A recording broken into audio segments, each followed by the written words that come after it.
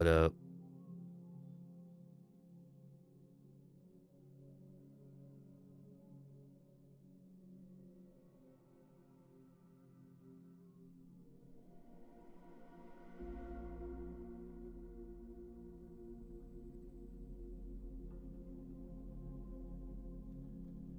All right.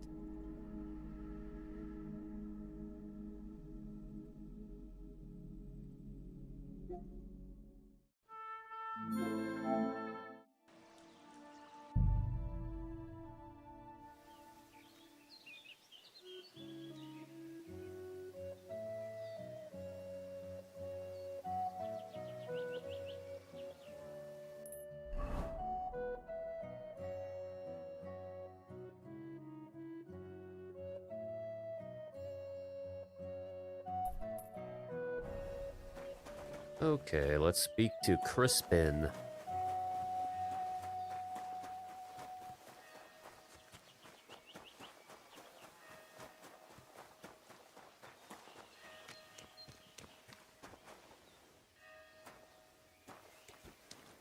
Nice, I'm already clean.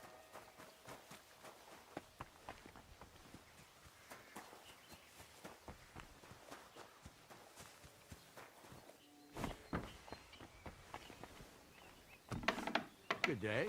Excuse me. Excuse me?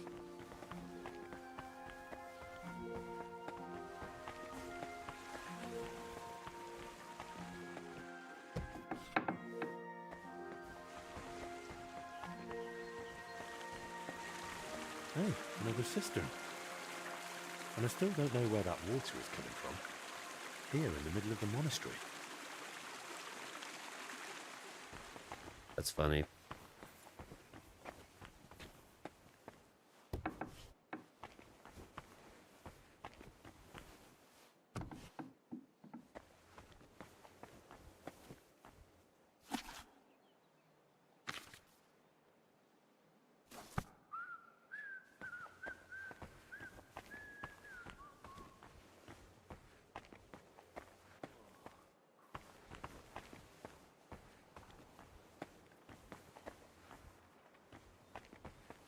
Hmm.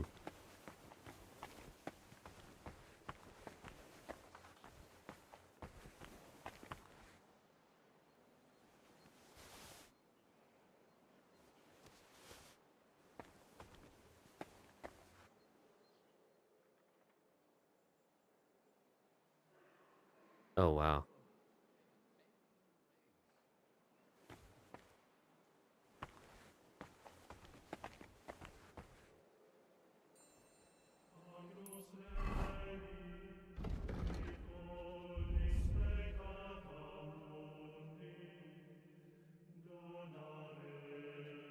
Wait, what?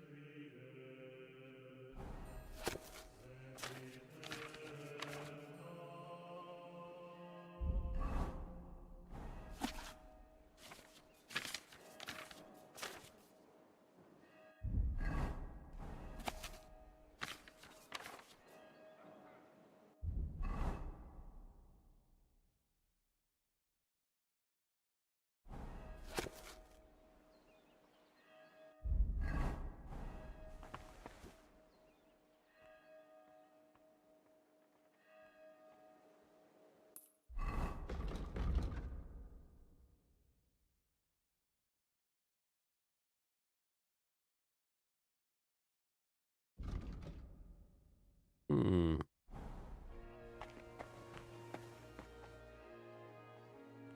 Kitty! Greetings Kitty! to you.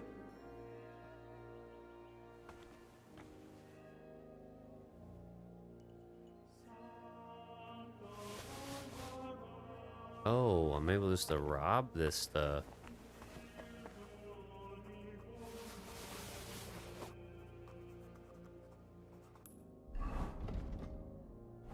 Okay, well, let's just go and look for every book I can find real quick.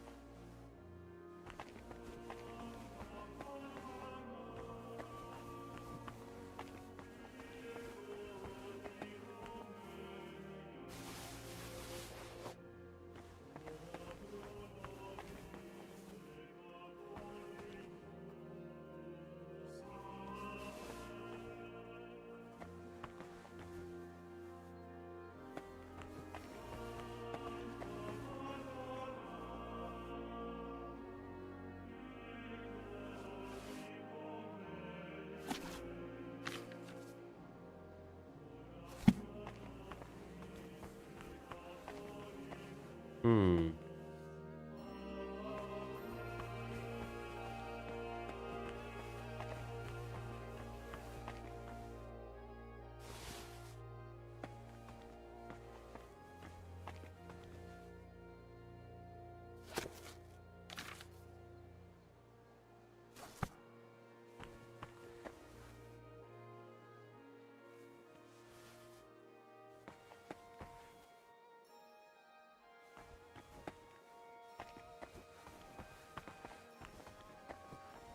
Good day to you. Good day to you.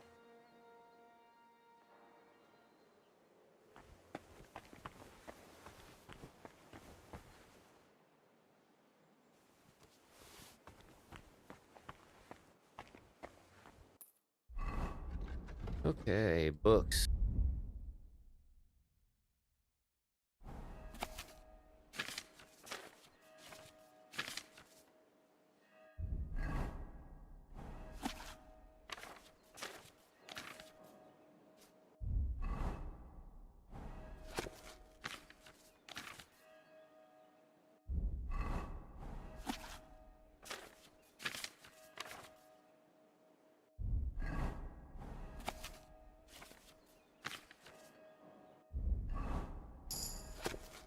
Nice.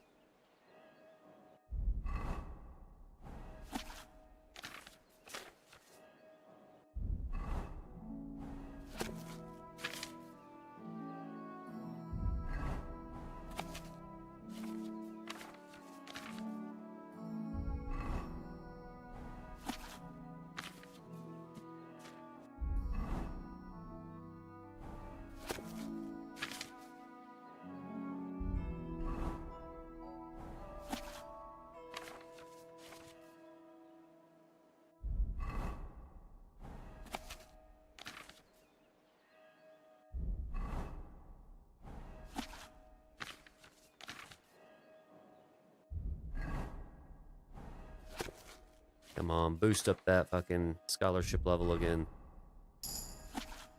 Oh, nice.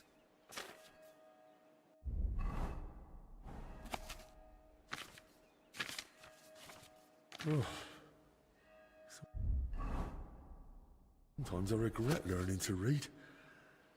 The greatest miracle of medicine is that women have even survived this long.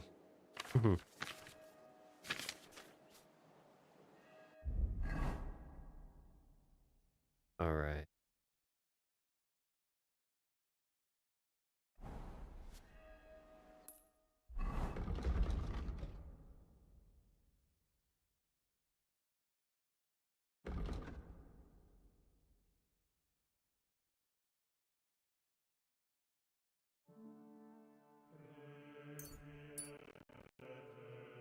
Ugh.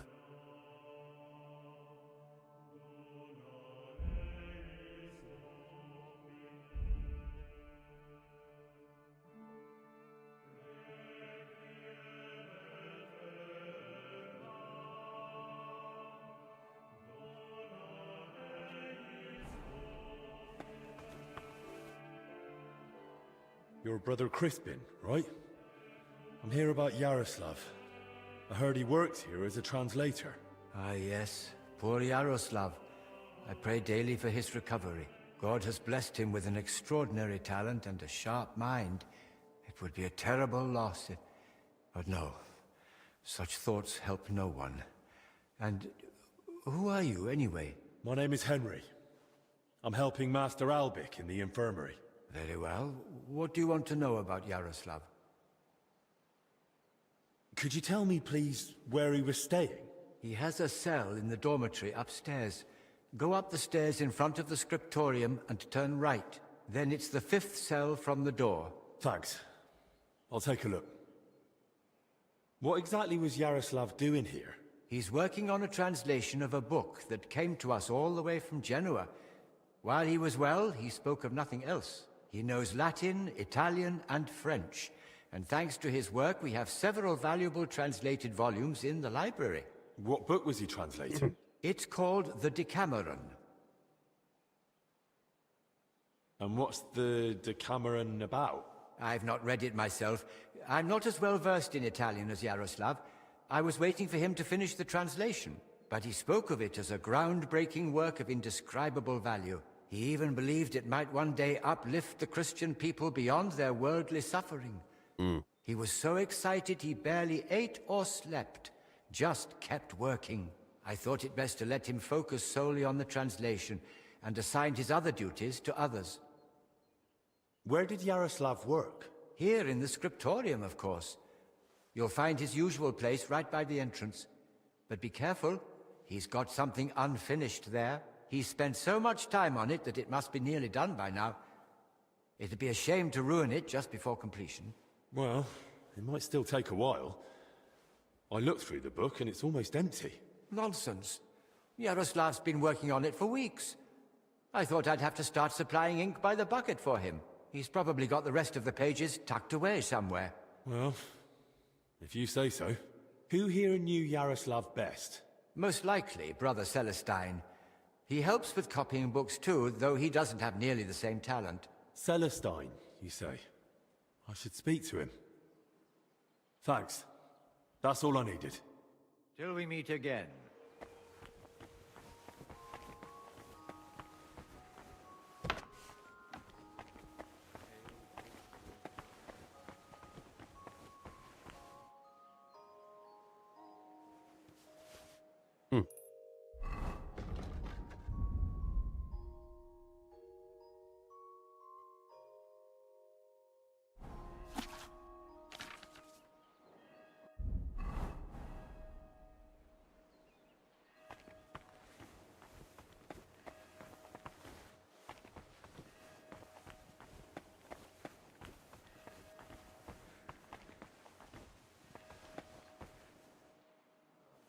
Where am I going here?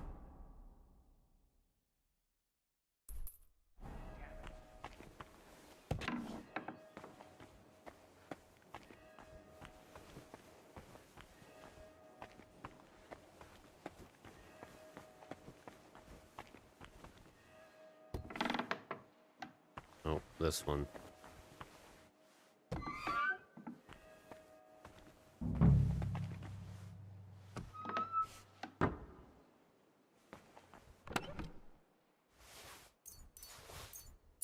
Plans of the cellars? What did he need those for?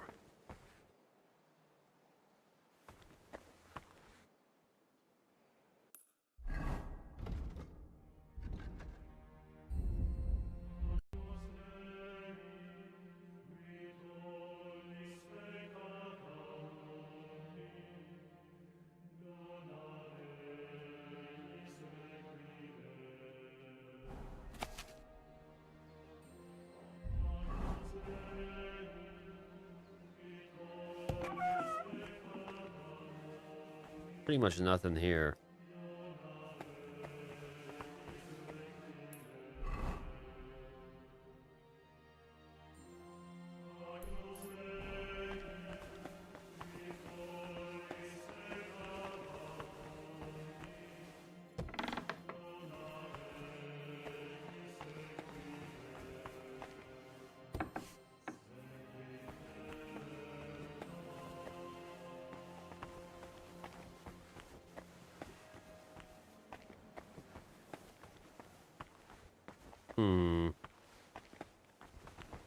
Okay, I don't think there's really anything else here.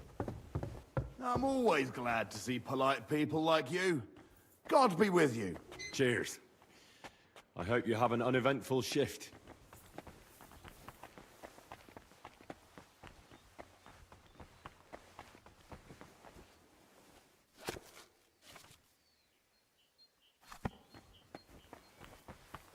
Okay, how do I get to this guy?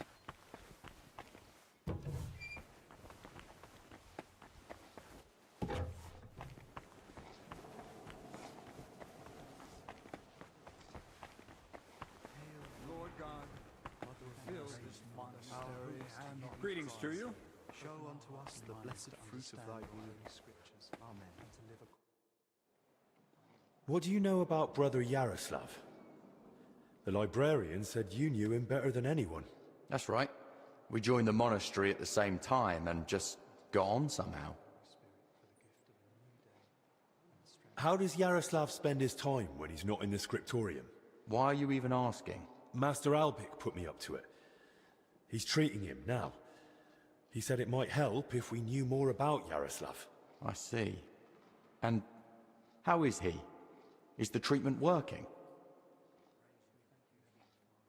It's not looking good so far.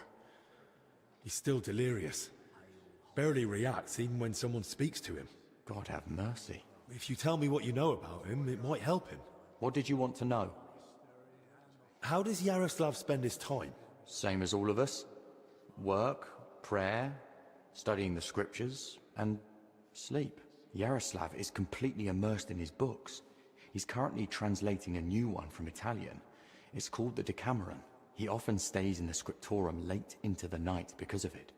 Shows up for morning prayers with his hands, sometimes even his nose, stained with ink. Really? Crispin told me how hard-working Yaroslav is, but he's barely translated anything from his latest book. What makes you say that? Well, simple. The book is still lying in the scriptorium, and when I opened it, it was practically empty. That's... You must be mistaken. Why don't you believe me? I do.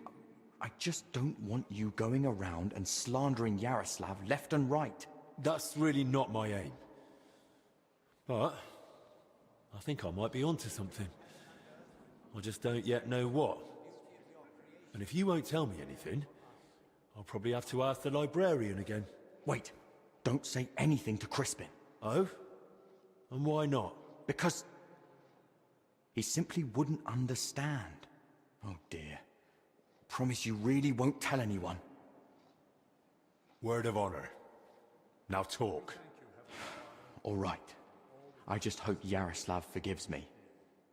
One night, he accidentally woke me. The door to his cell creaks horribly. I already suspected his translation was taking oddly long, so I followed him that night.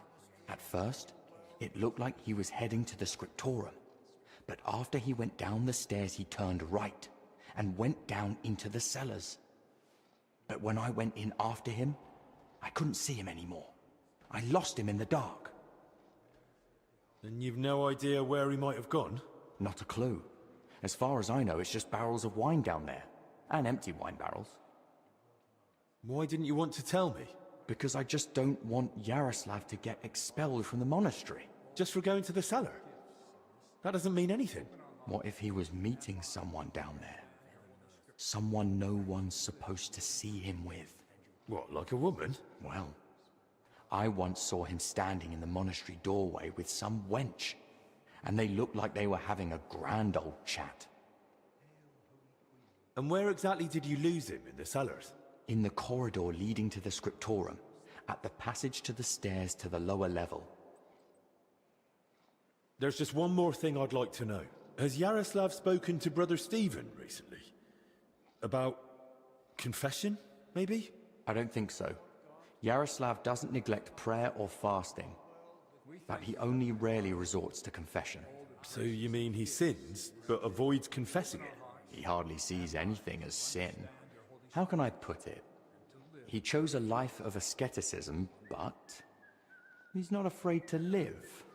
He once said, "Why would God create the world if he didn't want man to discover it?" The wench you saw Yaroslav with, was her name Blazhena? Because she's now in the infirmary with that same illness. I don't know. I was mainly looking at Yaroslav. I don't even know any of the maids by name. He was, definitely. That's enough for now. Hail, Holy Queen, Mother of Mercy, our hope. We thank you, Heavenly Father.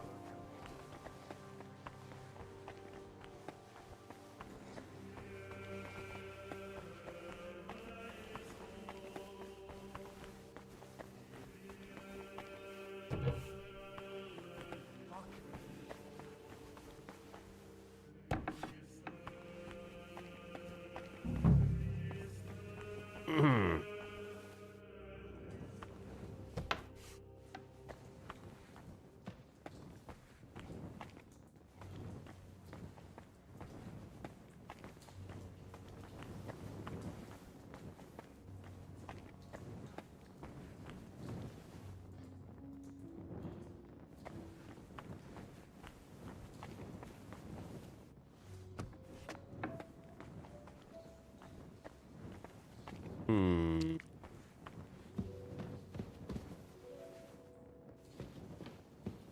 Hmm.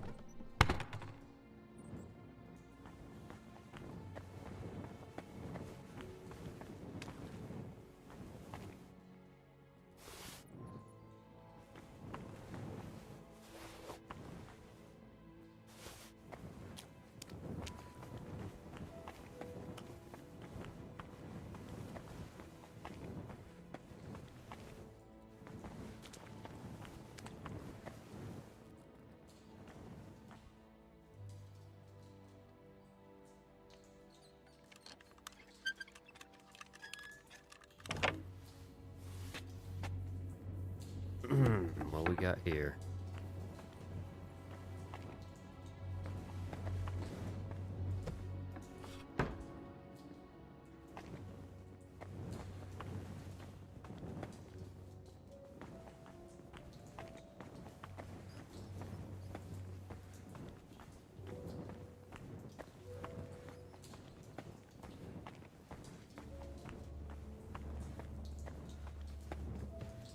Hmm.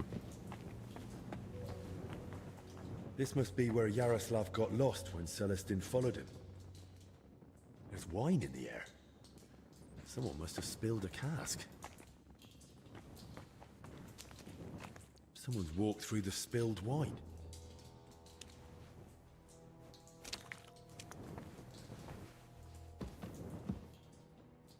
The trail continues here.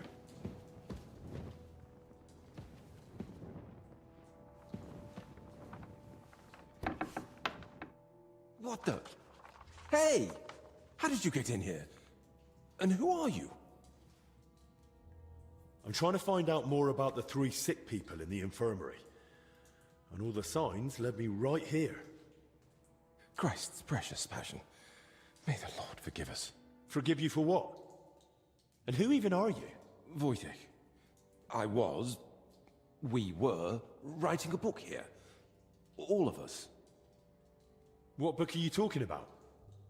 You don't mean the Decameron? Oh no. Yaroslav finished that one long ago. Everyone I've talked to thinks Yaroslav is still working on it. Why didn't he tell anyone? When Yaroslav started translating the Decameron, he soon realized what it was really about. He became afraid that if Brother Crispin, or, God forbid, the abbot, found out, they'd forbid him to continue the translation. They might even have the book destroyed. What a loss that would be. So once he'd finished the translation, he hid it down here instead. So Yaroslav was working on something new down here? The Decameron left a strong impression on him. He decided to write a book of his own, in the same spirit, to celebrate what is as valuable to man as love, or the spiritual life. He later asked Brother Ernest and me to work on the book together. And what exactly did Yaroslav want to write about? About humor, wit, laughter. About everything that can make a person laugh. Why would someone write about that, of all things? I thought books were meant to be about... Something lofty? Oh, something like that. Yaroslav believed that a sense of humor could help a person in hard times just as much as strong faith could. There's something to that. Who knows how I'd have ended up if I hadn't been able to laugh at myself from time to time. Just like Yaroslav said, laughter and humor are gifts from our Lord, among the mightiest. But the brothers probably wouldn't see it that way. That's why we met and worked in secret. Sometimes we'd write all night, other times we'd get into heated debates. And sometimes we just tried to outdo each other with witty sayings. So, basically you were sitting down here telling jokes all night? Among other things, but mostly we were working. Go on then. Tell me one of the jokes you came up with. Now? All right then. All right. Here's one. Do you know why monks lie down in the meadow among the sheep? Because they're waiting for the good shepherd.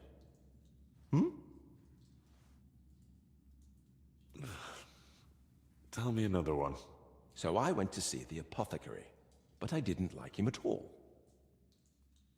He was totally apathetic. Tell me another one. Brother Julian cooks fish every Friday and calls it fasting. We just call it a test of faith. Well, that one was a bit dry. So was Christ when he walked on water. Tell me another one. How does an astrologer flag down a wagon? No idea. By his sign. Tell me another one. What do you call it when someone robs a storeroom full of pulses, but then repents and puts everything back? Appeasement.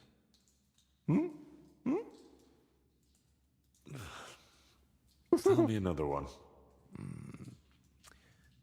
What book has the most leaves in it? A herbarium, of course. Well, I'm not sure this is a good idea, but tell me another one. The brothers are praying when suddenly the candle goes out. The novice gasps, "It's a sign." The older brother says, "Yes, that someone's breathing too hard." All right, that's enough. I'd like to ask you something else. Who helped write your book? Me, obviously Yaroslav, and Brother Ernest, and also Blazina. And what was Blazena doing here? She's a maid. She probably can't write. And women aren't allowed in the monastery, are they? I didn't get it at first either. Why Yaroslav brought her here. If anyone had found out, the abbot would have thrown us all out. But I soon understood. Humor isn't just for the educated or wealthy, let alone just for men. Laughter belongs to everyone. How could we grasp its breadth with just our limited experience? So, this isn't about any sin? Blazena's just funny? More than that.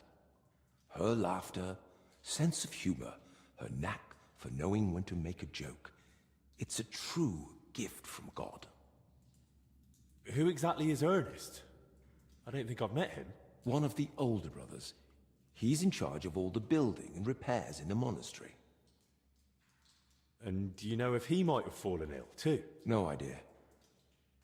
But now that you mention it, I haven't seen him for a while. And when I think how Yaroslav and Blazina are doing... I'd best go and check on him myself. Where's his cell? It's one of those under the abbot's quarters. The middle one on the right, if you're facing from the courtyard. What about the elder confessor, Stephen? Was he never part of this? He's got nothing to do with it. He doesn't know a thing, unless someone slipped up during confession. And how are you feeling, anyway? Are you all right? Yes, at least for now. No symptoms? Weakness, rash, fever, anything? Nothing like that, I swear.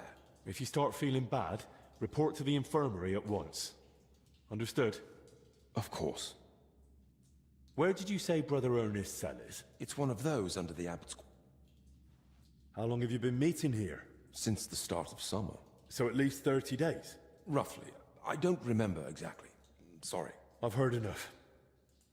I'll go and check on Ernest now. Wait. What about me? What's going to happen to me? I told you, if you're not feeling well, go to the infirmary. Albic will take care of you. Don't worry. I meant our book. Please, don't tell the abbot about it. We weren't doing anything wrong. But if he found out, he'd throw us out. Why would I tell him?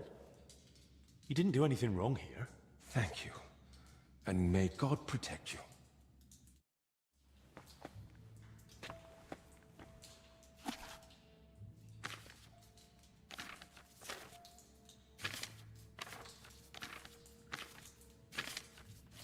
Whoa.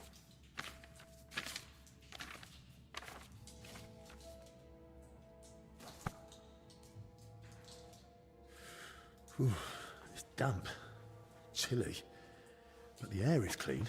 If the disease really spreads through foul air, then they must have caught it somewhere else. Loads of written parchments. They really must have been meeting here for a long time.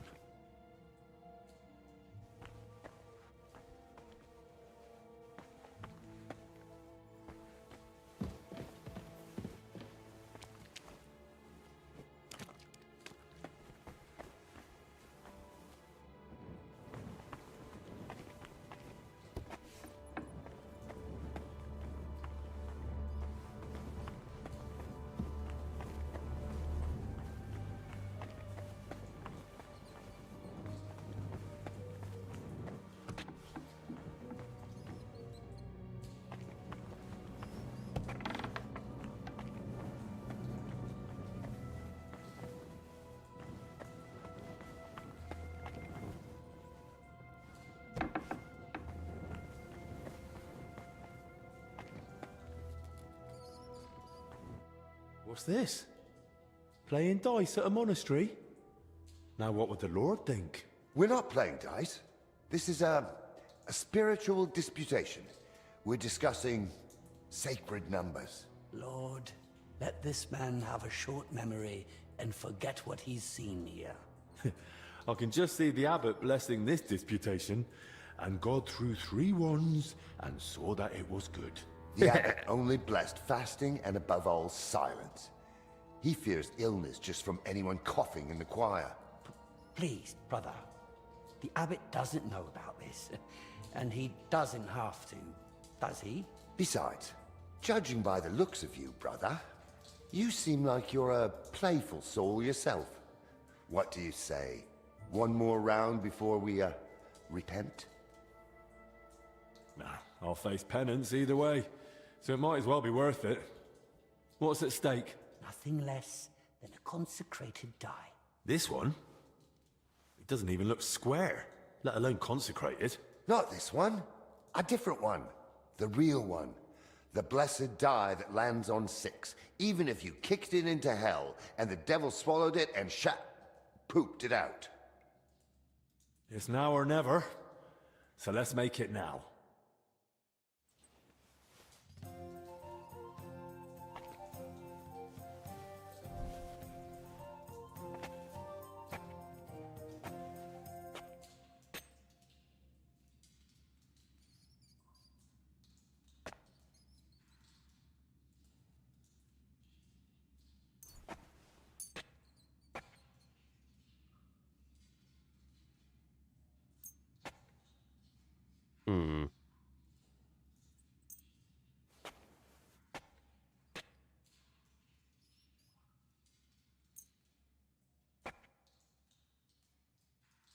Maybe you're not playing for the first time, but you can't beat me.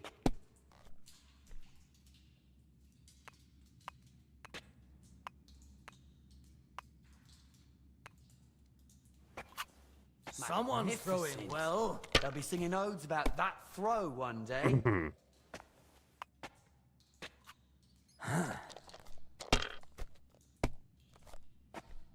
They said, believe and you shall be blessed. But it's all horse... nothing.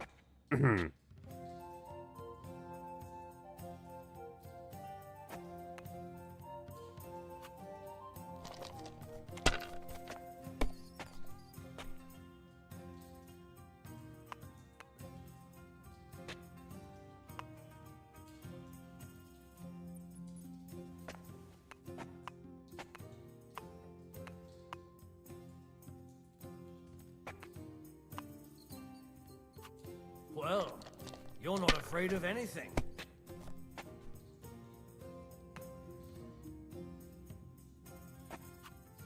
I was you, I'd take it. No great wasn't a loss. roll. It wasn't that good anyway.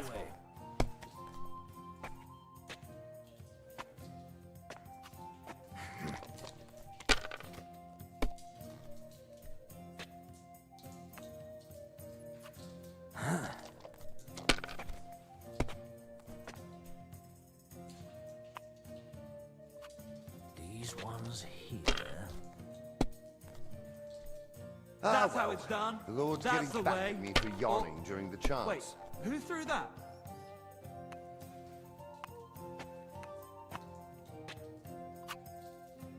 Fuck that. I win. So, where's this famous blessed die of yours? Where is it? Now that's a good question. They say it lies where the sun doesn't shine, but grapes ripen nonetheless. Where the wood is firm, but hollow. The fourth one on the left. So, I have to find it myself?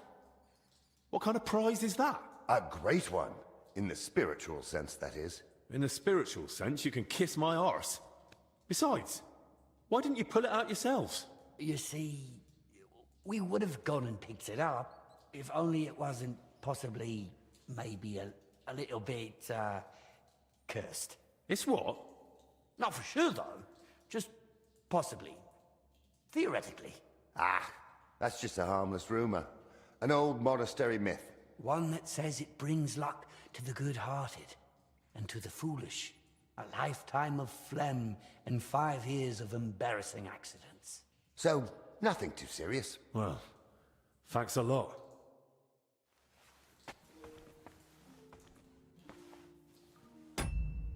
A second here.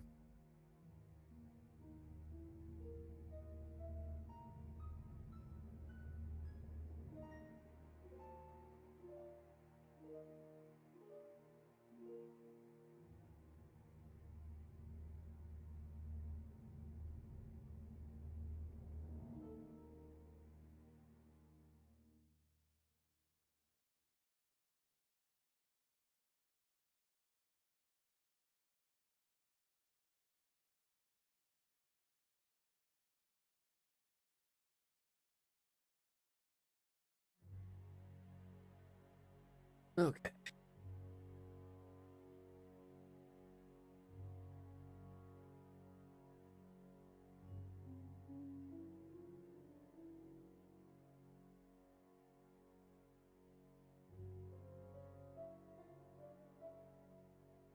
Okay. Come on then, show us what you can do. Unless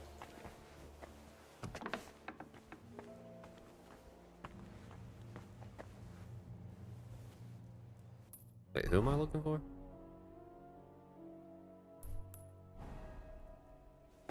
Lord be with you.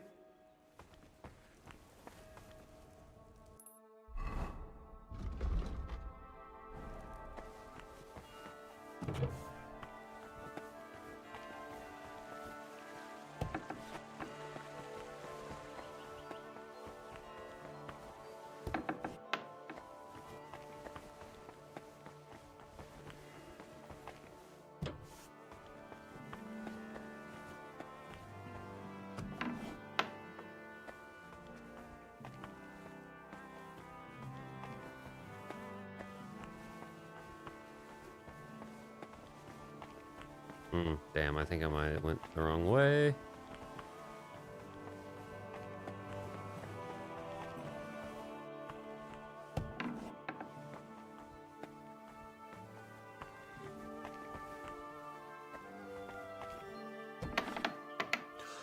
Christ. I'm too late.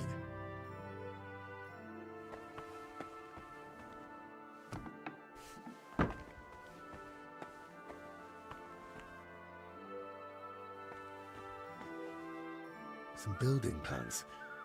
Looks like a church. And underneath, probably a crypt? I should tell Albic about this.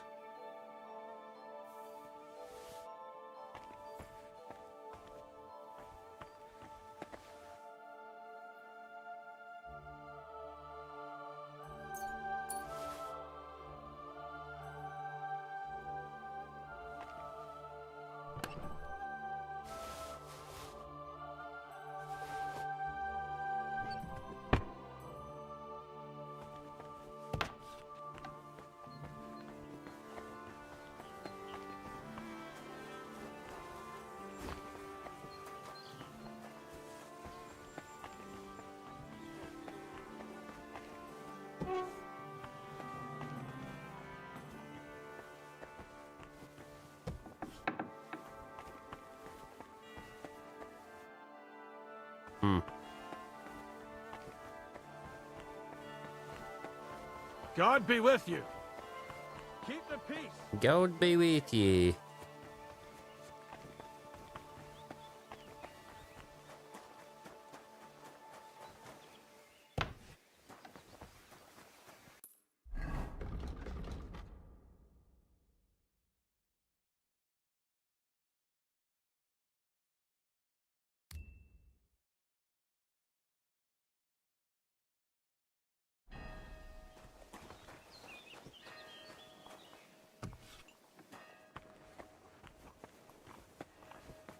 Look, maybe we can have a rematch once they let us out.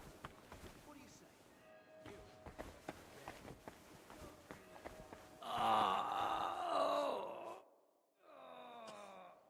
I found another infected. You're not the only one. While you were gone, they brought in several more. So, where's your sick man? With the Lord now. I found him too late. Lord have mercy. Do you at least know who it was? One of the monks. His name was Ernest. That's the second death today. Let's hope it's the last. The confessor's dead. Old Stephen. Don't blame yourself. I'm sure you did everything you could to help him. We tried, but sometimes there's just nothing we can do. At least we know he's no longer suffering. And what about you? Did you find out anything about the others who are sick? Do they have anything in common? I found out that Ernest, Yaroslav and Blazhena were meeting regularly. There's a secret copying workshop in the cellar. A secret? But why? And what in God's name was she doing there? From what I gathered, the translator got hold of some indecent book in the vernacular. I think it was called... The Decameron? Yes. You know it? It caused quite a stir at the university in Padua. The students loved it, the masters forbade it, and the clergy cursed it. But back to the matter. What else? Yaroslav was only supposed to translate the book, but it ended up inspiring him to write something of his own, and that's what he was working on with the others. That explains why those three got infected. Do you think it happened in their workshop?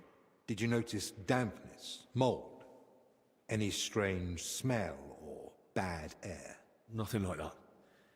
It was damp, but the air was otherwise clean. In that case, someone must have brought the illness to them. But who? Probably Ernest. If he died first, it would make sense. Or maybe the illness just killed him faster because he was older. Like the confessor. That's possible too. So, what are we going to do now? We'll go to the abbot. You, Zacharias, and I. This is getting out of hand, and the number of sick keeps rising. To the abbot? Right now? You think waiting will solve anything? You've all come. That can't mean anything good. The truth is, more are falling ill and the infirmary's filling up fast. We're trying to give them all they need. But soon there'll be no beds, and they'll have to lie on the floor. How many have died? The old confessor, Brother Stephen. And Brother Ernest, too. Ernest? He died in his cell. No one even knew he'd fallen ill. So, it started then. Ernest wasn't treated. Even mild illness can be deadly without care. And Stephen's age didn't help either. When the Black Death last swept the town, it also started slowly. The old, the sick, and those no one missed were the first to die. And then we couldn't even bury the dead in time, let alone give them the last rites. Now, the Lord is punishing us for it. We do have some good news. With Henry's help, we might soon uncover where the infection's coming from.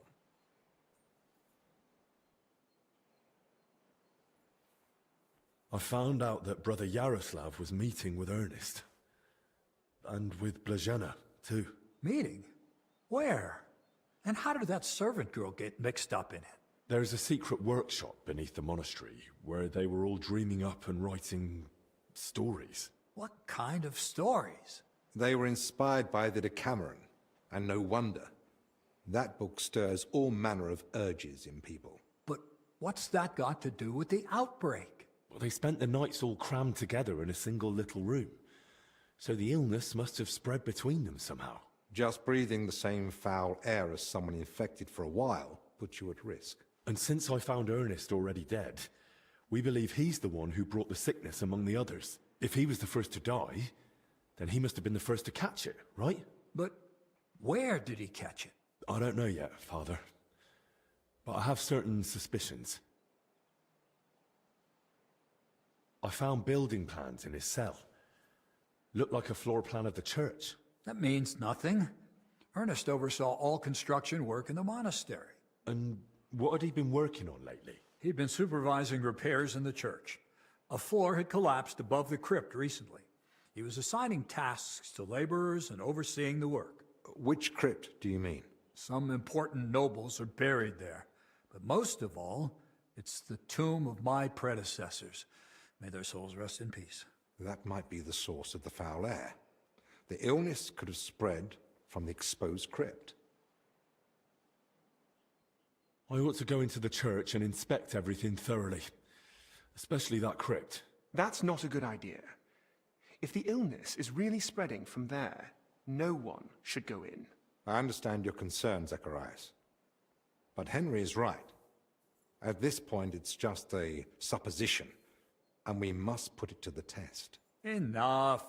What nonsense is this? No one's going into that crypt. The disease is spreading. The infirmary is full. We've already got 2 dead. Father, I understand you're afraid, but... Afraid? I'm not afraid.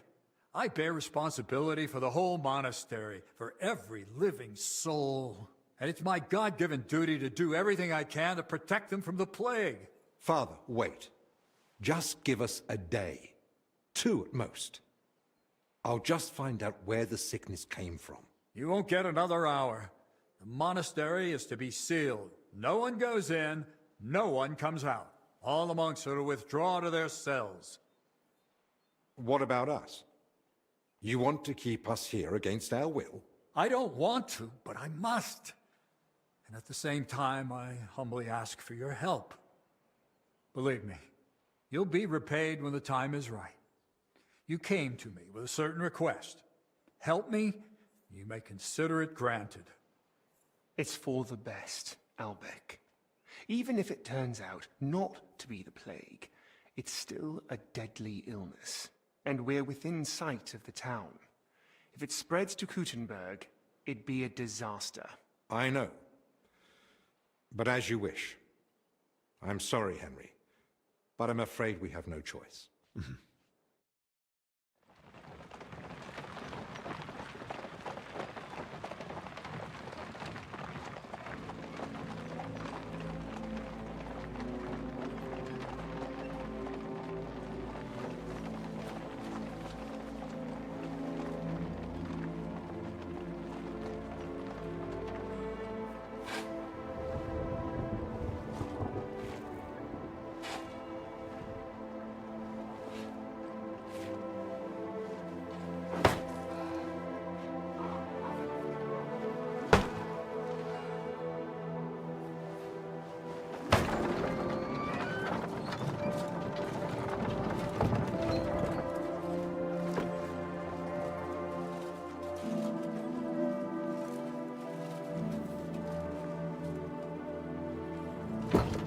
Tibi Domine, fratrum nostrum, militer commendamus, ut quem in hac vita mortali, immenso semper es prosecutus amore, nunc malis omnibus liberatum, in requiem in gredi iubias sempiternam. Tuam ergo clementium de precamur, ut quia prima iam transierunt, illum in paradisum tum begnine perducas, ubi neque luctus, neque clamor, neque dolor erit ultra. sed pax et gaudium. Cum filio tuo et Spiritus Sancto in saecula saeculorum. Amen.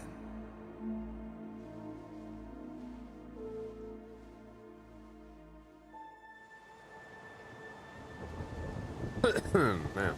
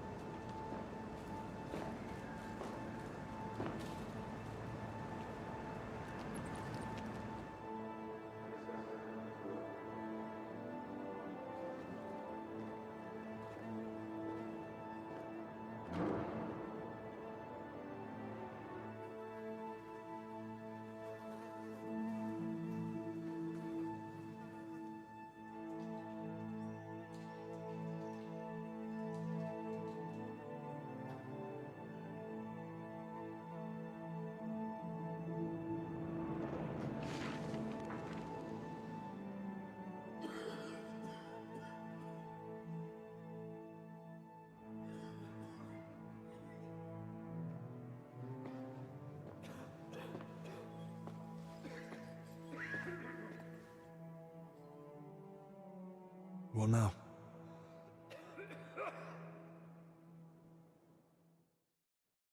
This whole situation keeps getting worse. How am I meant to treat a disease I know almost nothing about? This can't end well. Then what do you suggest? The abbot's forbidden us from going anywhere outside the infirmary. Not only that, he's had the monastery gates shut. No one's allowed in. Or out. Ludolf's men are even patrolling the grounds. We're literally imprisoned. Still, something must be done. The beds are nearly full, and there's not endless space on the floor either. Henry, I know I've no right to ask this of you. If there's anything I can do to help, tell me. The sooner you manage to get this sickness under control, the better for everyone. Thank you. I appreciate that. Well now. And here you were acting like you'd been forced to take that assistant on against your will. Actually, that was the case. But let's get to the point. Search the church crypt. If there's a plague grave down there, uncovered by that collapse, then at least we'll know for sure. But surely no one would have buried plague victims there. That's where the abbot's tombs are. I'm not looking to confirm it. On the contrary, I want to rule it out. I still don't believe we're dealing with plague. I'll stay here and tend to the sick. Let me assist you, friend. Thank you. I appreciate that. There's enough work here for the both of us. Henry, try speaking with the workers repairing the collapsed floor. In the best case, they might have noticed something. In the worst case, they'll already be showing symptoms of the disease. And how do I get there? I'm not even supposed to poke my nose outside. The knights are patrolling the grounds. If they catch him wandering somewhere he shouldn't be, they'll have him thrown out. And the abbot will find out we're investigating the source of the outbreak despite his explicit orders. But this is about lives. Henry, I believe you can do it. But still, be careful. I'll do what must be done. Just make sure you look after the sick. Hold on. In Italy, physicians wear a kind of hood with a mask. It protects them from foul air and perhaps even the plague. True. I've heard the same in Padua. Sounds good. But where am I meant to get one around here? With a bit of skill, you can make it yourself. All you need for the hood is a piece of leather. You'll need to hang fragrant herbs around the collar. Something like mint or sage. Might as well perfume myself all over. You jest. But yes. The less foul air you breathe in, the better. You can use the workbench in the alchemical workshop to make it. All right. I'll be off then. Best of luck. And God be with you. And with you.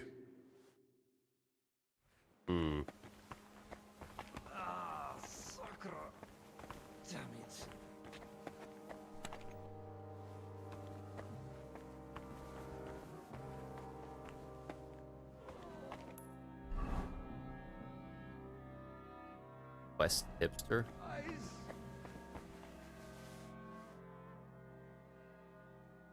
Is there anything I can help you with around here? Leave the treatment to us. But Dinesh did mention he's been having trouble with Salarius. What's it about? About food supplies. Even before the monastery was closed, old Julian was a miser. But now we have to haggle over every morsel. You really think I can do something about it? Couldn't hurt to try. Go and speak to Dinesh. He'll explain what's what. I've got a few more questions about that plague mask. What do you want to know? Can you tell me where to find the things I'll need? You can get the rope and leather almost anywhere. I'd say you'll find some lying around the construction site. And you can gather herbs from Yocham's garden. And the recipe for the fragrant oil? The monastery library has extensive collections. I'd be surprised if you didn't find something in there. That's all. Thanks. Damn rain.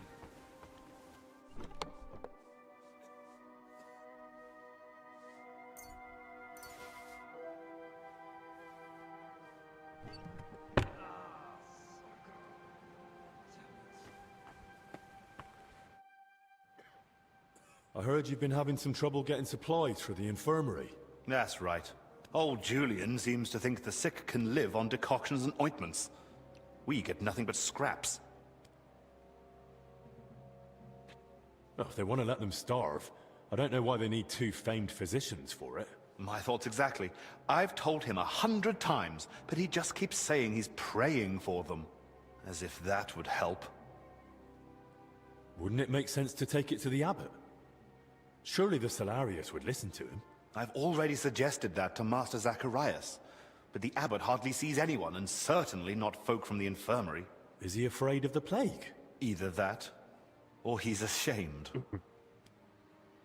Well, maybe I could try speaking to the Salarius myself and see if I can, persuade him. I won't stop you, but I've tried everything I could think of. What's your plan?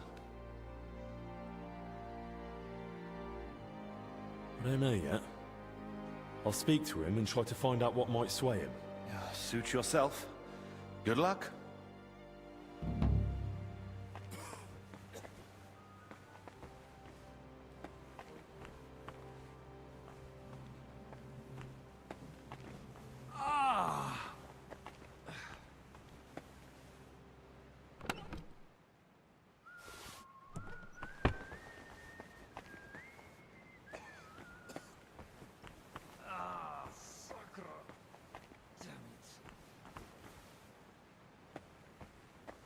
Don't you know there's a quarantine? Will you tell me more about yourself? I can try. What would you like to know? How did you get to the monastery? Well, I walked. Or do you mean why I entered the abbey? I'm more interested in that. Very well. My parents are long dead, but I have 3 older brothers as well as 2 sisters. That is, I had 3, but one of them didn't live to see her first birthday. Nonetheless, I was born 6th. You see, I'm not a fighter, so I didn't join the army, and after paying for my sister's weddings, I couldn't afford to go to university. So you had no choice? Something like that. But I'm happy to be here. In just under 2 years, I've learnt many things. Perhaps the Lord will provide, and one day I'll be in charge of the entire hospital. What did you do before you joined the abbey? When my parents were still alive, I cared for them. And when they died, I started my postulancy. And why did you have to care for them? You have a lot of siblings. My sisters got married, my brothers left to search for work, and we never saw them again. My parents had nobody else left. It was kind of you to take on that responsibility. I didn't think of it as a responsibility. It just seemed like the right thing to do. So you were with your parents until they... Until they died. It was really challenging for me. But I feel it helped me discover my calling. Caring for the sick, you mean? Yes. Why do you work at the infirmary, of all places? It's my divine calling. What do you mean, divine calling? The Lord chose me to become a healer, but he allowed me to learn through life and discover things for myself.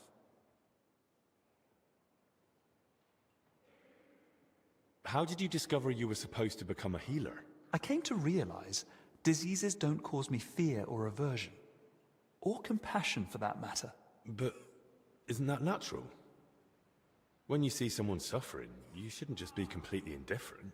Imagine you have a stoneworker with a crushed foot come in, bones poking out and bleeding like a stuck pig. Is it better to comfort him, or to decide in time that he'll probably lose the foot anyway, tourniquet the wound, and go and get a saw?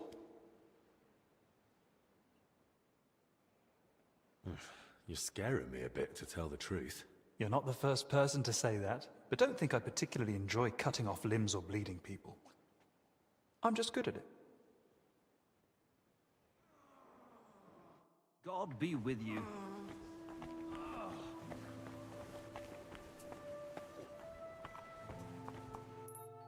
Okay, where do I need to go?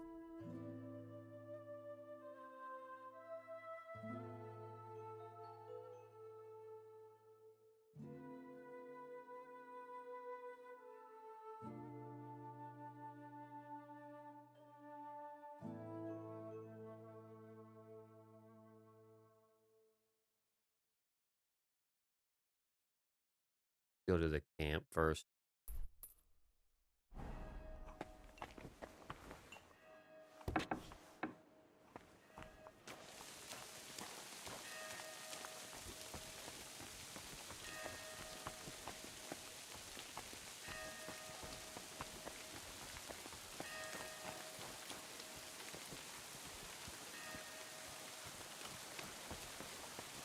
I'll have to watch out for those patrolling knights. You know what? Let's just save and quit right here.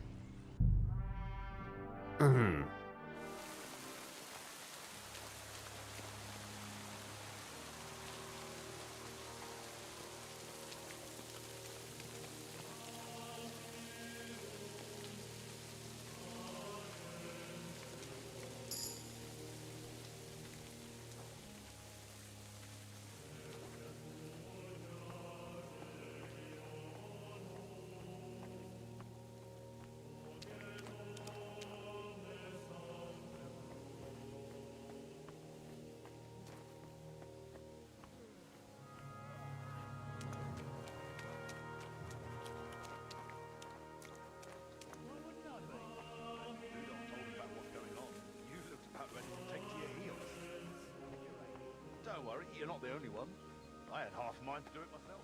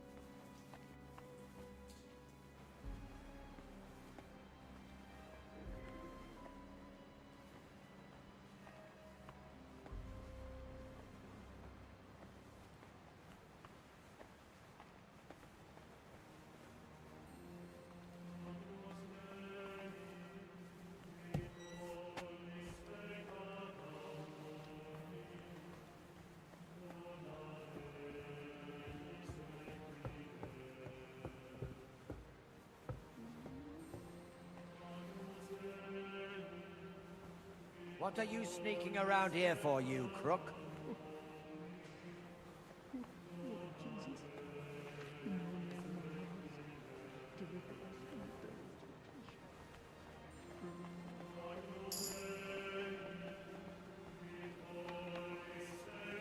What are you trying to pull, you scoundrel?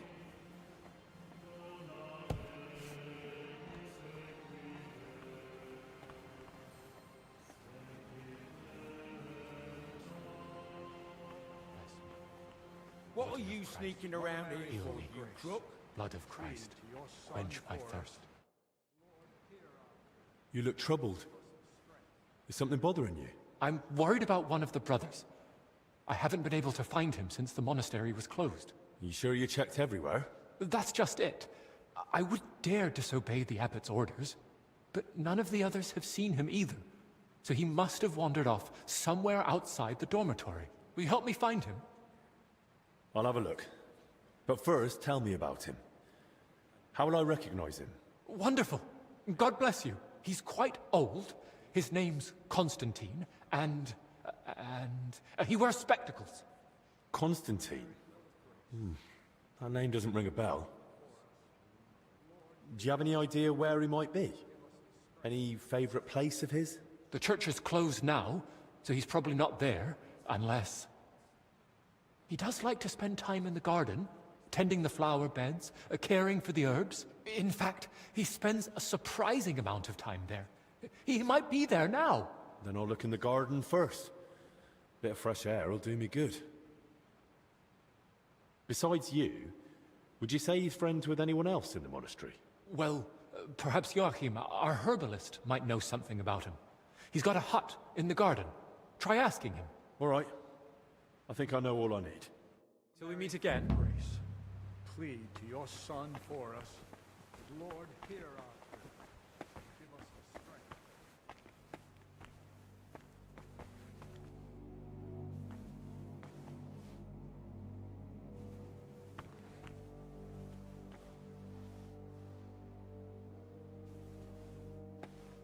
You're not supposed to be here.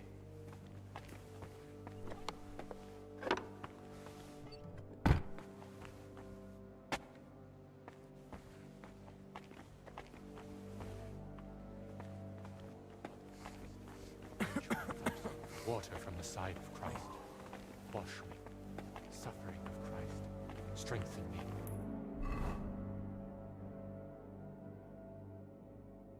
Good Jesus, hear me.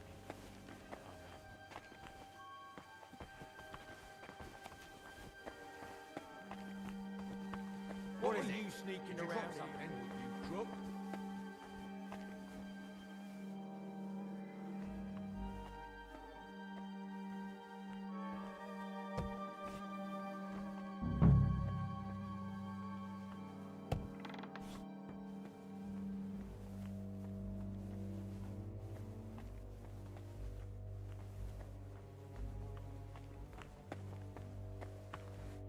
Forgive the intrusion, Brother Librarian. An apology will not spare us this dreadful illness, but obeying the abbot's orders might. Haven't you heard them? I moved in here so I could continue my work and keep the mandated solitude. So leave me in its safe embrace and go away. I understand, but I've come on an urgent matter. And I'm urgently asking you to leave me be. I don't want to catch the illness and stand before the Lord. Not yet.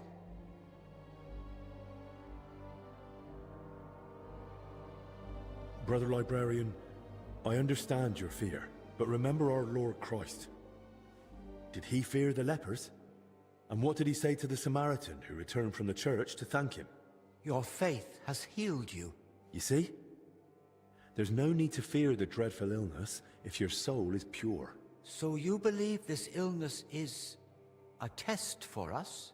Well, yes, I think it might be. But I'm only guessing. I wouldn't dare pass judgment on the Lord's intention. Ah, you've spoken wisely and humbly. I can never compare to our Lord Christ, but in your words I find comfort and a spark of hope. May I ask you a favor, then? But please, keep it brief. Brother Librarian, I need your help. What is it? This might sound odd, But do you have that book where I could find a recipe for aromatic oil? My answer may sound even odder. I do. It's on the stand over there.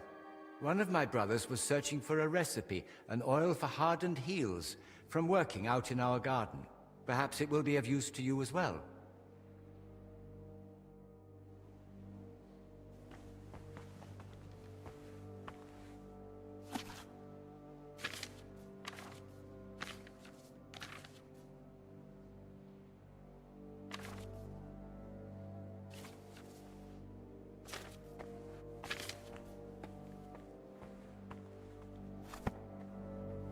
Okay.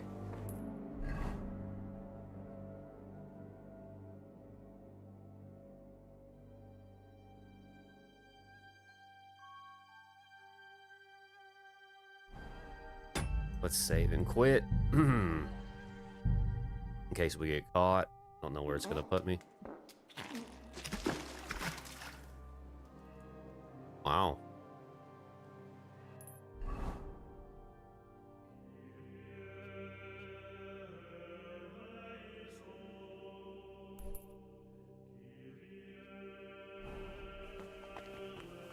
You'd best move along.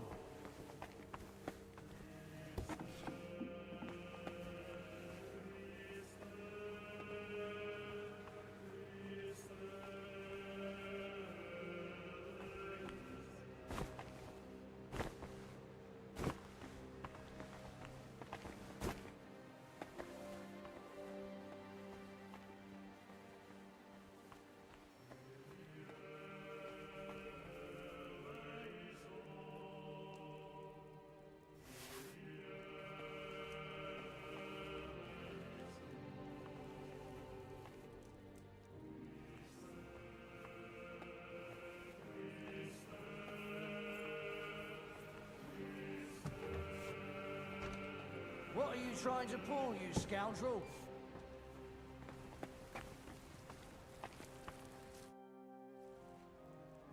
I hear you and Dinesh are having a bit of a dispute over food supplies for the infirmary.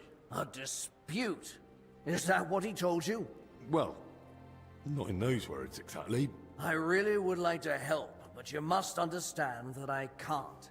No one knows how long the monastery will stay closed. The whole convent has to live off the supplies, and if we are to endure, we all have to tighten our belts.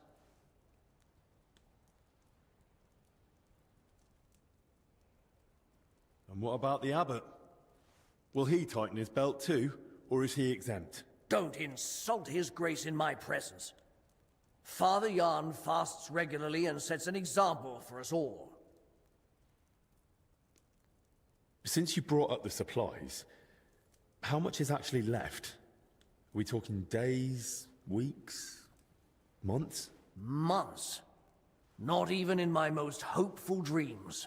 With small portions, fasting, and assuming we don't get a hailstorm that destroys what's yet to be harvested, we'll last 2 weeks. 3 if we're lucky. Then Albic had better get a move on.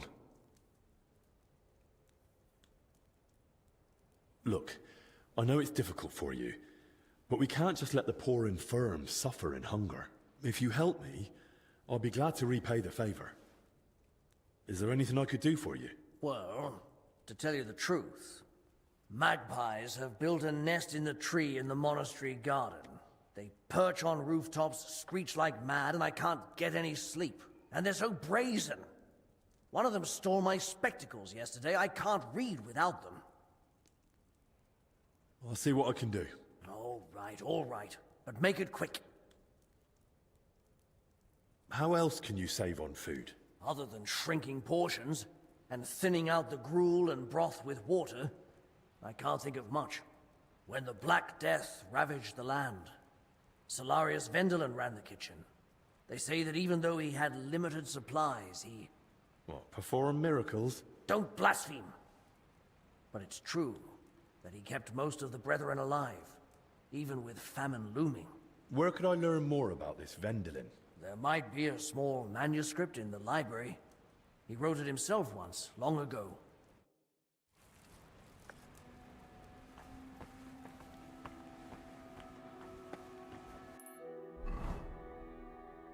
Hmm.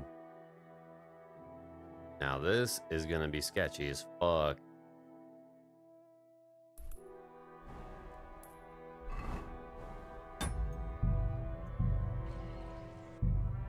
It sucks you can't save shit. You're not supposed to be here.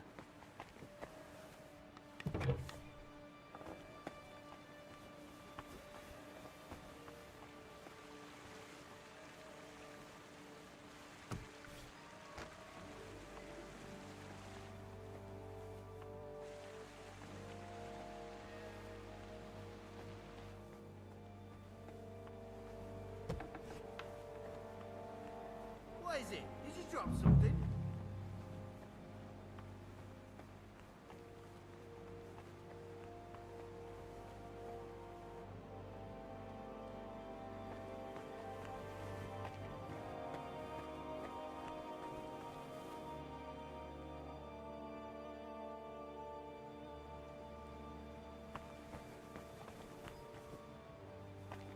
Where's this manuscript at?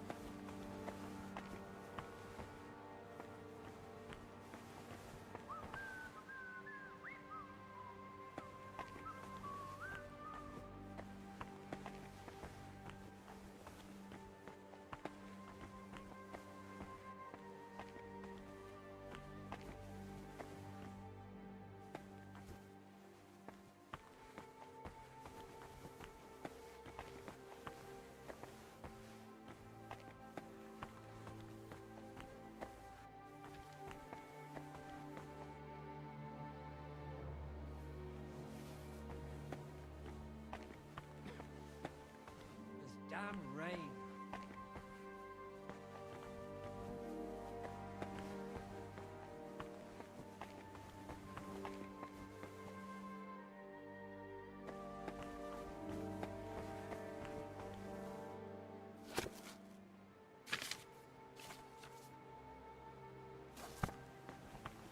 You'd best move along. Brother Librarian, I need your help. What is it? I found a recipe for an aromatic oil. Do you know where I could get the ingredients for it? Oils are usually made of herbs. I reckon you should find everything you need for the most common recipes in Joachim's garden. Till we meet again.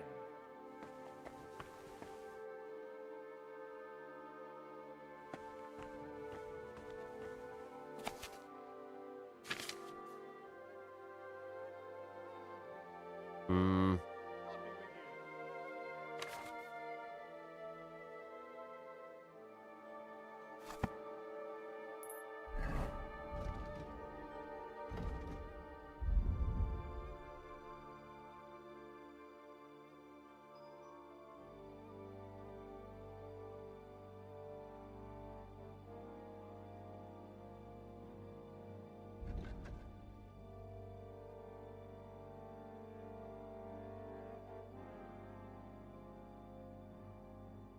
Um.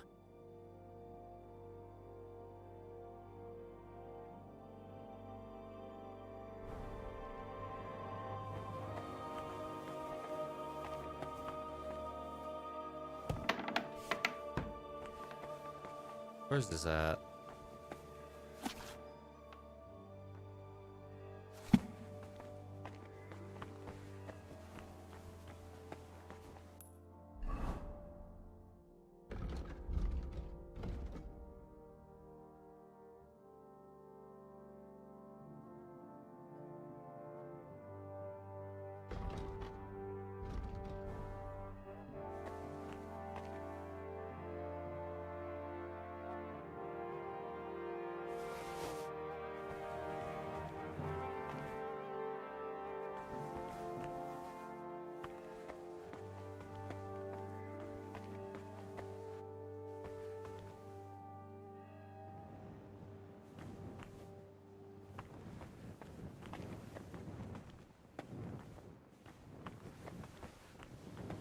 And where is this book at?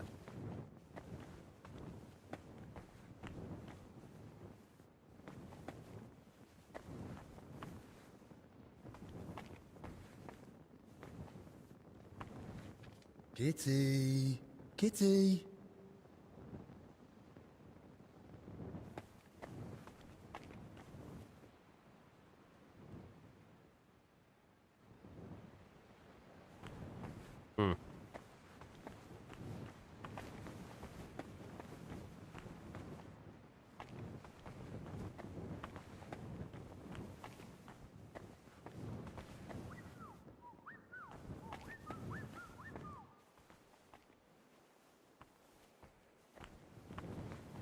I do not see this anywhere.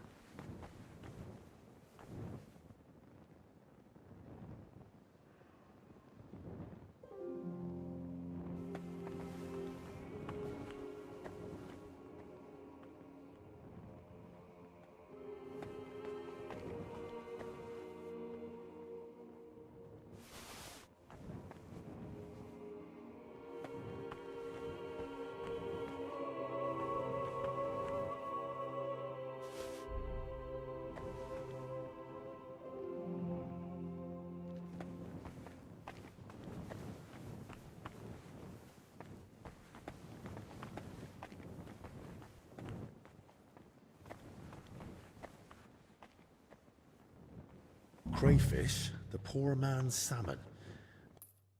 There we go. By Salarius Vendelin. Ah, this must be what Julian was talking about.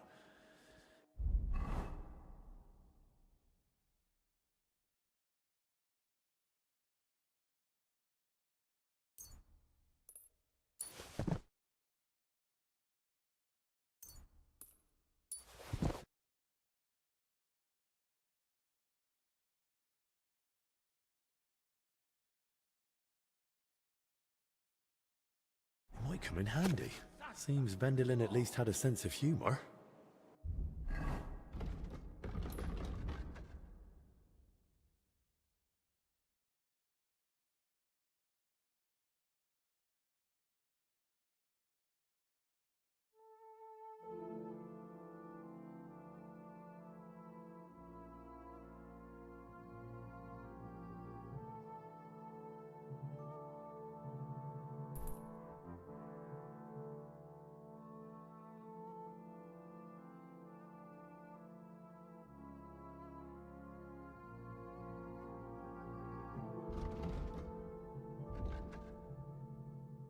Two perk points available.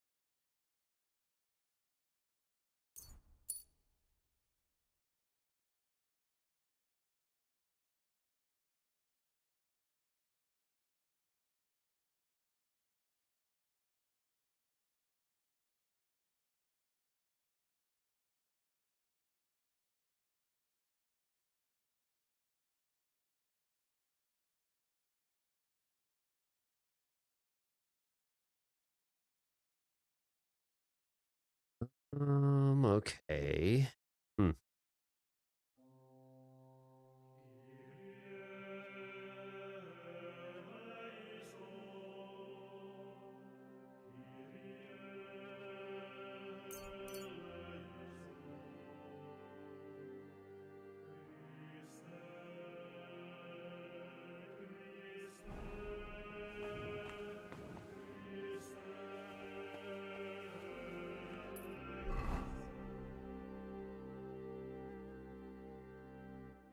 Motherfucker.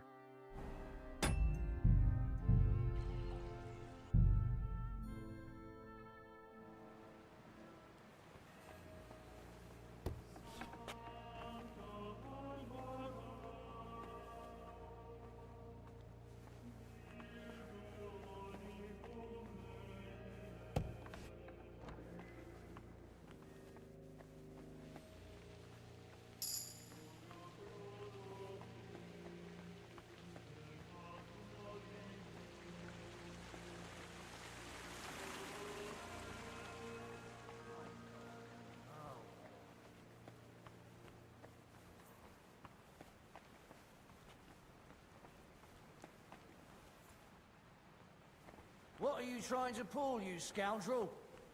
Shut up, dude.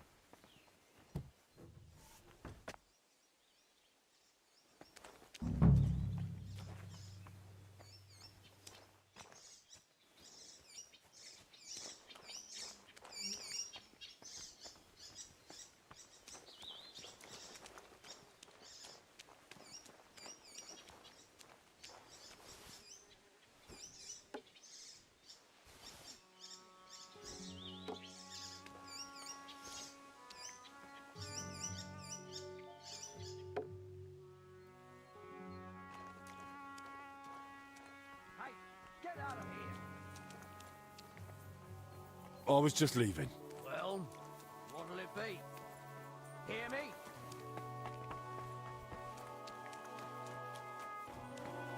I'm losing my patience. I'm going, really. Too late. Surrender, and I'll take you to the abbot. I've had enough. You're under arrest.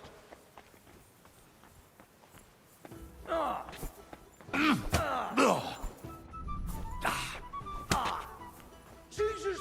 I'm hit! You won't surrender! Christ! I'll rip your ass open!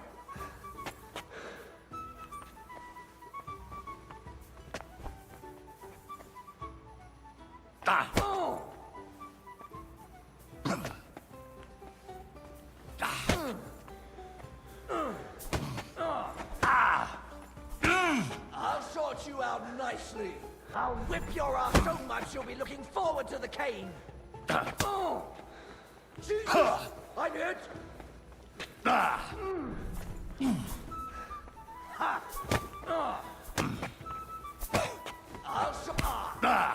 Christ, I'm hit! I'll beat you to a bloody pulp sucker!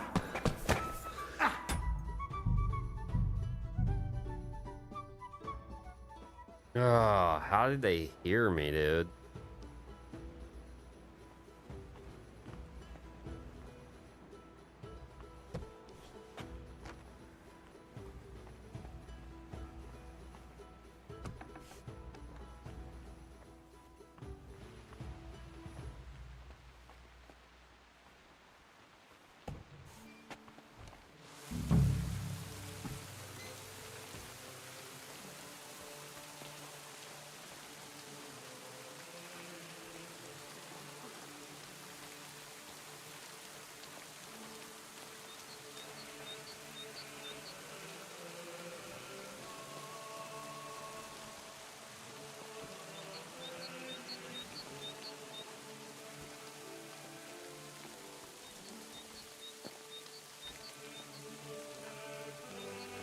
What the fuck is going on?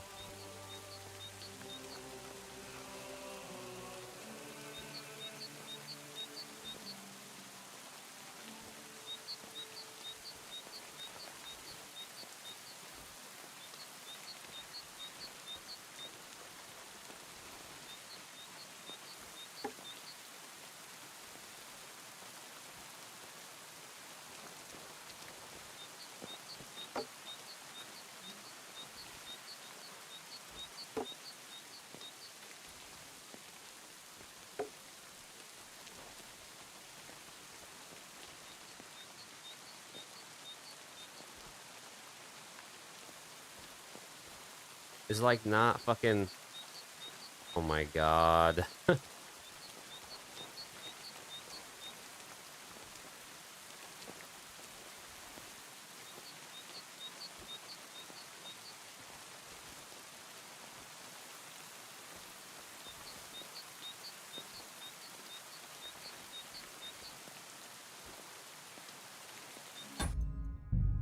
What the fuck is going on, dude?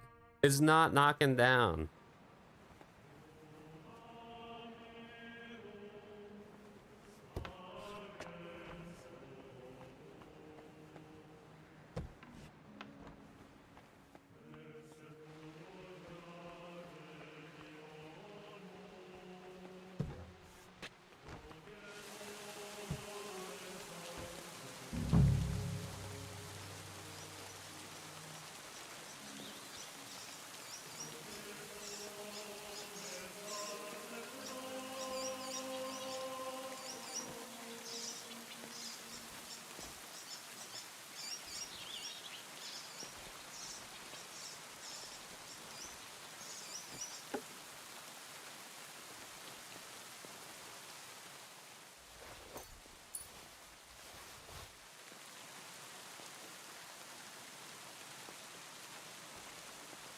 There we go.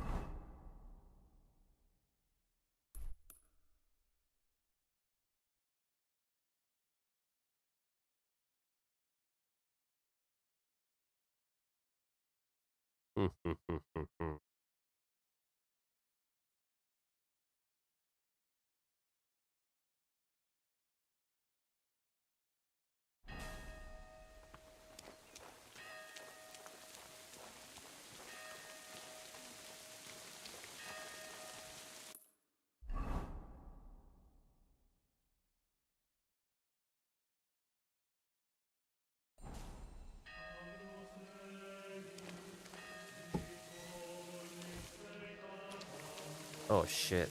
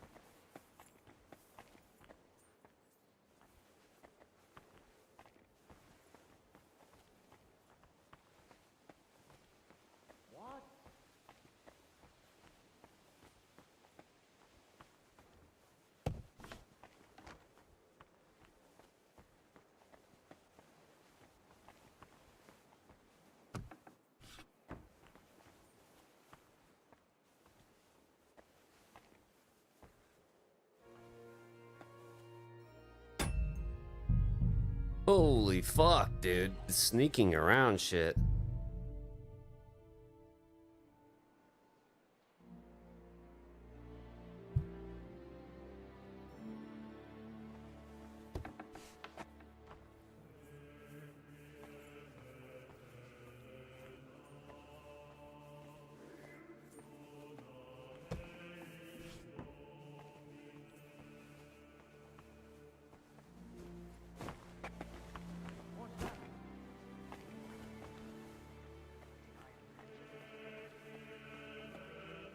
Idiot.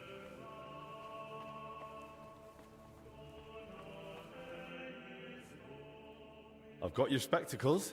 Show me. Are they all right? Don't worry, they're fine.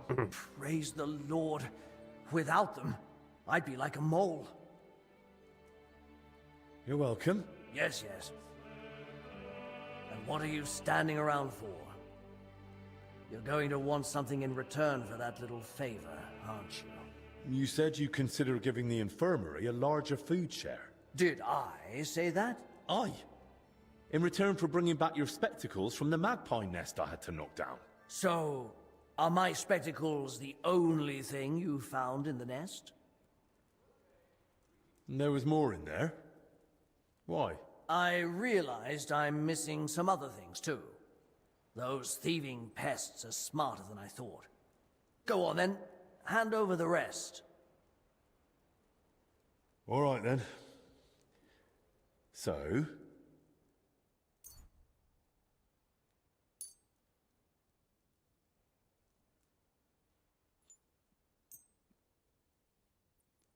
Here. Now what about the food? All right, here's your share. Okay.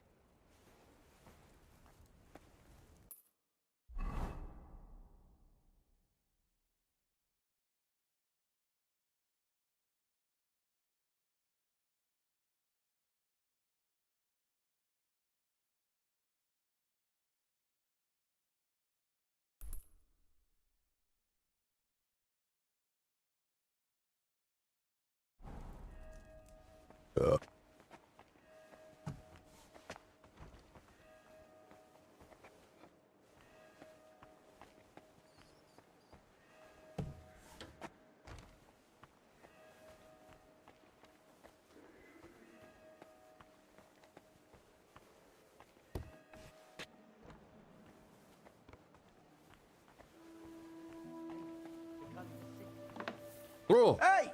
Get out of here! I was just leaving. Well, will it be? Hear me?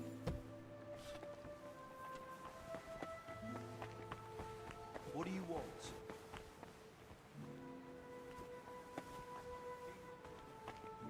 Oh,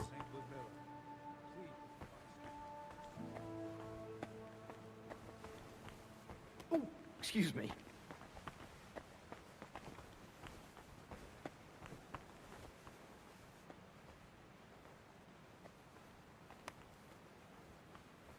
This is gonna be harder than I thought to get out of this shithole.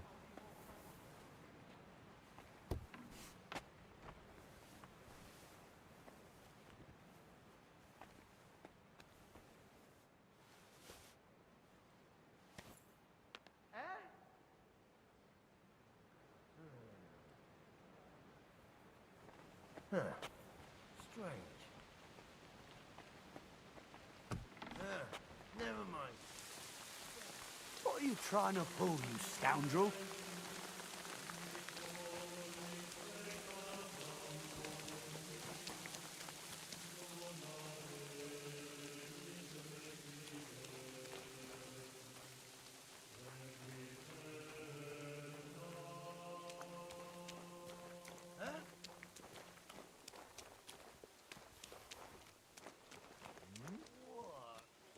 I heard something.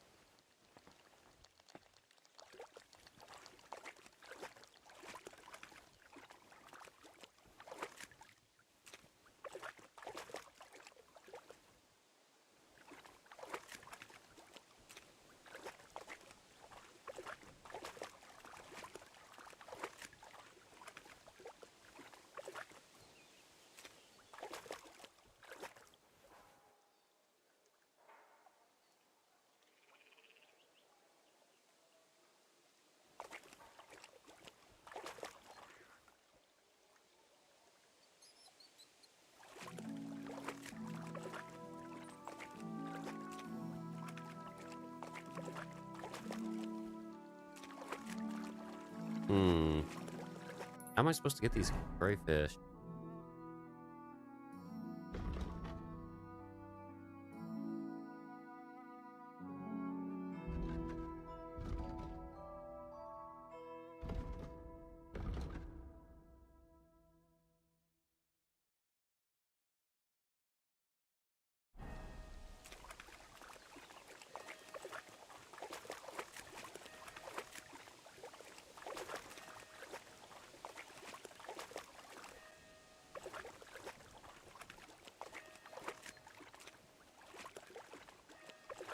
How am I supposed to catch these fucking things?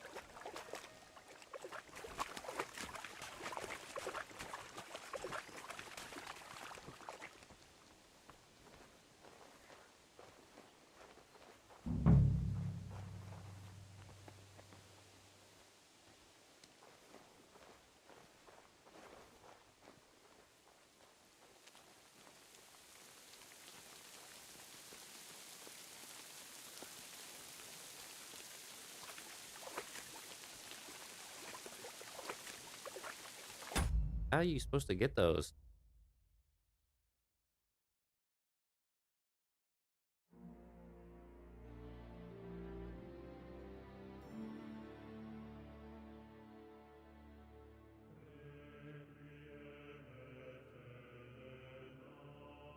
Hmm.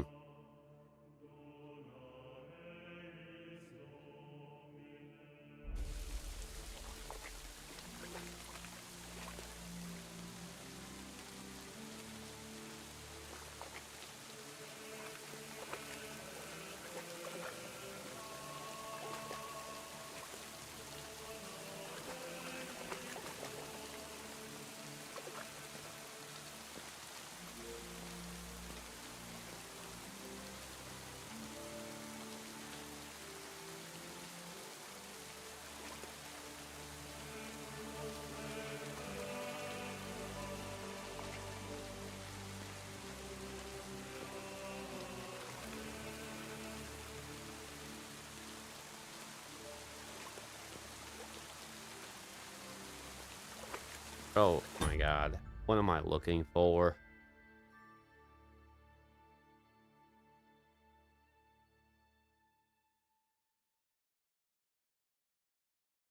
And want a bottle with a good handle, go.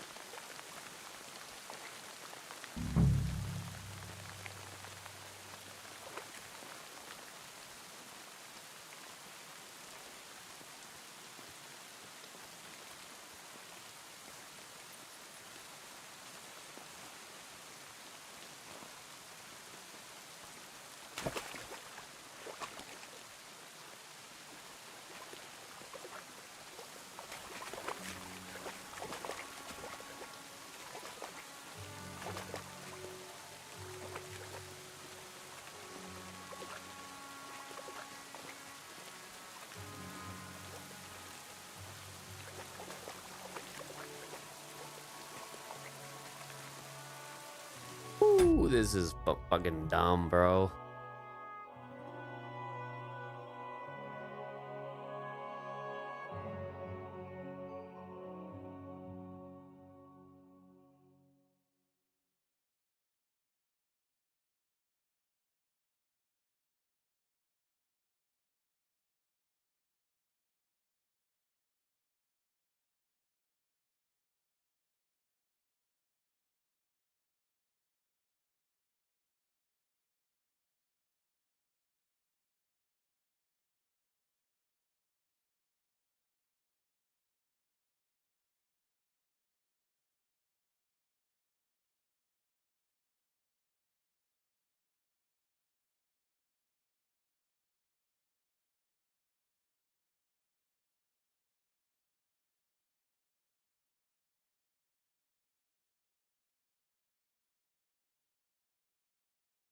Okay, here we go. That's exactly what I needed.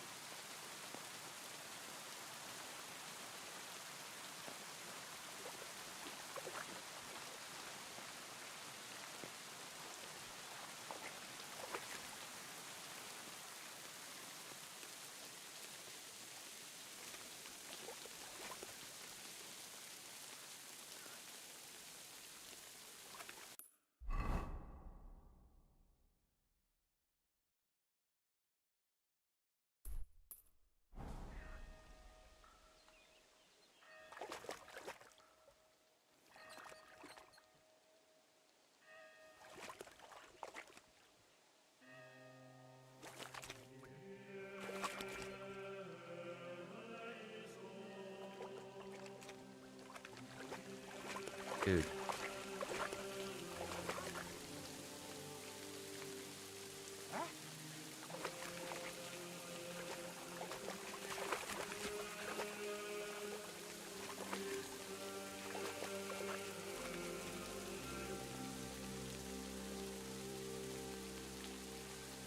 Dude, this task is fucking dumb.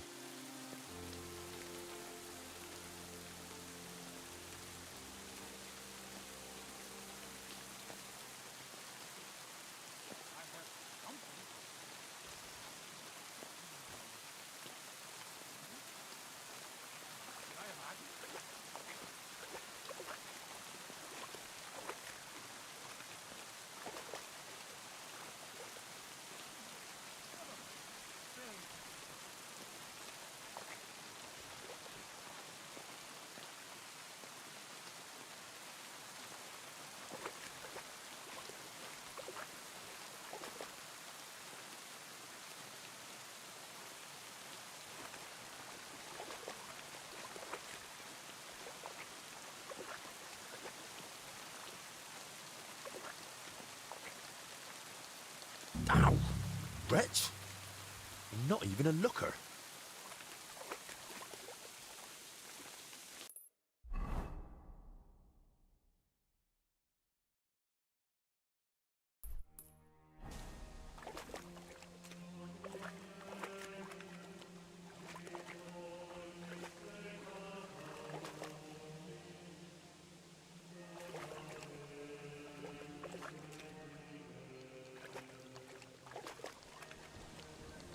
There we go.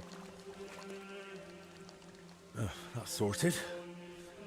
Maybe I'll find a few more here.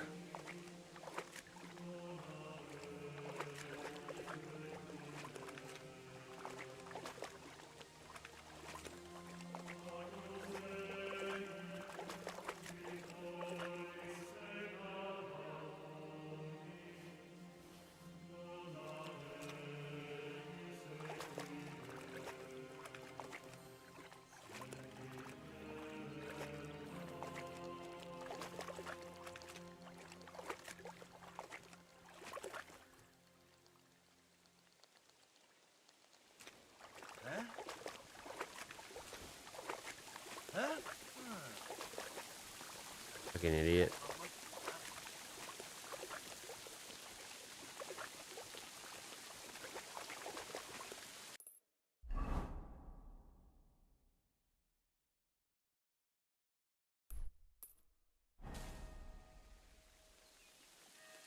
Oh, jeez.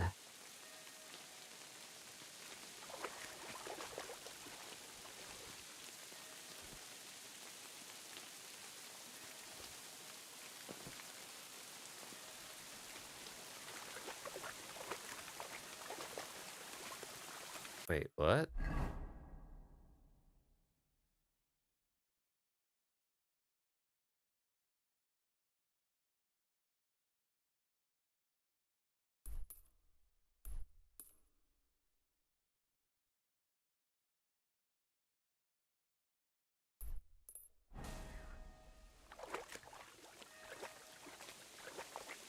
I just have to keep a lookout for these fucking guards.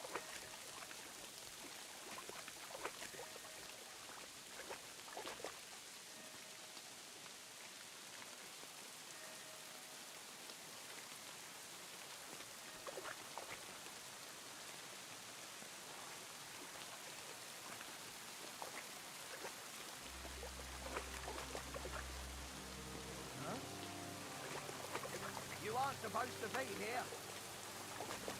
Ah. I was just leaving. Well, what'll it be? Hear me?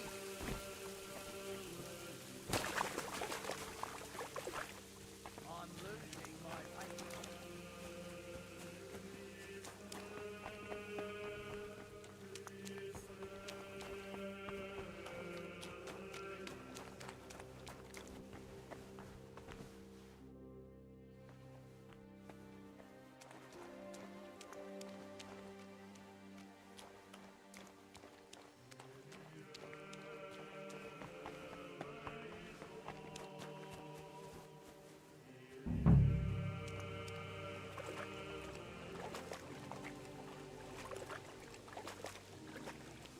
Dude, I just need to get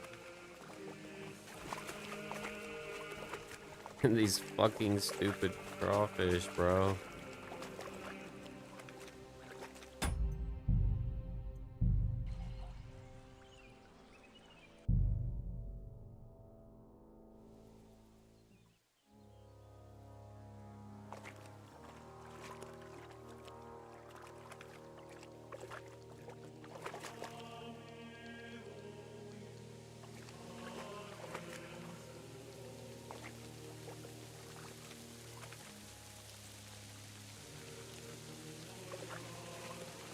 Ugh, Jesus Christ.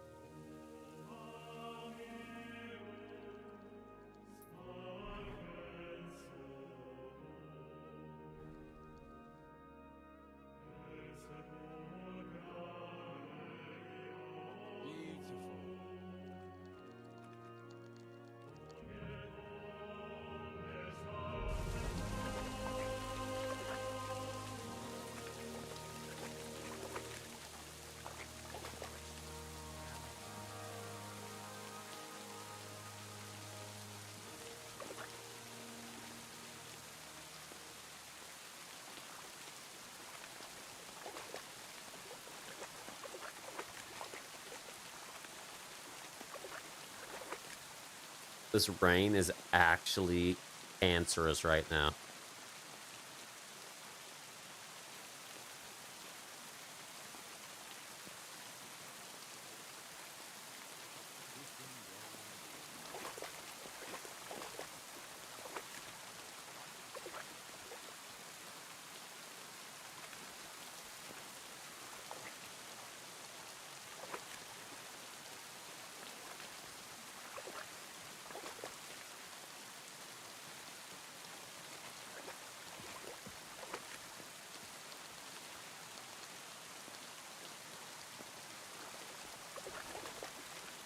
What's that sound? I heard it.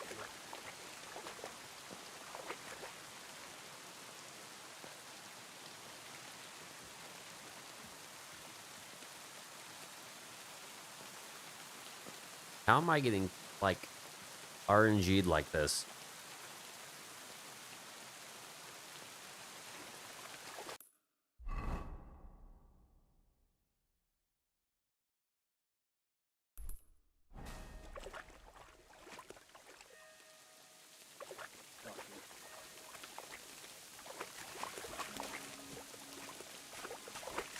Honestly, this is just a side quest.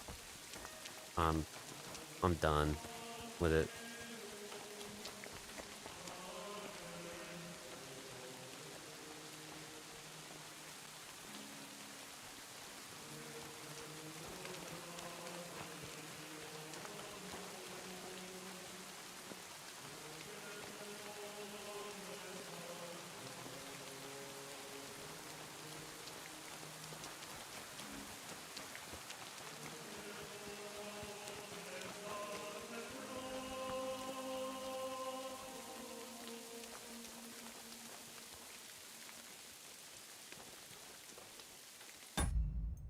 I can't see shit, dude.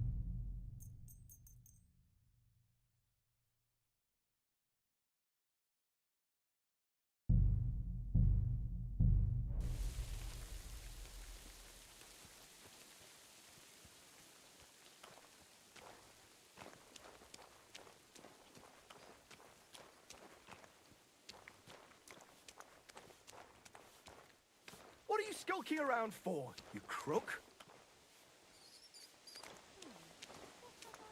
Greetings to you. Greetings. Pissing down rain again. God bless you, sir. I'd like to ask you something. Look, I don't want to meddle in anything. Go and ask Loiser over there. He knows everything. I'll be with you. And have a pleasant evening. Where did all the monks go? Ha! Very funny. No, really, where are they? And the knights? Isn't there more? I need to ask you something. Look, you probably shouldn't be here, right? You heard the talk. They say there's some pestilence going round. Yeah, that's exactly why I'm here. Tell me everything you know, or a disease will be the least of your worries. All right, no need to get worked up. Fine, what do you want to know? Have you noticed anything odd lately? Suspicious? What, during work? We're at it from dusk till dawn. No time to be watching what's going on. Sure, but while you're working, you must hear a thing or two. You know how folk chatter while they work. Well, I suppose there are two groups of workers here. Us lot working above ground, and another lot working down in the crypt. We don't talk to each other much. Why not? They're a right bunch of bastards. Maybe because they've been at it longer than us. They hardly ever come up before we knock off. Some of them probably even sleep down there. Ugh. Why are there two crews here? We take care of everything above ground. They're dealing with that collapse into the crypt. We hardly ever see each other. Where can I find the other crew? Their tents are right next to the monastery wall. Who's in charge of your lot? Andra, our foreman. But the work's clearly laid out. He doesn't have time to be breathing down our necks all the time. I haven't seen him around. Where can I find him? No idea. Truth be told, I haven't seen him myself in a while. And that doesn't strike you as odd? You think, what, he's sick too? Well, he's definitely not in the infirmary. Hopefully he's all right. Thanks. That'll be all.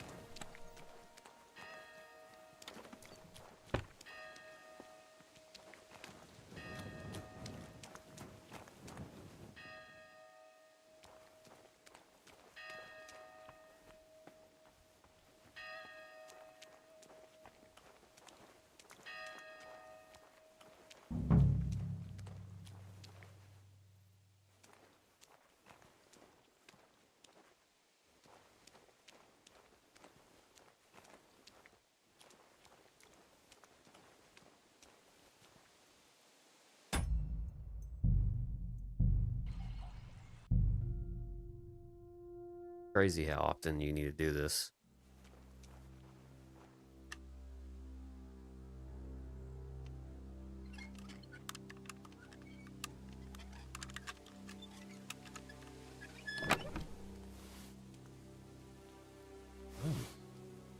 Now that looks a bit dodgy.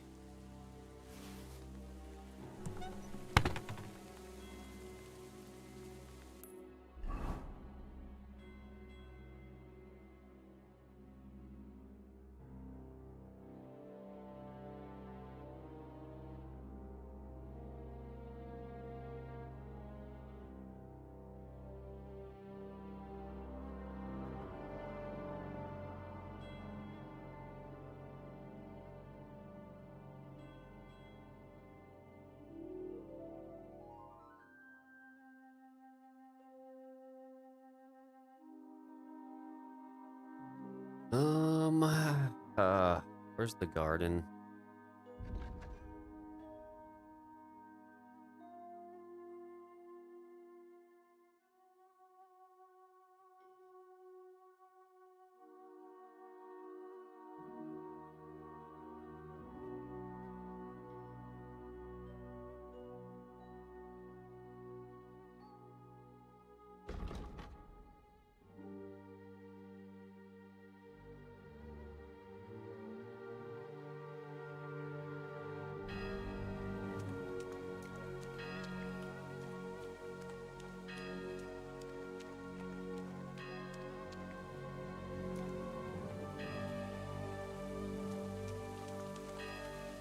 Get going, right now. You can't be here.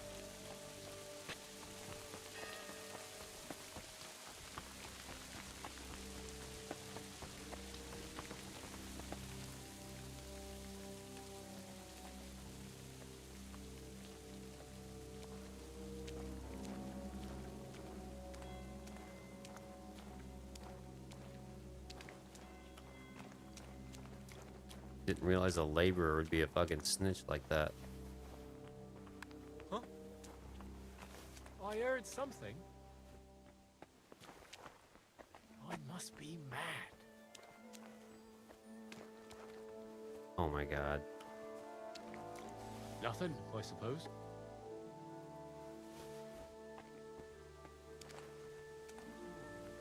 Oh shit.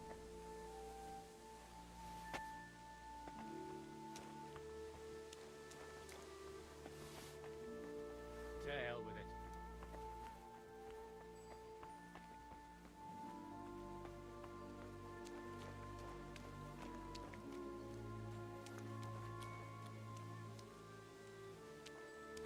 To hell with it.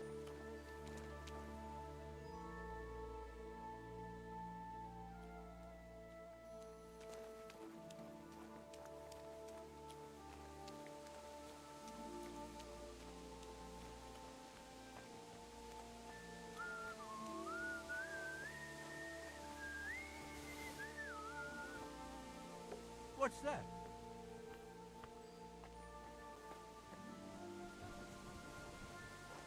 What's that? To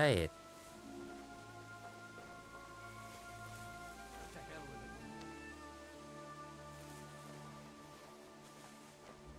Did I imagine it? Huh? I heard something. What?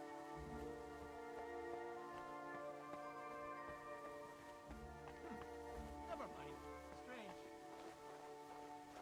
mind. Strange. Strange.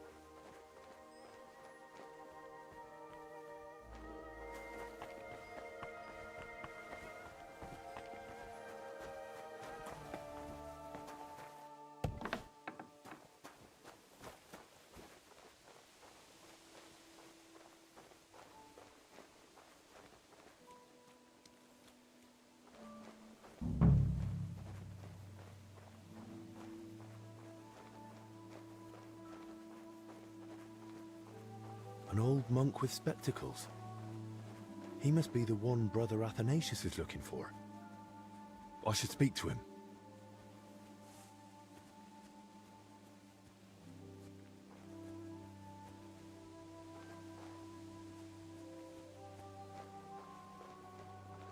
A good day to you? What brings you here? You must be the one the monks are so worried about. Shouldn't you be inside with the others? What are you even doing out here? What a beautiful day the Lord has given us. I feel in my bones it might rain, though. But no need to dwell on that now. What are you doing here in the garden? You know, people often don't cherish the simple gifts life offers. At least not until they lose them. But why shouldn't one rejoice in each day and share that joy with others? Just look. The roses, for instance. Such splendor.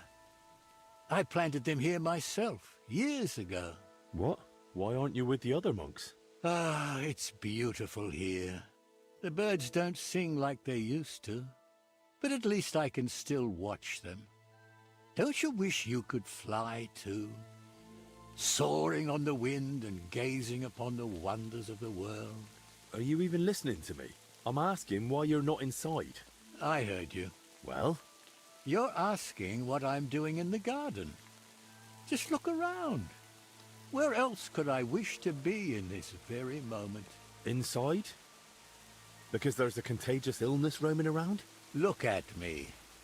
What could some illness possibly take from old Brother Constantine? Did you know Brother Athanasius is looking for you? He can't leave the dormitory, so he asked me to find you. He doesn't know what happened to you. Athanasius? Yes, I suspected my absence wouldn't escape him.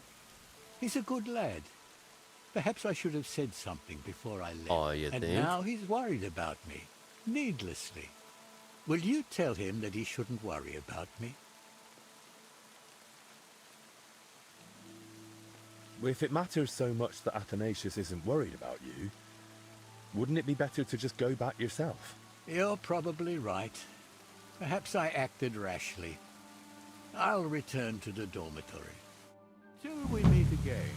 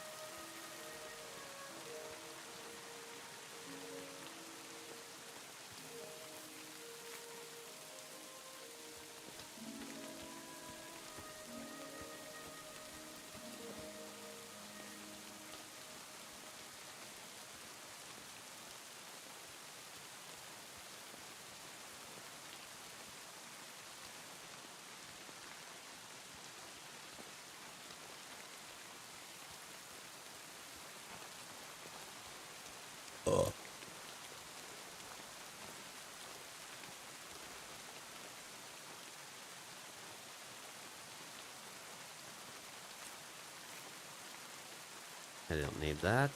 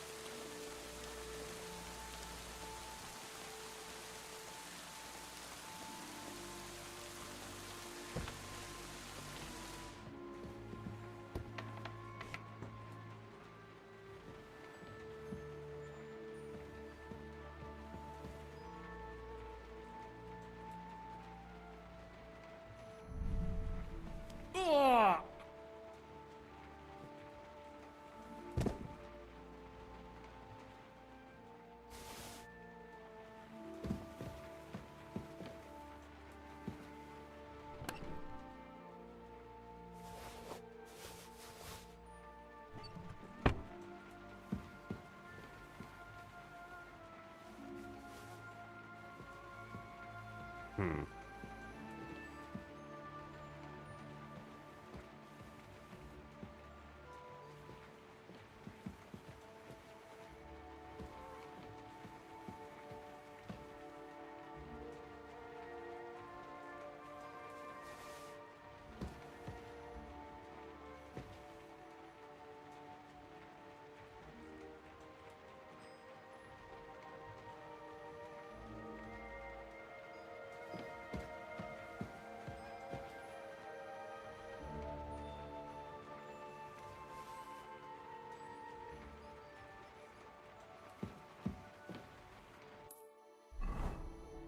Oh, what am I supposed to do there?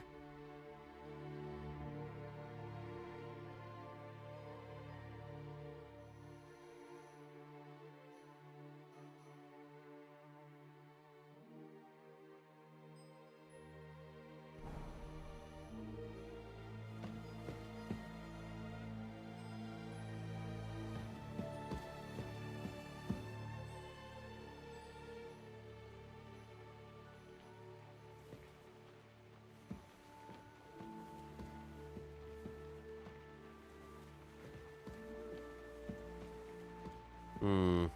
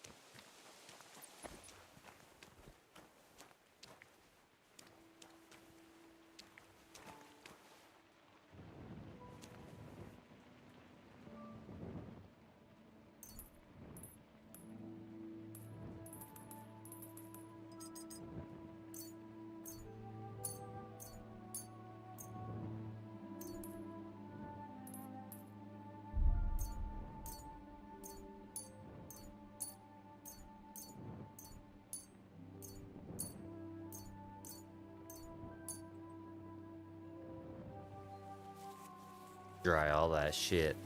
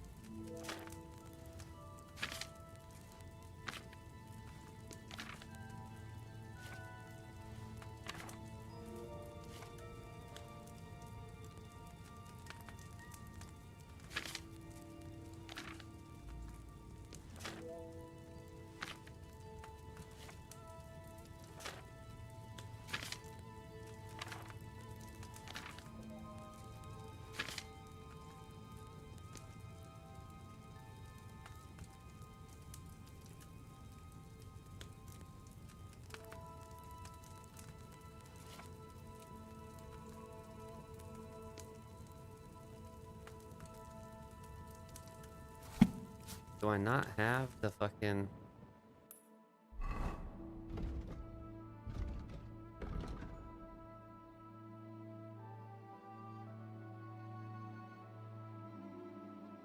I need the rope.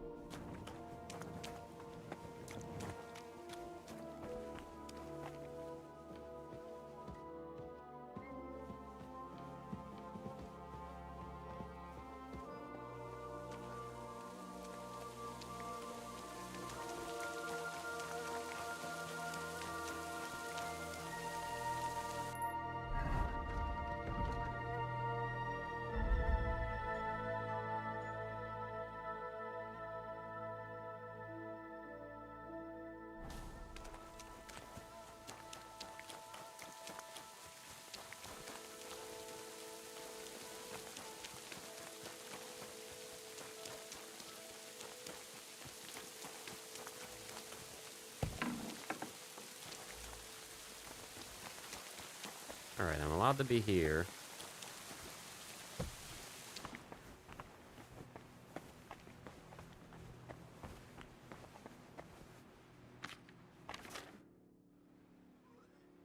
I got more food for the infirmary.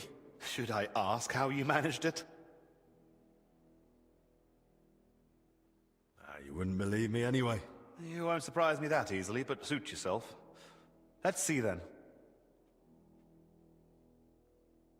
Oh, well, it's not much, but it should last a little while. I found this book in the scriptorium. Something tells me you might find it useful. What book? Let me see. It was written by the former Salarius, Vendelin. He saved the monastery from famine by cooking the local crayfish. When you don't have salmon, throw in a crayfish. Makes sense to me. That's just what Vendelin wrote. A well-prepared crayfish tastes better than most fish. I suppose it's better than starving to death. Anyway, thanks. Tell me something about yourself. What do you want to know? Where are you from? I was born in Zadar. That is in Dalmatia by the sea. I grew up at my uncle Stepan Latkovich's court. Until recently, he governed a huge estate in central Croatia, Dalmatia, and Slavonia. Until recently? After an unfortunate event, our lands and properties went to Sigismund's father-in-law, Hermann of Scilly. What do you mean by unfortunate event? The one that cost you your properties? It was a little misunderstanding, which became known as the Bloody Sabor of Krzewcy. Sabor? An assembly of the foremost representatives of nobility and political power in the country. And at this particular assembly, King Sigismund had my uncle, along with most of his people, killed.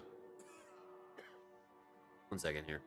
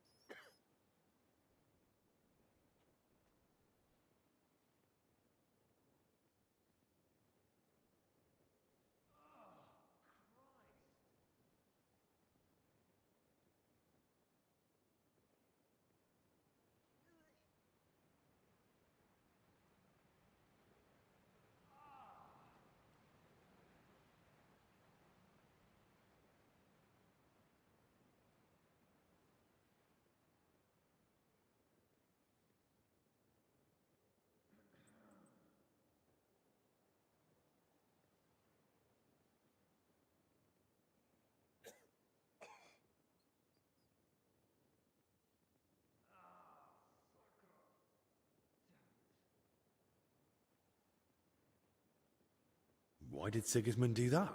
He was still bitter about Nicopolis. But what really angered him was my uncle's support for Ladislaus of Naples. He had long had his eyes set on the throne of Hungary, so you can imagine the king was not pleased. Don't you want to take revenge? Alone? Against the entire Holy Empire? I am no madman, unlike my uncle. He paid for betrayal with his life. Our entire family lost everything. Our properties, our standing, our power, our future. And I want to fix it. I wear black as a sign of shame for my family. I will not wear anything else until I regain the king's trust. Are you sure you can accomplish that in one lifetime? Worst comes worst, I'll die in black too. At least it is suited for the grave. How did you end up in Zacharias' service? I used to serve several important courtiers. I must have made an impression on Master Zacharias because he requested my service specifically. King Sigismund readily agreed, and so it will be 2 years now that I've been serving him. Not that I know many people from Dalmatia, but your name sounds more Hungarian. And that is on purpose. The name Lachkovich is not exactly favored at Sigismund's court, so I have learned to use the Hungarian variant.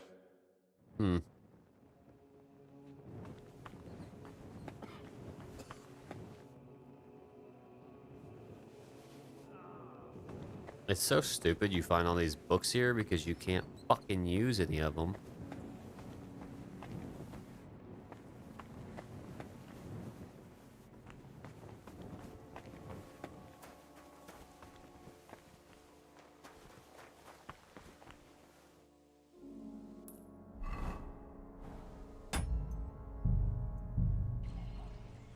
Okay.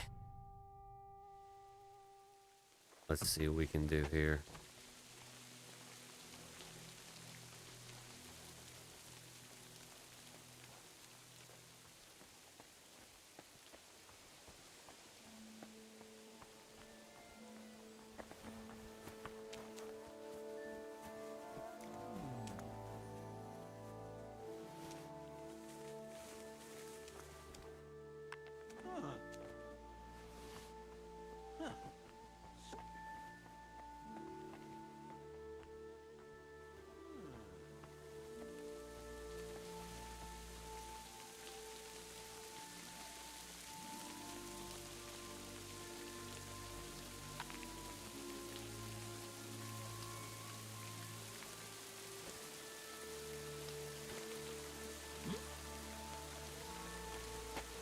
I heard something.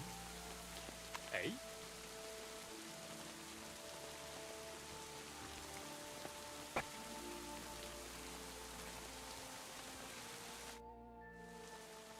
What are you doing here? What do you think? I'm keeping watch so no one goes inside. And why? Because you might end up getting hurt in there.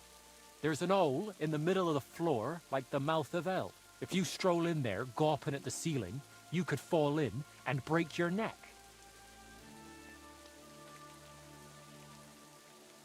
You know there's some ailment spreading in the monastery, right? I've been sent from the infirmary to check it out. Has anything odd happened here? Something you noticed, or someone else hanging around? Look, I don't know anything, and I don't want to. I only care about this door. But you could try Loiza. He knows just about everything going on here. He's over there, in the camp opposite. All right. Thanks. Will you let me in? No one's allowed in. What are you even doing here? I thought no one but us was allowed out here. Let me in for your own good. I've had to persuade a few blokes already, and it ended with broken bones. And with a crippled arm, you'd be no use as a labourer. All right. Easy. Here's the key. But not a word to anyone. Got it? Thanks. Much appreciated. And watch yourself. There's more lads inside, from another crew, and they want nothing to do with us. Arseholes. With a bit of luck, they'll ignore you same as us. But best not bother them. I'll be careful.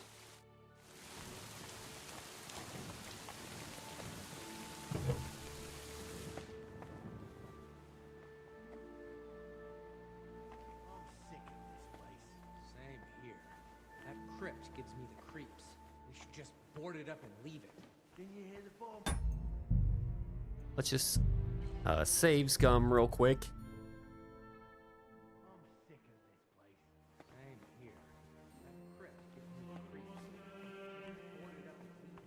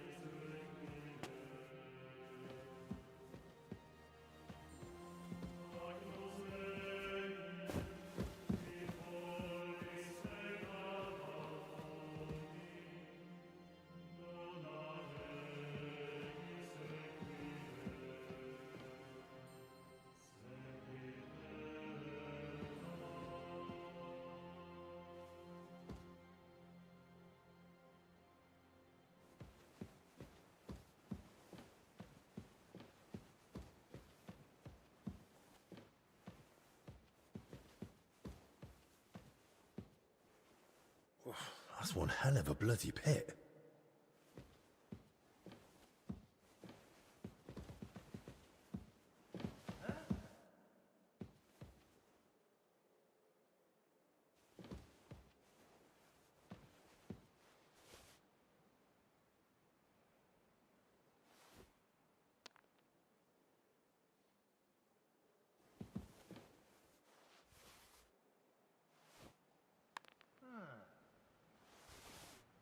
I must be mad.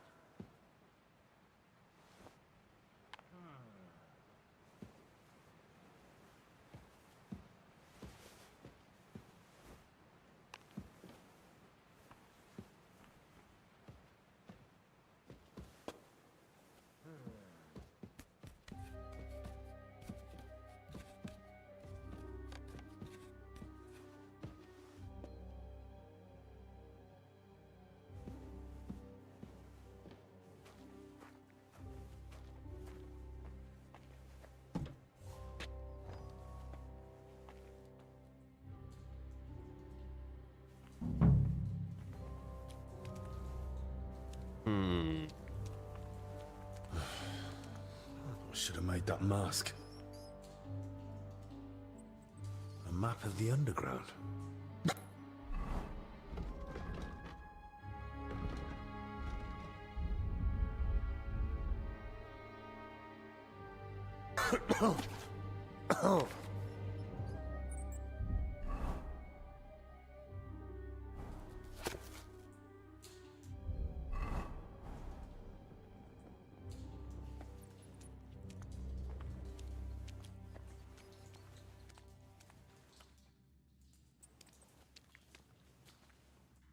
They were robbing the graves. Oh, Jesus Christ. Oh, rotting corpses. A drawing of some kind of cross. Hey? What's this?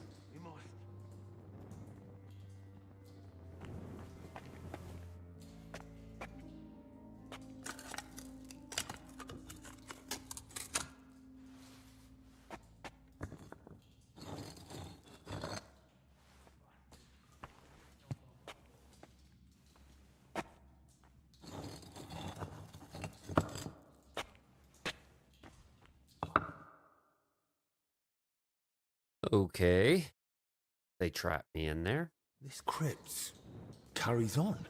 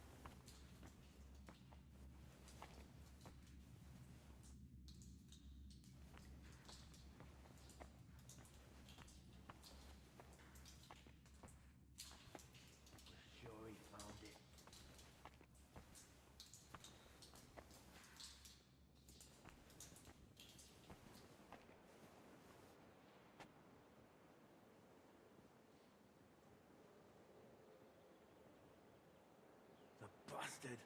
You must know about Bavo.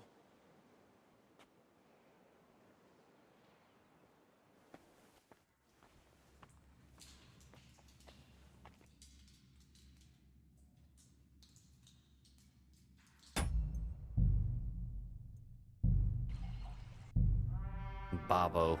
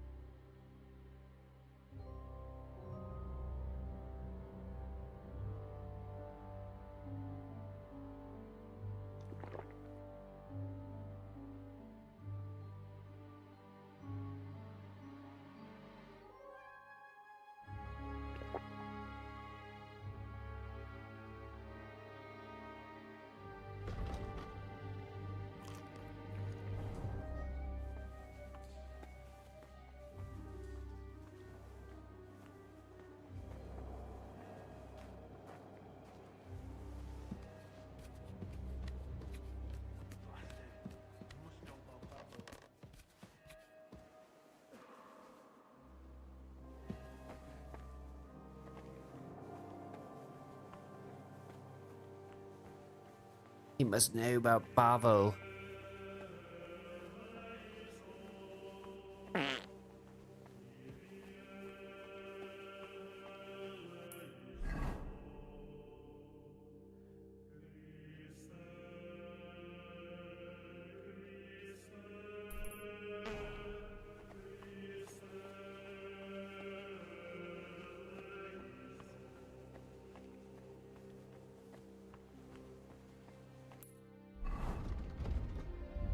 Mm-hmm.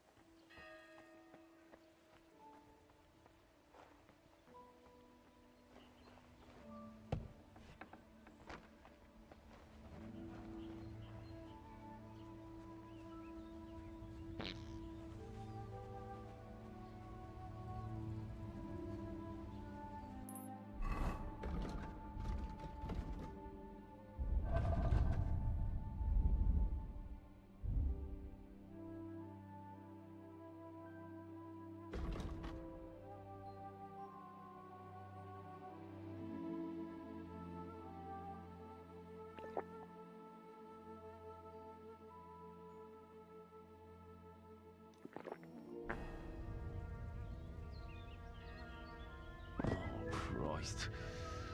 What's going on? Where am I?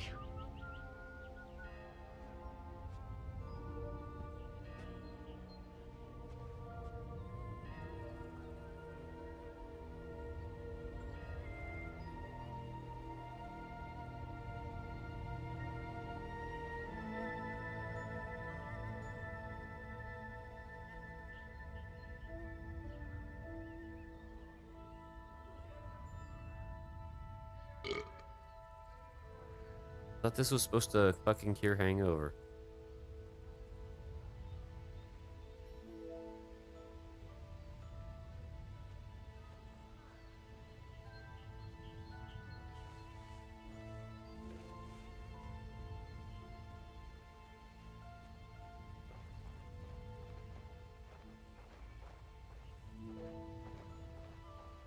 What is it? Did you drop something? Oh yeah.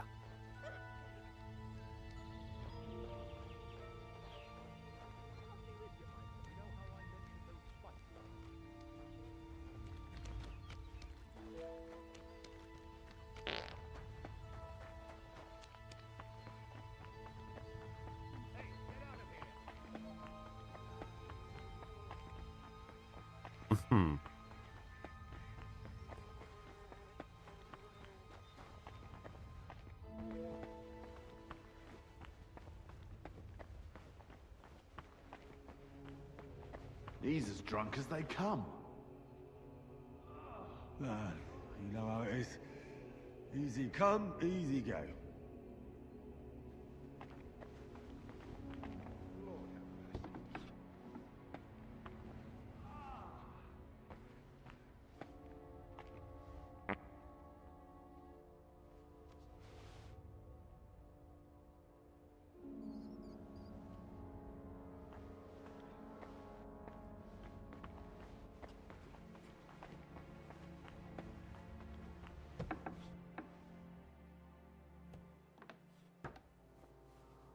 Christ, Albic! What happened? Are you alright? I am, yes. But it looks like we've been robbed. Why? And who did it, for Christ's sake? Gentlemen, please. Keep it down. You're disturbing the patients. For God's sake. What happened here? What a mess. What do you think? Someone was clearly looking for something. But there's nothing of value here. Well, actually... Albic! You brought them here? What were you thinking? And was I supposed to leave them unsupervised? And? Were they stolen? Thank the Lord, no. I still had them on me. Can someone tell me what exactly was nearly stolen? As you know, Henry, I spent a good part of my life at King Wenceslas's court, tending to his health. Thanks to that, I learned much about his private life, what ailed him, how and when he got injured, and what treatments I used. I recorded all my findings and methods, partly in case anyone cast doubts on them, and partly for others to copy, if necessary. If these detailed records were to fall into the wrong hands, I dare not imagine the consequences. Plenty of folk would pay handsomely for them. Or tried to steal them for that very reason. Who could have got in and made such a mess? I was busy tending the sick. I noticed nothing. Nor did I, I'm afraid. There's work here for 3 more physicians. That actually made it quite easy for the culprit. But we still don't know who to suspect. Surely you realize the abbot himself might be interested in those records. Father Jan? Nonsense. We've known each other for years. Not quite well enough. When he heard you were coming, he was pressing me to persuade you to let him read them. But that's out of the question. Absolutely not. That's exactly what I told him. The look on his face. If looks could kill, I'd be dead. How did he even hear about them? Their existence is no secret. Even King Sigismund mentioned them to me once or twice. And if he ever said anything in front of the abbot... And the thief waited until the monastery was closed? So, Albic isn't leaving. Even if he wanted to. Let's not jump to conclusions. And don't start pointing fingers. Henry, go and ask Brother Benedict and Dinesh in the infirmary if they noticed anything. Maybe we'll get lucky. All right, then. I'll return to my patients and pretend nothing's amiss. No need to alarm them over this. Right. Agreed. Oh my god, my guy is so Lord have mercy. fucked up.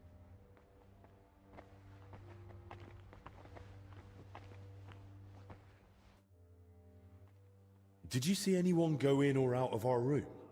I'm not sure. I think I saw a monk go in. I couldn't say who. A monk? You mean Benedict? No, it wasn't him. But hard to say. Damn it, why do they all look the same in here? Yeah, it's not exactly helpful, I know. Any idea when that was? Roughly an hour ago? Maybe 2. Has something happened? Damn it. Never mind. Better if you ask Zacharias.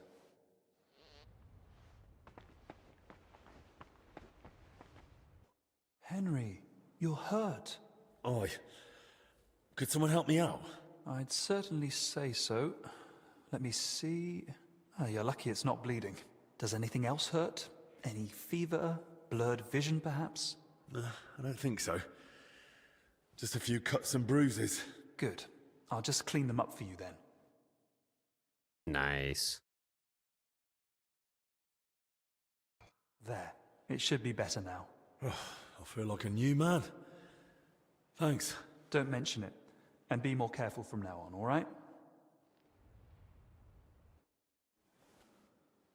Did you notice anything suspicious this past hour? One of the sick men has been throwing up constantly, and I suspect another one's faking it to skip work. No. I need to know if anyone's been nosing around our room. I spent most of my time with the vomiting one, or out in the yard scrubbing his bedding. I didn't see anyone. Someone went through our room, or rather tossed it all about. Likely looking for something. And what about the alchemy lab? Was that turned over too? No. I think that one's untouched. Oh, thank God. I'll go check it anyway, just to be sure. Was anything stolen? That's the thing. Nothing was taken, so we don't even know what they were after. I should have been more watchful, right? I'm sorry. I promise I'll keep a better eye on things from now on. Don't beat yourself up. It's not your fault. I think I need some treating. Is that so? You don't seem to be suffering too much. God be with you.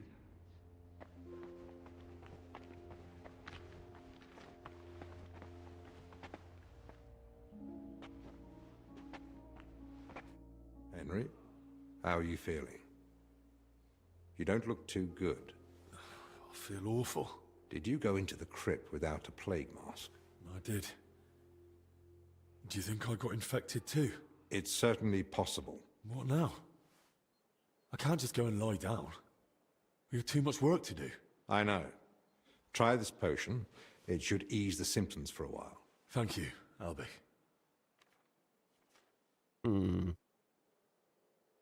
Would you please teach me the recipe? Naturally. Fill a cauldron with wine. Then throw in 2 handfuls of freshly ground St. John's wort and boil for 1 turn. Then throw in 2 handfuls of chamomile and boil for 2 more turns. Finally, add a handful of ground ginger and boil for 1 more turn. Then, distill. Would you please brew it for me? Can't you see I'm up to my ear? I can't just... I'm sorry. I'm sure you'll find some lying around. And if not, bring the necessary herbs to Benedict, and he'll make it for you. All right. I spoke with Benedict and Dennis. Neither noticed a thing. I thought as much. We've all had our hands full here. So, we still know nothing. I might have something, but I'm not sure yet how it ties to those records. What do you mean? I went down to the crypt, and I found open tombs and rotting corpses. Good God! No sign of a mass grave, though. Just individual tombs. That's both good and bad news. At least we can now rule out the plague. But if the workers caught something from the air around those tombs, then anyone else could catch it too. Why did they even open them? They were probably looking for something inside. I found this sketch. That looks like the emblem of the Kingdom of Jerusalem. But why would they look for it among deceased abbots? Even putting aside that it's sacrilege, I don't see the connection. Nor do I. But there must be one, because they locked me in the crypt over it. What? I managed to get out and ran straight back to you. But I was interrupted by this ransacked room. Maybe we'd better keep all this to ourselves. For now, at least. You might ask Crispin about the coat of arms too. With luck, he'll find something in the archives that sheds some light on how it all connects to those open tombs. But best do it tomorrow. This evening's been more than enough. 1 adventure a day is plenty. Agreed. Let's clear up the room, then sleep. We'll be wiser come morning. Nice.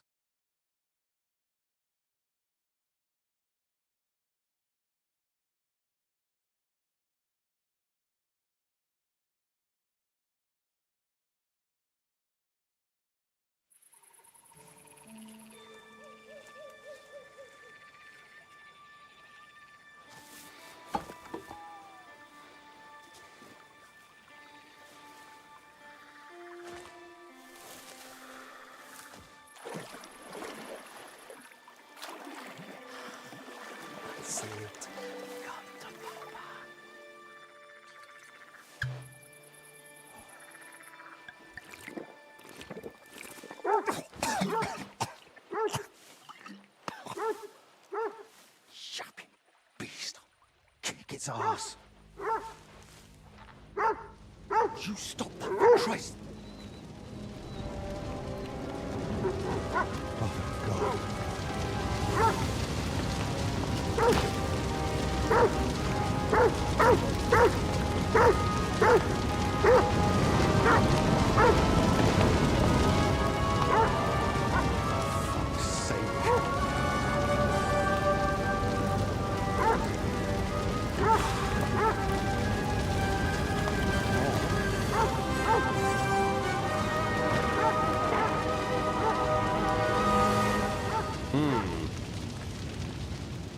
Okay, that's interesting. What the fuck?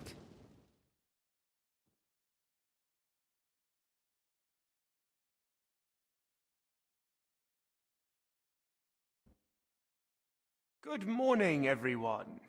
I trust you've had a decent sleep.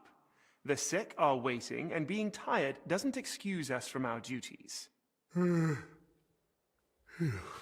right, give me a moment. Then we'll go and check on the patients. And where's Benedict, anyway? If I may, gentlemen. Haven't you heard? There was a fire here last night. A fire? Here at the monastery? The small shed by the mill house burned down, but it was probably just an unfortunate accident. Thank the Lord it's all over now. And no one was hurt? Well, that's the thing. No one burned, but there were 2 men in the shed. Or rather, 2 bodies. Bodies? Whose were they, for God's sake? That... I don't know, sir. Who found them? And how did he get them out? Elijah, one of the lay brothers. He ran into the flames thinking he could save them, but they were already dead. And what was he doing outside in the middle of the night? You don't suppose he had something to do with it? He's never been any trouble. There's no reason to suspect him.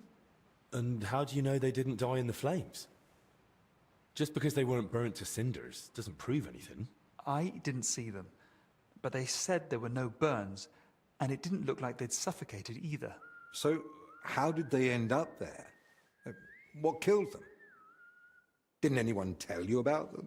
They were sent to be washed, but the washers noticed, signs. How do you know about these signs? Did someone examine them? No, they were only to be washed, but when the signs of illness were spotted, the abbot ordered them locked away in the hop store. Ludolf promised he'd send one of his men to guard the door. No one is to go near them. That was highly irresponsible. Someone needs to examine them thoroughly. We can't afford uncertainty. You want to bring them to the infirmary with the others? No. No, let them stay locked away somewhere separate. Are you afraid the other sick might get even worse?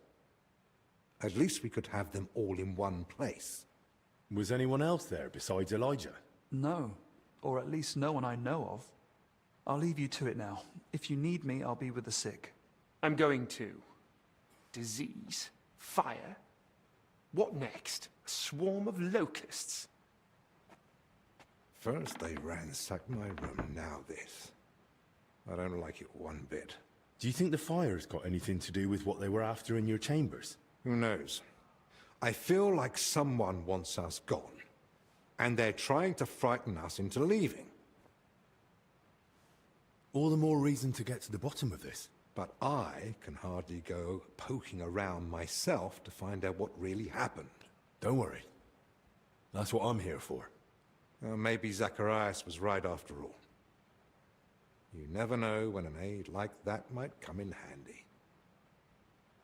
So, what's your plan? Quite a few things, actually. I'll take a look around the burned-down shed. There might still be some clues. Good idea. It might have just been an accident, but it won't hurt to make sure. I should probably speak with the lay brother who pulled the bodies out of the flames. Elijah, right? But be gentle. No one should have to go through what he did last night. What about the corpses? You said you wanted to examine them. And that's what I'll do. We can't afford doubts when there's a deadly illness spreading. But Benedict said the abbot forbade it, and that one of the knights is watching over them. If he's got any sense at all, he'll understand this is serious. A proper diagnosis is key to the next step. Whoever it is, he's still following orders. He'll know the risk if he disobeys them. So what do you suggest I do? Leave it to me. So what you're saying is, use an unorthodox approach.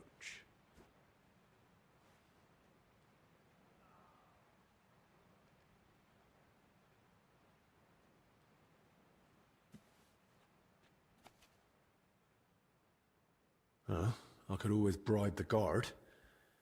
A few groschen might get me in to see the dead. If you want to waste coin on foul bribery. Like you said yourself, we need to be absolutely certain. Are we really going to argue about what that's worth? You're right. Ethics aside, this is no time for gallantry. When you do get to those bodies, take your time and make sure you do a thorough examination. Don't be squeamish. So, what exactly should I be looking for? Anything unusual. You know well the symptoms the sick here have, but a keen eye may spot other signs too. If you're not sure, just try to remember what you saw. If you describe it to me later, I should be able to identify it. I can't think of anything else. Nor can I. Well then, best of luck.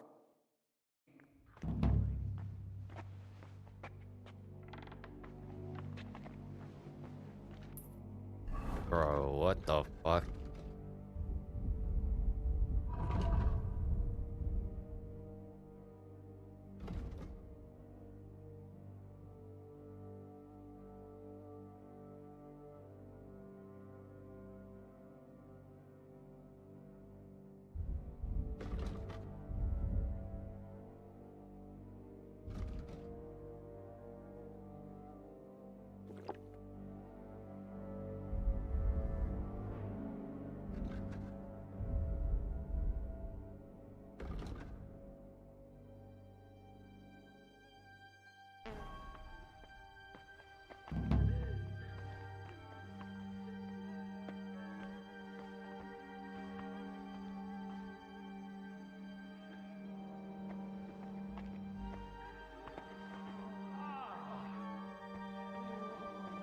I'm surprised you're still standing.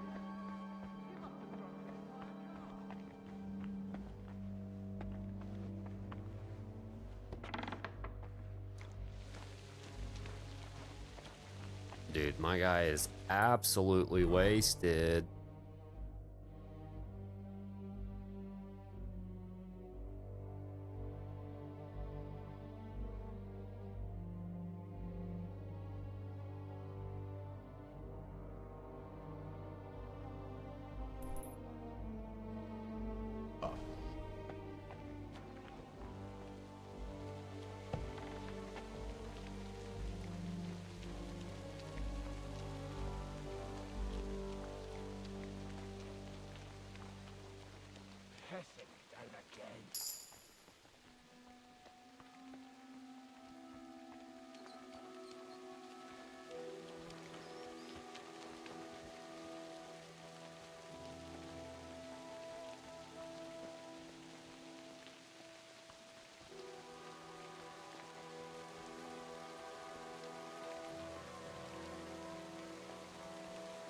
Pissing down again.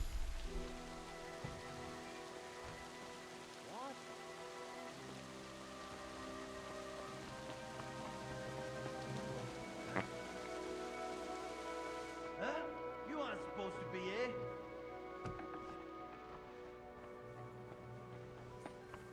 What's it?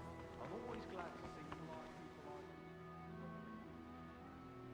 like Fucker. Okay.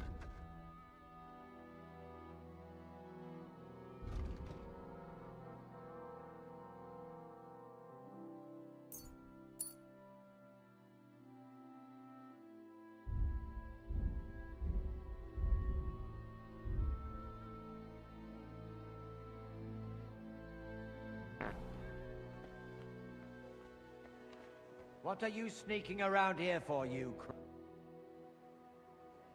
I'm investigating the source of that illness that's been spreading around here. and I could use your learned knowledge. I'm listening.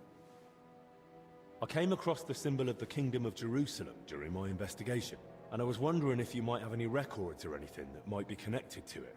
If memory serves, something should definitely be here. I even dabbled in it myself long ago. We have the legacy of a knight named Boleslav Bavor, who journeyed through the Holy Land and visited Jerusalem. There was some connection to the monastery crypt, if I recall. Really? Because I actually came across it in the crypt. What? What are you talking about? Well, I ran into some laborers down there. From what I gathered, they were trying to rob some of the graves, and they were looking for something tied to the Jerusalem cross. By Christ, they were after the relic. What are you talking about? What relic? There's a possibility that Bavor was buried here along with a certain relic. That's what got me interested back then. What sort of relic are we talking about? I don't know exactly, but certainly something very rare. I believe it's linked to Jesus Christ himself, but I can't tell you for sure right now. It's been many years, and even back then I never found anything substantial apart from Bavor's records of his travels. In the end, I concluded that the whole tale of the relic was likely just Bavor's own fabrication. Oh, that's a shame. It was just starting to get interesting. Still, I'd very much like to have a look at the travel records, just in case. I'll be glad to show them to you, to examine, but first we must report those vile thieves to the abbot.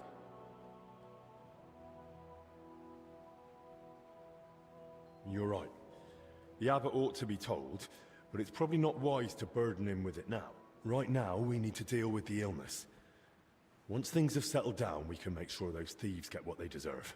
Besides, we've got almost no proof yet. If I manage to investigate the matter of Bavor more thoroughly, I might stumble on something. Still, it's a serious thing. We mustn't wait too long. Of course. Once I've gathered the evidence, I'll explain everything to the abbot straight away. And now I'd like to take a proper look at Bavor's travel records. Of course. Give me a few moments. I'll find them for you. And I believe Bavor's name also appeared in some old accounts. I'll try to track those down too. Here you go. Bavor's travel records about his journey through the Holy Land. Oh. It really says here that he acquired a holy relic. Let's see how it continues. According to the journal, Bavor had himself buried here with his holy treasure. That sounds pretty clear. Let's see what the accounts say. So Bavor gave the monastery a generous donation and paid for a chapel mural painting. And still, despite all the records and mentions, are you still Crispin so had his enamored with doubts. Lord Bavor? Why? I read the journal. A lovely tale. It really brought the Holy Land to life. And? And it says the relic Bavor acquired was a splinter from the true cross of Christ. Holy Virgin! Such a sacred treasure! And according to the book, Sir Boleslav was to be buried with the relic in the monastery crypt. So it says in the book. I also found my old notes and remembered how it all went back then. I too searched for Bavor's grave. I even dared venture into the crypt, but despite all my efforts, I never found it. How is that even possible? A grave can't just disappear. Quite frankly, I don't know. And I didn't know then either. Once I was convinced none of the graves belonged to Bavor, I laid the matter before the abbot, but not our father Jan. This was over 20 years ago when Abbot Vitus held office. May the Lord grant him eternal peace. Together we came to the conclusion that Bavor's tale was likely at least partly, perhaps entirely, made up. Why would it be made up? Surely Sir Boleslav wouldn't lie about something so serious. The book's one thing, but there's not a single other mention anywhere. The grave's missing, the relic's nowhere to be found. Can you think of another explanation, then? The account books mention that Bavor had a sarcophagus made at his own expense. That's possible. Does it mean anything? If he paid for it himself, there had to be a reason. Masonry work like that is no small matter, and it's odd, isn't it? He sorted it all out in detail with the monastery to have his tomb here. Then he wasn't even buried here. You're right. I never made that connection before.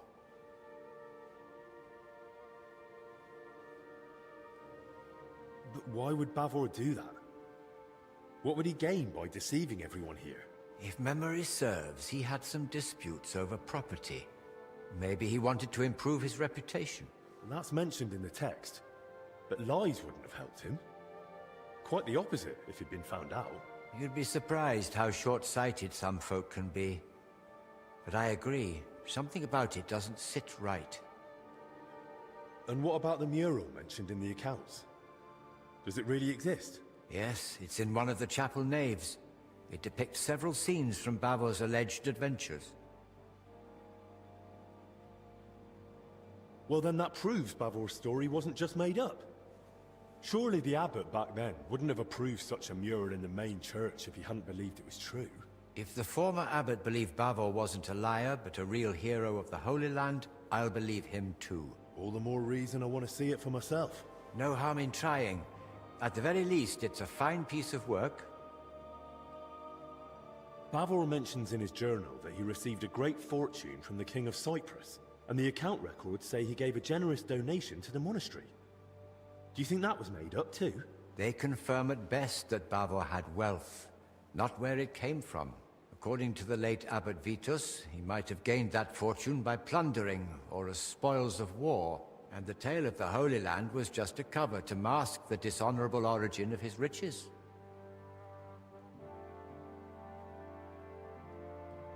Fair enough. That makes sense. Robber knights were, are, and will be. The crypt has a hidden side chamber, you know. Excuse me? What chamber? It had been walled up. In one part of the crypt, the masonry was loose, so I managed to get inside. I've never heard of anything like that. Perhaps even Abbot Vitus didn't know of it. I'd say the abbot would definitely have known about something like that. He just didn't tell you. Maybe on purpose. Where are you going with this? I'm not sure. Just thinking out loud, really. And then there's the relic.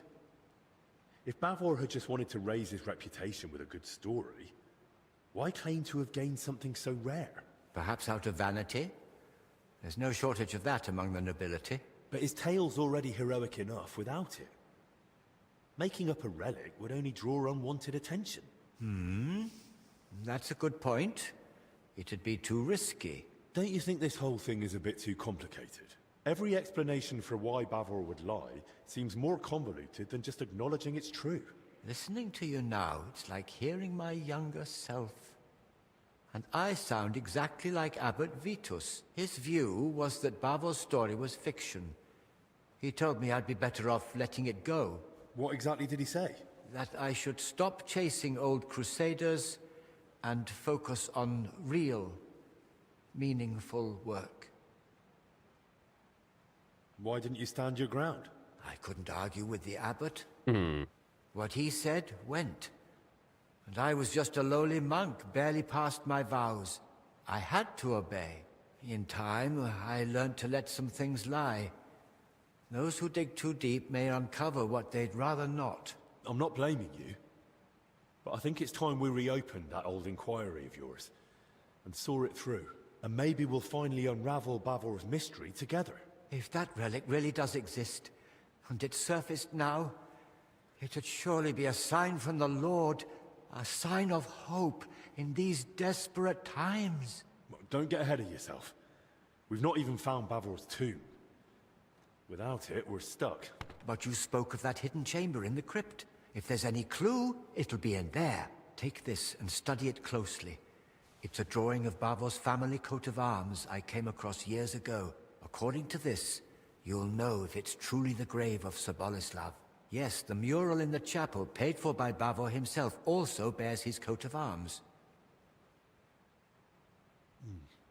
Those workers, if they really were after Bavor, they only had a drawing of the Jerusalem cross. But if he was buried under his family crest, no wonder they opened the wrong graves. Yes, that could be it. Study that sketch well, so you won't make the same mistake. Thank you. I'll head off at once. Just be careful, please. You know the abbot's orders, the disease, all this misfortune. Don't worry. I'll be careful. And in the crypt, show respect to the eternal rest of those buried there, especially now, with death haunting the monastery.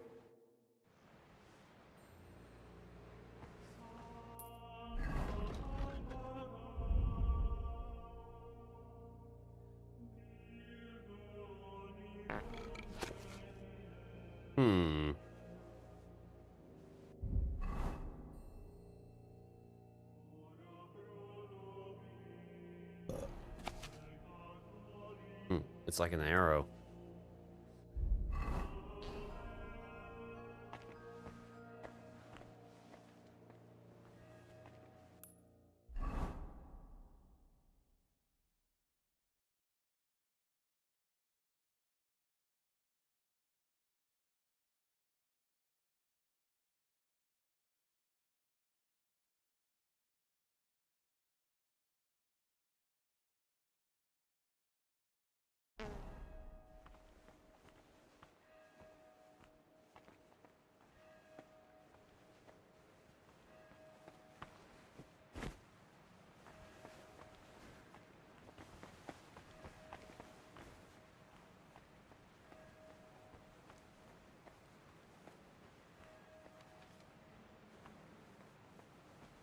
Wait, what?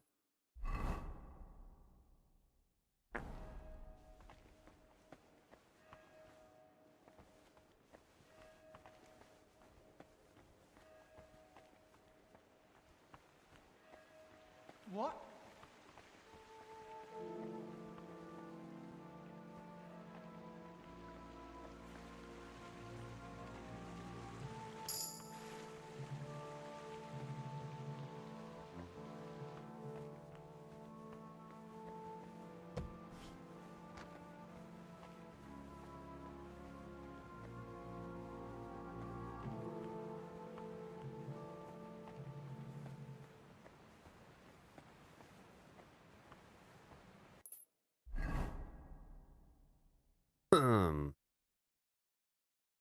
Oh, I see.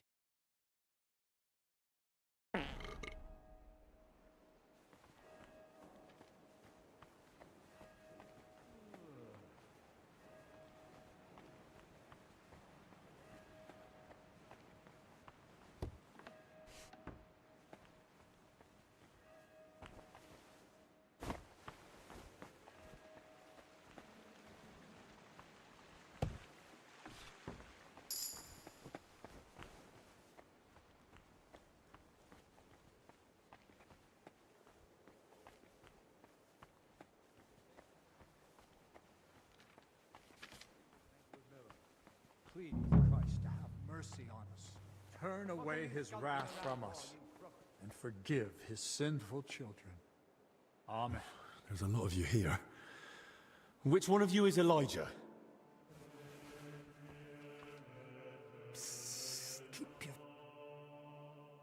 Any idea where Elijah is?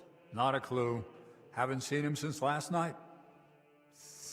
Keep your voice down. Elijah isn't here. What do you want? You look awful. Have you seen Elijah today? Nah. I heard him rummaging about a bit in the night. It woke me up. But he was gone in the morning and hasn't been back. I hope nothing's happened to him. King of Bohemia. Hallowed be thy name. Thy kingdom. Next time, have a bath before you come to see me, you pig. Brother, I'm If about Elijah to beat isn't your here, ass. where can I find him? I saw him this morning staggering off to the cellar. It looked like he'd been through a lot and could barely walk. Thanks. I'll go and have a look. God be with you.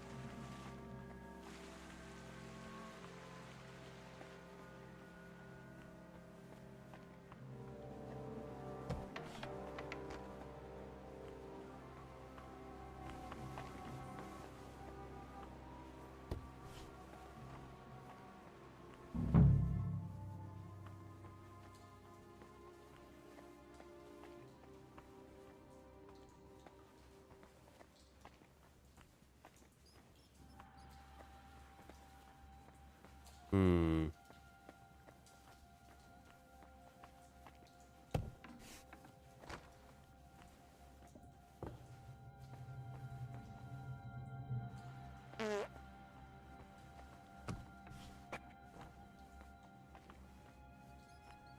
Fucking life.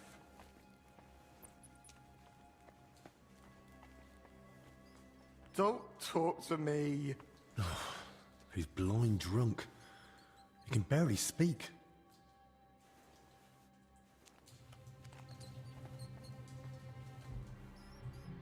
I've had it up to here with this shit.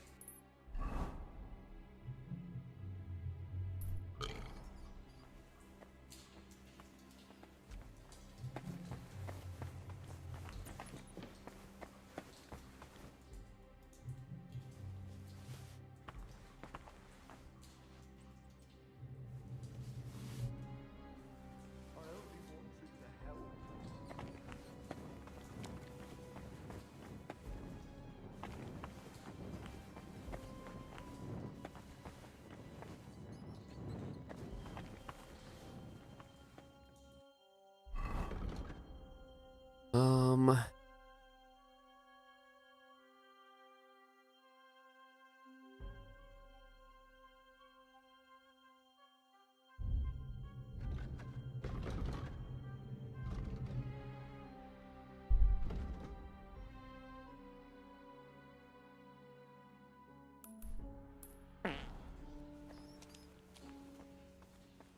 can still smell it.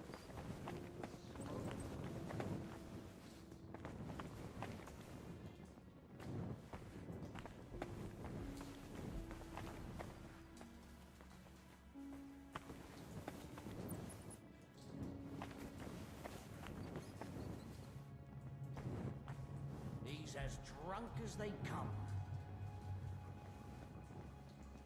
You know how it is. Is there something in the kitchen for a hangover? Oh, someone's been sneaking a sip of the monastery wine? It's not for me. Aha. And who is it for then, eh? It's for one of the sick in the infirmary. I deliver the infirmary's rations exactly as instructed by Master Zacharias. And he didn't ask for any alcohol, so how did someone get drunk there? Well, he got drunk on fever potions. And diarrhea potions. And for constipation. You can imagine what he looks like now. Ugh. So, broth?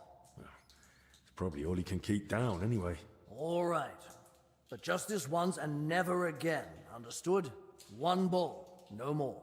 The rest is for Sir Ludolf's men.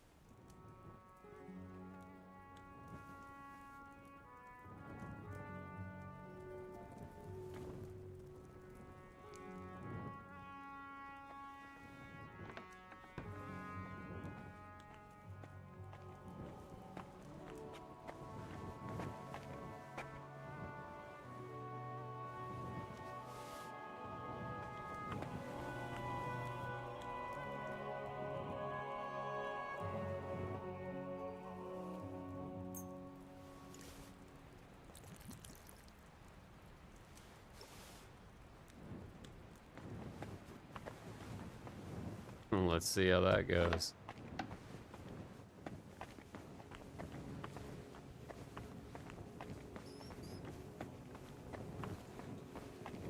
Bloody mutt.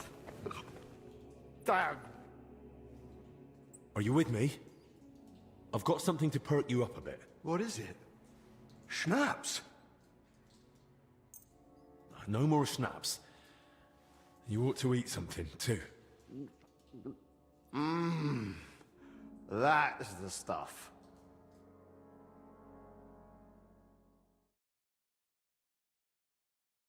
So, feeling any better? Better? I wish. Oh, it's all coming back to me. That's good. I need to know what happened during the night. I don't want to talk about it. Don't make me. Look, you can drink yourself to death later, but now, pull yourself together. Tell me what you saw and heard. Everything you remember. And then you'll leave me alone? Yeah, Then dude. I don't give a Whatever. toss about you. So, what do you want to know? How did you even notice the fire? What were you doing outside? I couldn't sleep, so I went for a walk. It was just chance. Just chance? You sure? I don't think the abbot would be happy about folk wandering around at night. So what if I took a little walk? You sure you weren't sneaking off somewhere for a drink? Hey, what do you even know about me? After a night like that, you'd have had a drink too. All right. Sorry. Did you see anyone else at the fire? No. Just the dog was there. The dog? That's how I noticed the fire. The dog was darting about, barking like mad, so I thought there was someone inside.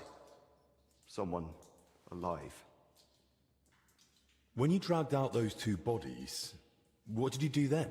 While I was pulling out the second one, other people had noticed the fire. One of the knights grabbed me and started yelling that I was the arsonist. Luckily, he saw the bodies and how I was covered in, well, the same filth they were. Then the people from the monastery came. They sent me away and took the bodies off somewhere. I don't know what happened after that. I need to ask about the dead, too. Did you notice anything odd about them? I couldn't see much. It was as dark as a sinner's soul. But they were soaked. Soaked to the bone. And also, how to say it? Filthy. Both of them. Filthy from what? From shit. Right. That can happen after death. No, I mean they were completely covered in it. Like someone had dunked them in it. Oh. Are you sure they were already dead when you pulled them out? Aye. And may I ask how you knew? When I carried them out, I thought I'd roast alive in seconds. But they were cold as ice. And one of them was already stiff as a board. When I laid him down, he just crunched. Oh. Do you have any idea who those two were? I've no idea. It was dark. I couldn't see their faces. Thank God. As it is, I'll be dreaming about this for a long time. Thanks. I'll leave you be now. Wait, I've no idea what to do with myself. I thought I'd finally do something right for once in my life. And how did I end up?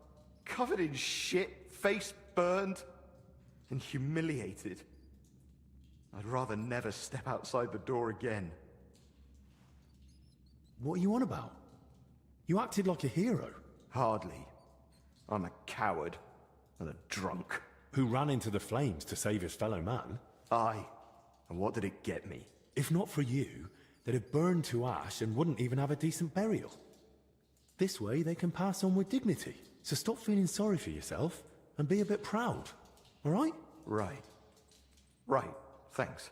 Hey, look, I haven't told anyone, but I found this key during the night. I've no idea whose it is, but maybe you'll find it useful. Thanks.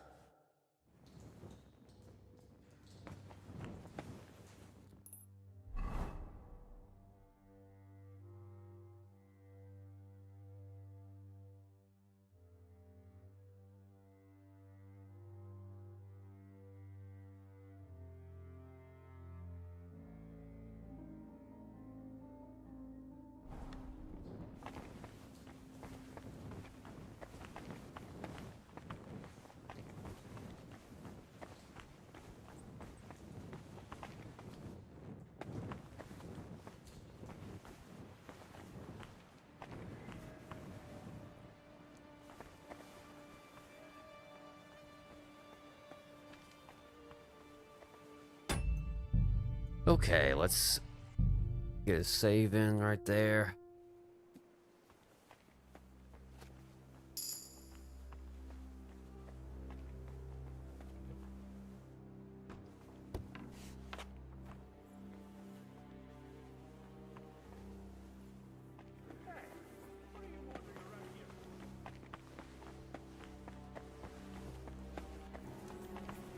What's it going to be? I'm going. Well, what'll it be? Hear me?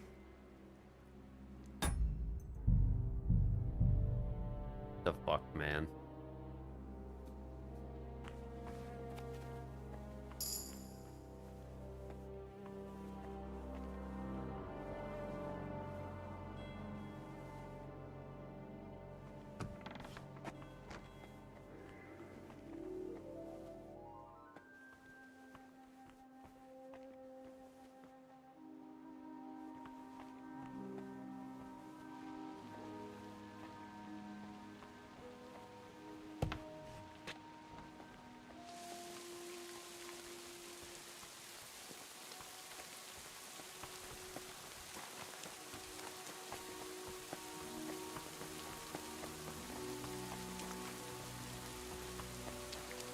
Go on, find your master.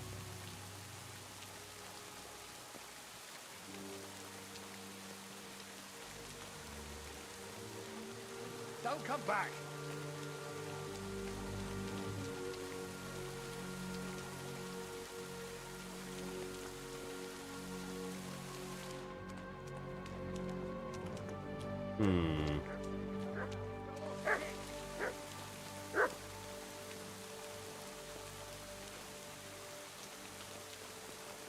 Bloody flea-ridden mutt.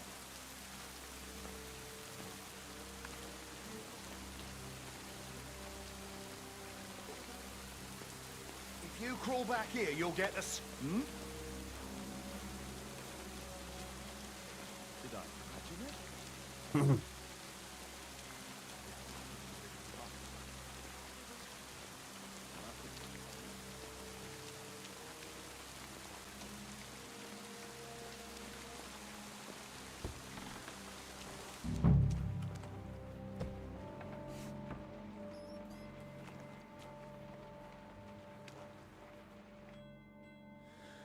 Right then. Where to begin? I'll start with the younger one.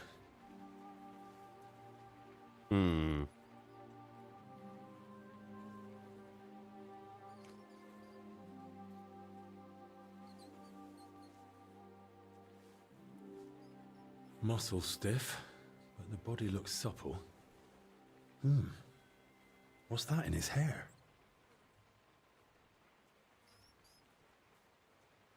It's all clumped together. Looks like flour, or maybe lime.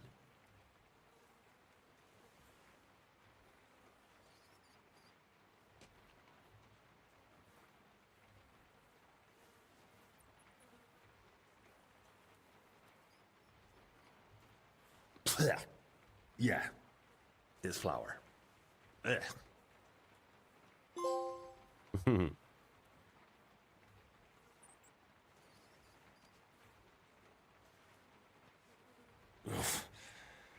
Better mind my fingers. Rigor mortis is wearing off. He can't have been dead more than a few hours. He vomited up his guts before he died. Just like that old confessor.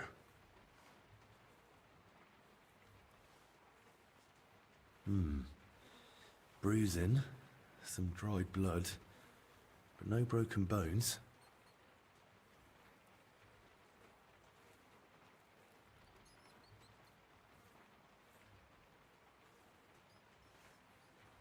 He's young, but his hands are a mess.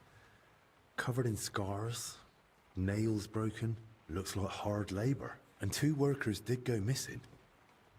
That can't be a coincidence. Those bruises are odd. Regular. Almost perfectly circular. Looks like cupping marks. Someone might have tried to ease a fever or pain. I don't see anything odd here. Ribs intact, belly soft, No sign of violent death. Just his back and hips are badly scraped. No blood. Like he was dragged over gravel after he died. A few old scars. Gravel embedded in both knees. And, blood around the groin. Barely dried. Could it have leaked out after death? Mixed with bowel contents. Bloody diarrhea. Like with the infection. Now for the older one. Let's see what he's got going on.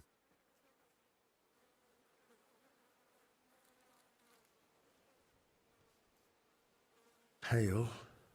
Sunken eyes. Missing some teeth, though that might just be age. But that hole in his head is someone's doing. Small, round, clean, like it was drilled. I've heard of that method before, used in cases of unbearable headache or seizures. But who tried that outside the infirmary?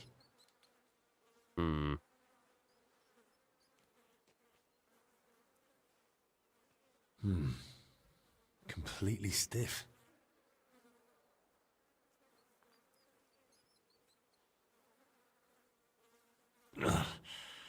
Clenched tight. Like he was ready for a fight. Rigor mortis well advanced. Died long before the fire. Skin's badly scratched. And there's a thorn stuck here. Maybe a rose? This guy's like Stiff as a foul. board.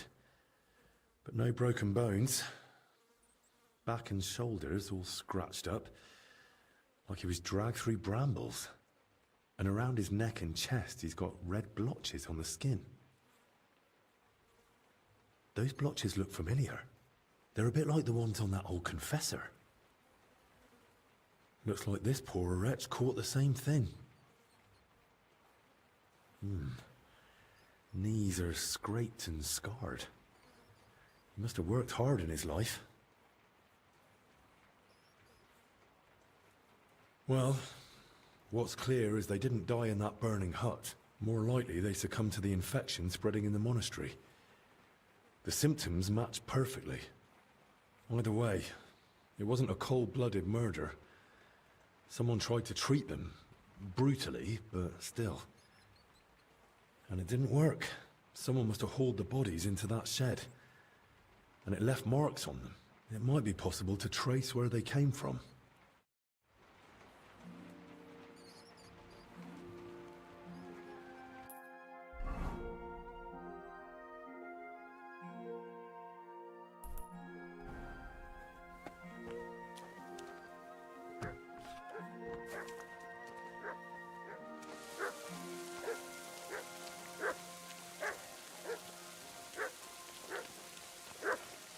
Ooh, what the fuck?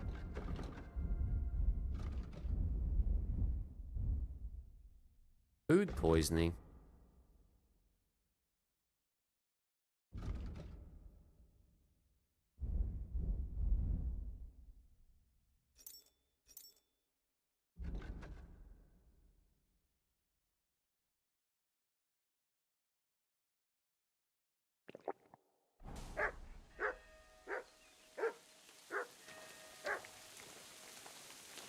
Fuck. Don't come back!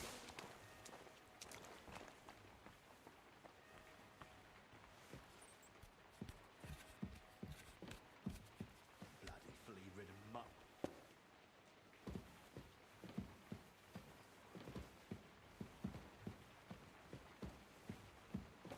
Go on, find your master.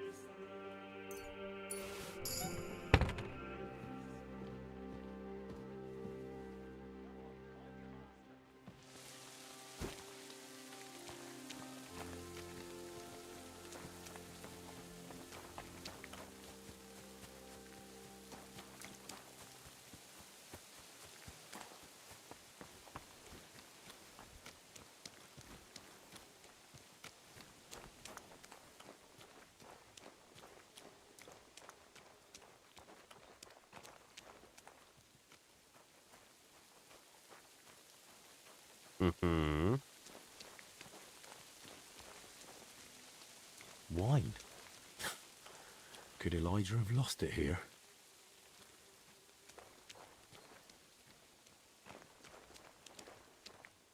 A torch? Damn, this wasn't an accident. Someone torched the shed to cover their tracks. At least this grill is here. Rough cloth, badly charred, and bits of leather. Probably used as knee protection for work. Oil. It burns like the devil. No wonder there's barely anything left of the shed.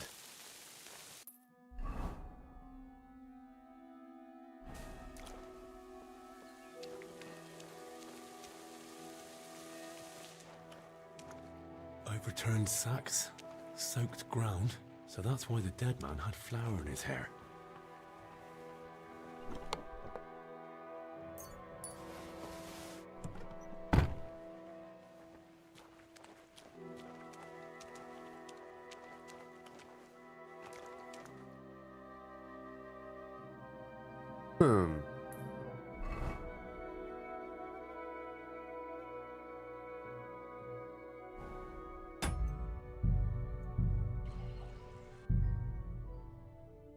Oh boy, here we go.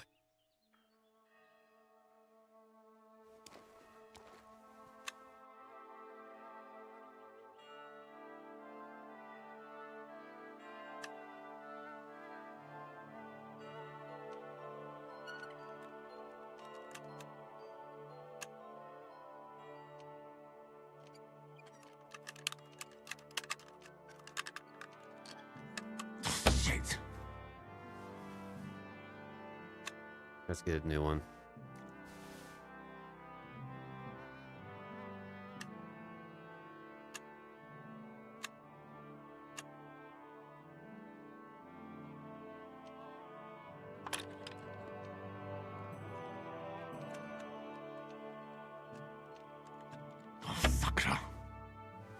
Get a new one.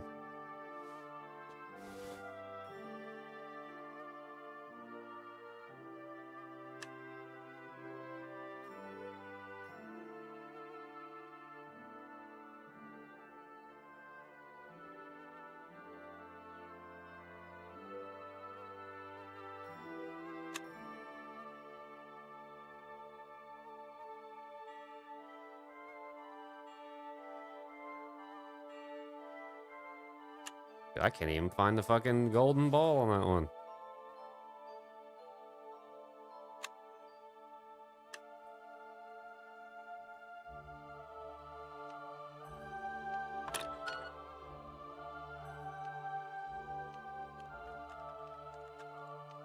Shit.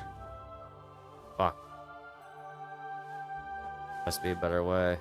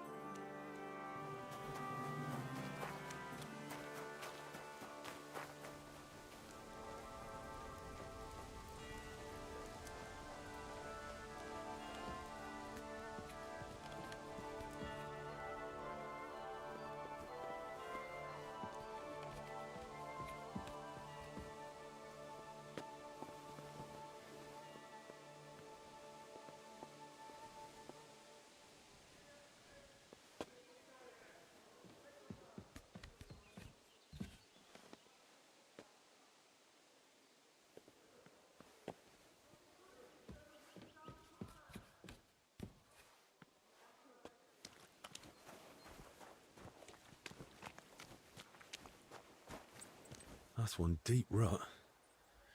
Whoever dragged them, the poor wretches gave him a rough time.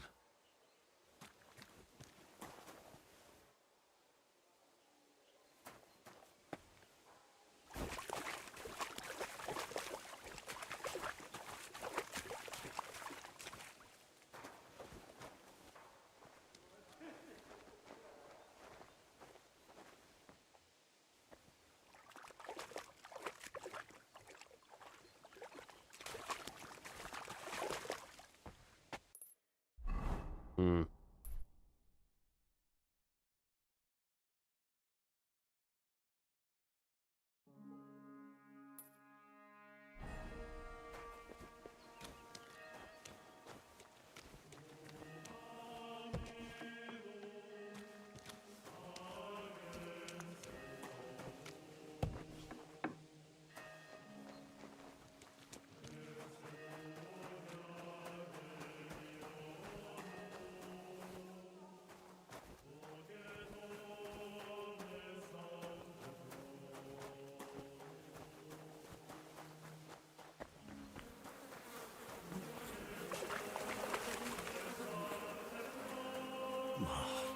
Now I get what Elijah was talking about.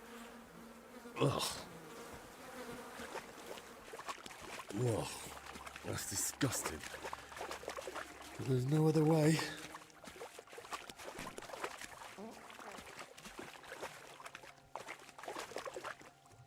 A cart and rose bushes.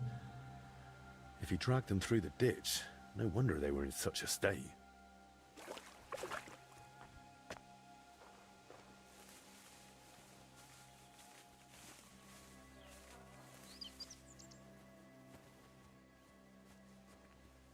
Wheel tracks, headed that way towards the gate.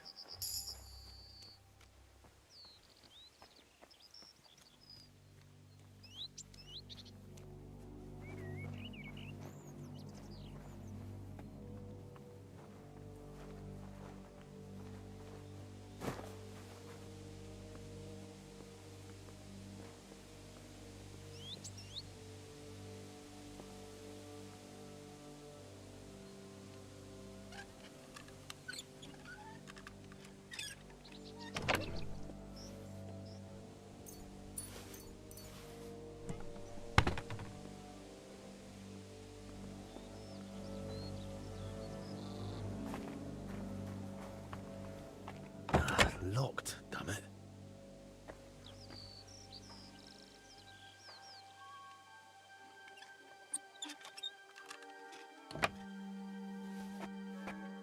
Something's jammed in the lock. There's no way I can pick it. Of course.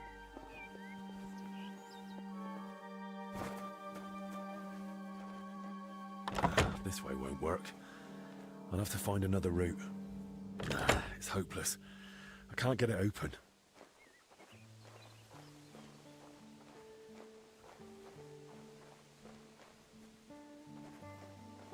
The tracks are clear. That cart was bloody heavy.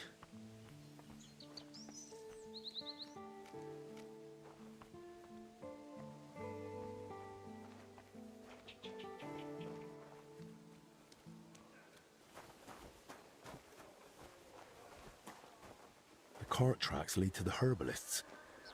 Maybe Joachim knows more. Poor beast. Who did this to you? What in damnation is going on there? What the fuck is happening? Were you lying or just that stupid? They took a turn for the worse. It came out of nowhere. And there was no saving them. And those books I got for you. You've half the monastery's library in here. Did you even bother looking at them?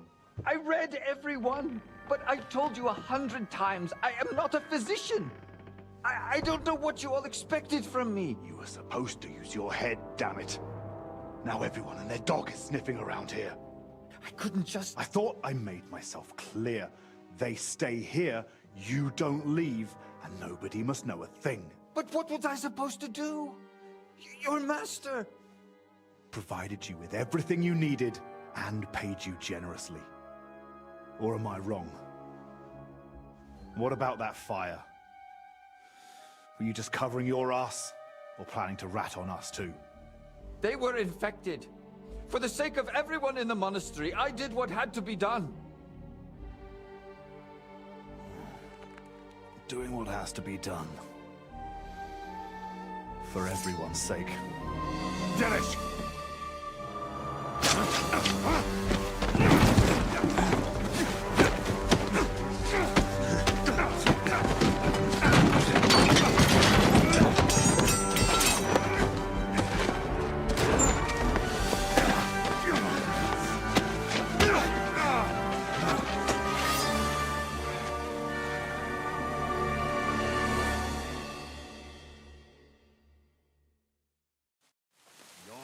dead man!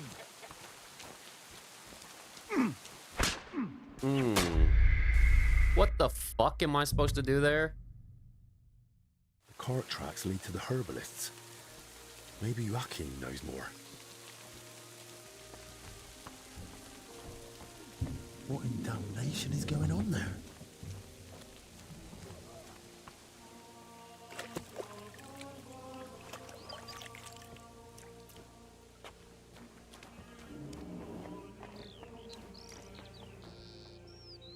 Poor beast.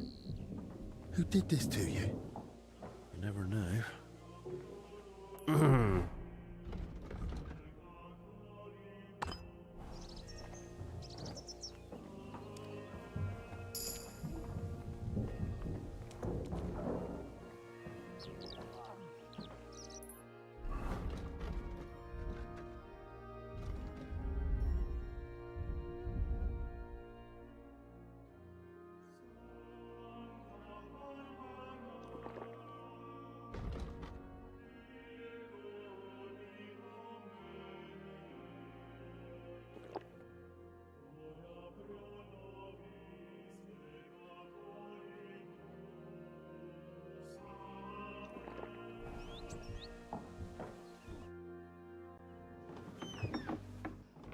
I don't know.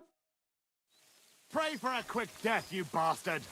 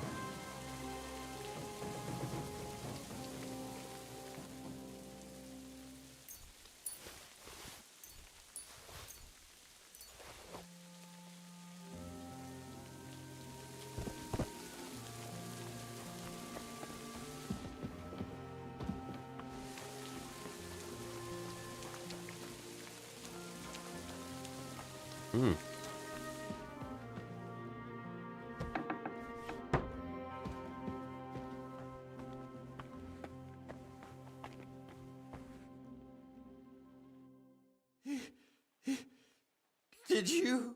He's gone. Hold on. I'll fetch help. Don't trouble yourself, son. But please, stay. No. No, I'll run for Albie. Pray with me. The Lord will soon welcome me. All right. But I need to ask you something first. Yes.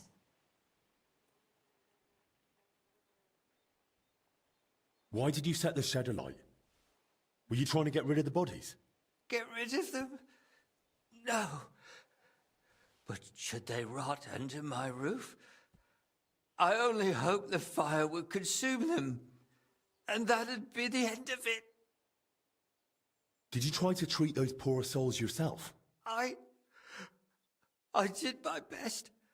On the orders of Master Zacharias, I tried everything, even against their will, but either the sickness had advanced too far, or I simply lacked the knowledge. All right. And now the prayer. Our Father, who art in heaven.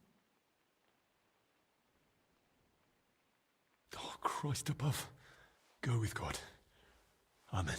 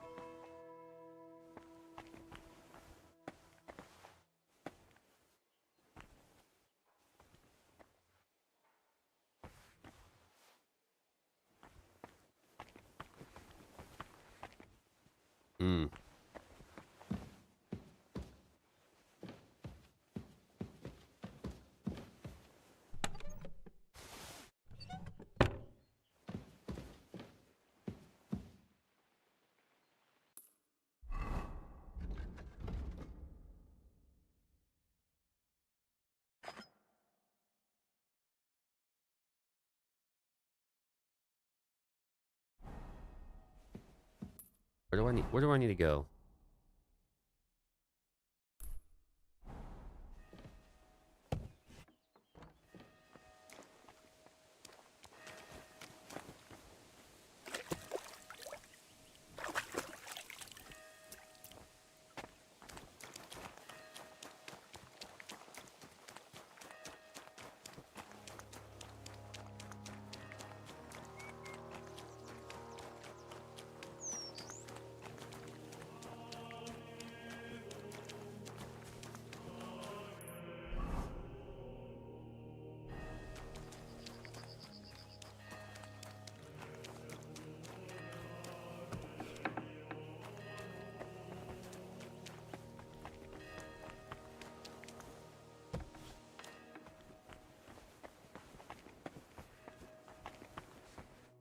God be with you.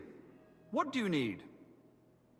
I need you to brew a potion for me, please. Of course. I just need you to bring me the necessary herbs.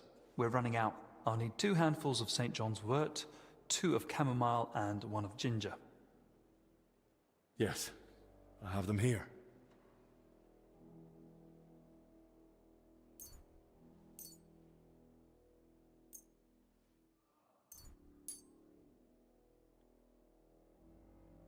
Here they are. Here's the potion you wanted. Thanks, Benedict. I've still got a few questions about the fire. I've told you what I know, but go on, ask. Do you know this Elijah? Can you tell me anything about him? He's a lay brother, so I reckon he spends most of... All right, but what's he like? I treated him... And the other... Even gossip usually has a grain of truth in it. What have you heard? He drinks heavily, and before he came here, he drank away a fortune. He entered the monastery to quit, but it seems the drink's stronger than he is. Right, I get it. Don't worry. I won't repeat it to anyone. That's probably for the best. How did you find out about the fire? From the brothers who were meant to deal with the bodies. They came to fetch their tools, but then rushed back, saying no one was to go near the corpses. That'll be all. Thanks. God be with you. To your health, my friend. Hopefully the worst is behind us. May not a drop go to waste.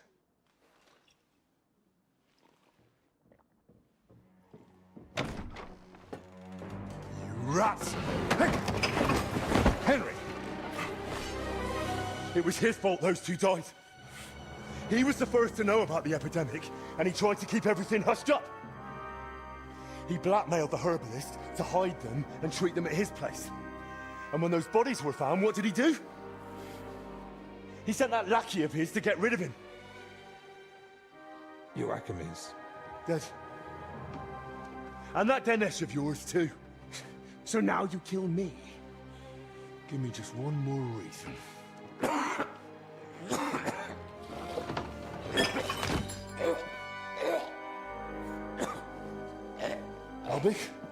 Albik, what is it?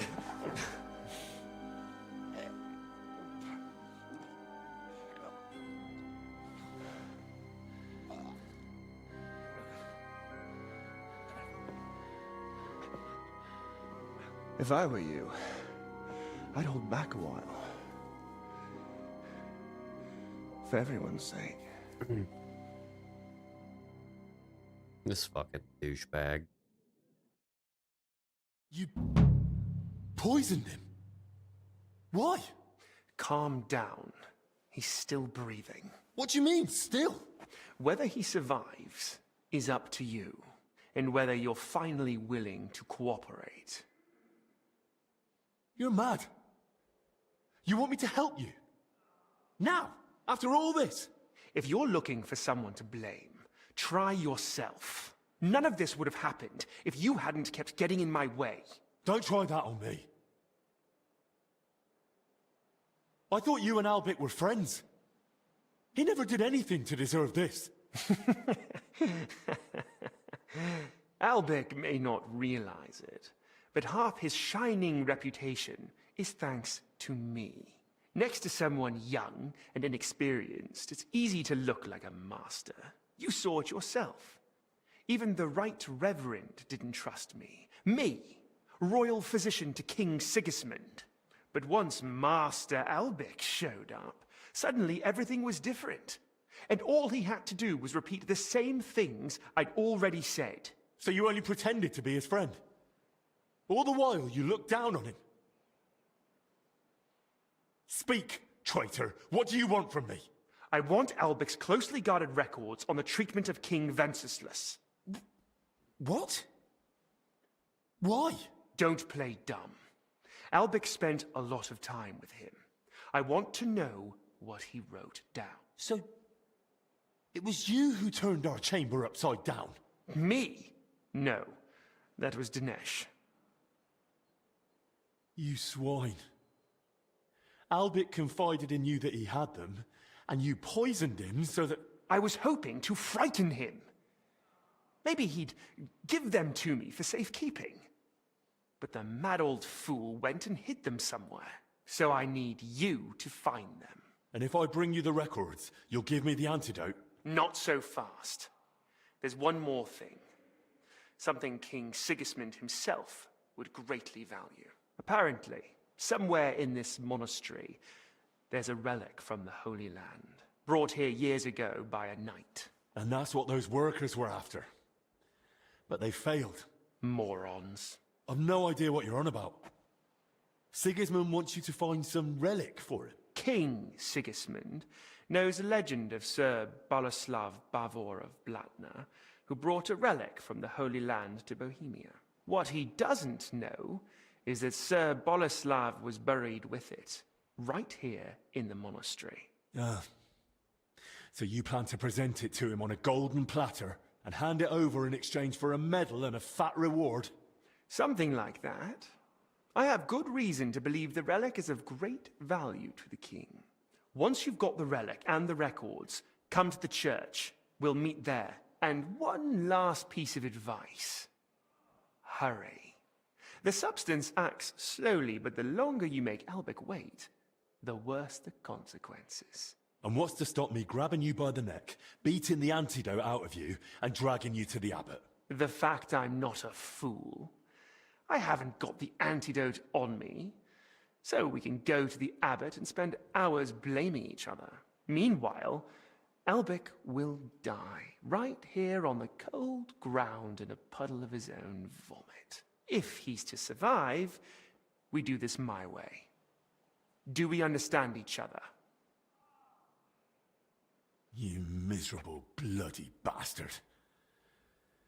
I'll do it, but only for Albec's sake. I expected nothing less.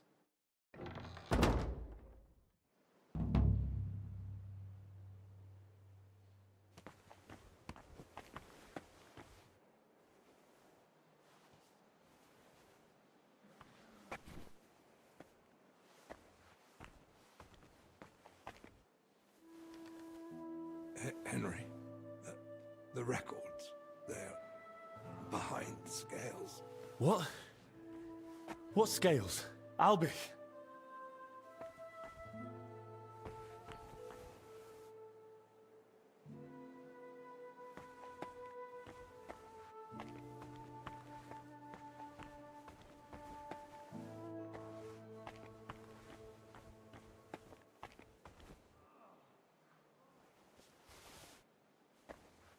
Behind the scales.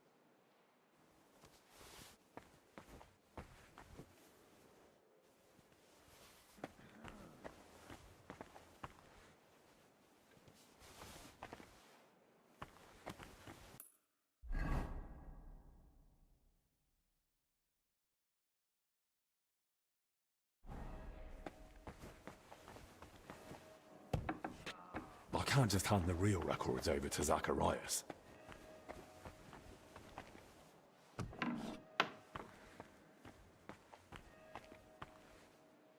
The scales are here, but the records are not.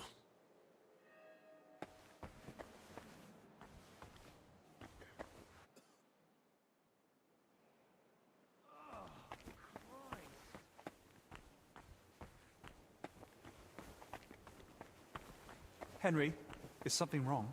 I just saw Master Zacharias. He nearly knocked me over, then ran out without a word. Benedict, I need you to take care of Master Albic. Lord have mercy. I had a feeling he couldn't avoid that illness forever. He's not ill. He's been poisoned. What? By whom? Zacharias slipped something into his wine. He's still alive, but if I don't get the antidote quickly... He'll die. But why would Zacharias do that? It's a long story. Right now, I need you to look after Albic. He's in his bed, and in a bad state. I'll keep an eye on him. And what will you do? I'm gonna find the antidote, and then settle things with Zacharias. Very well. May God go with you. Actually, one more thing. Does the phrase, behind the scales, mean anything to you? Scales. Well, it's a symbol of justice. The Archangel Michael is often depicted on Judgment Day holding scales. Why do you ask? Albic whispered it to me. I hoped he was trying to give me a clue, point me to somewhere he hid something. Only, with the curfew, he couldn't have left the infirmary. Unless... Unless? No unless, Benedict. I'm running out of time. If you know anything, tell me now. All right, sorry. Albic did actually leave once. It was a few days ago, and he asked me not to tell anyone. Really? Do you know where he went? He wanted to speak personally with the Right Reverend Father Jan. But he's been warning us all along to stay away from him. I thought it strange too. But that's all I know. Even so, you've helped me. Thank you.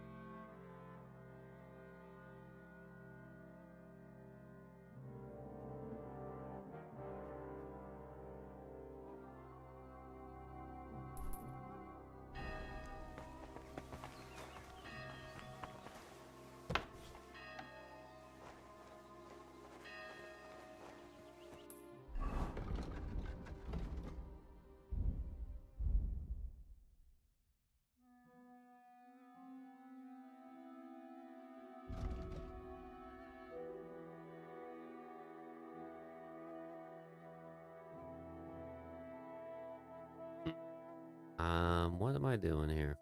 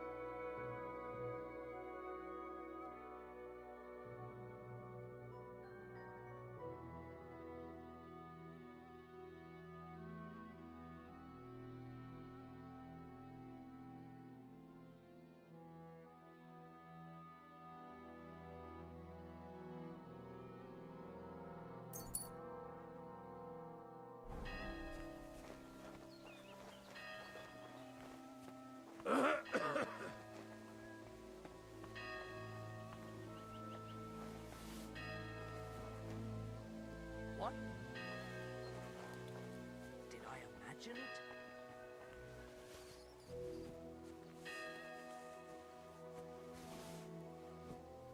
Huh?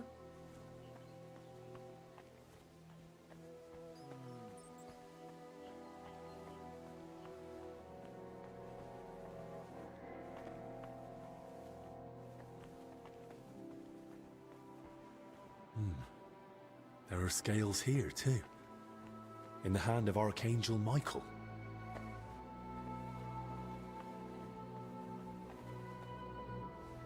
Those are the records. Lord Almighty, thank you.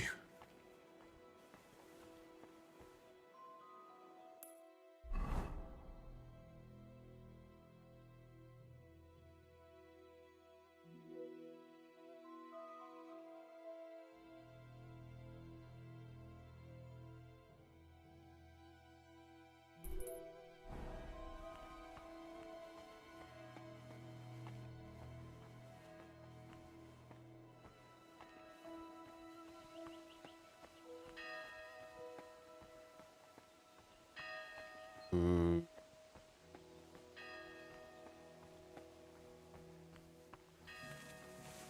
Come on, come on.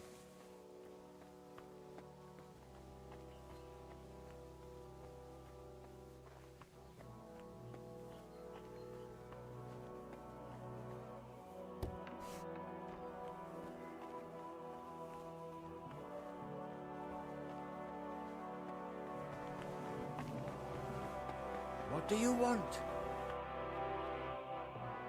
I've got a bit of an odd question. That doesn't surprise me. We live in strange times, brother. Well, that's for certain. But if I wanted to make a book or a document that matched the original as closely as possible, what should I be careful about? Why are you asking?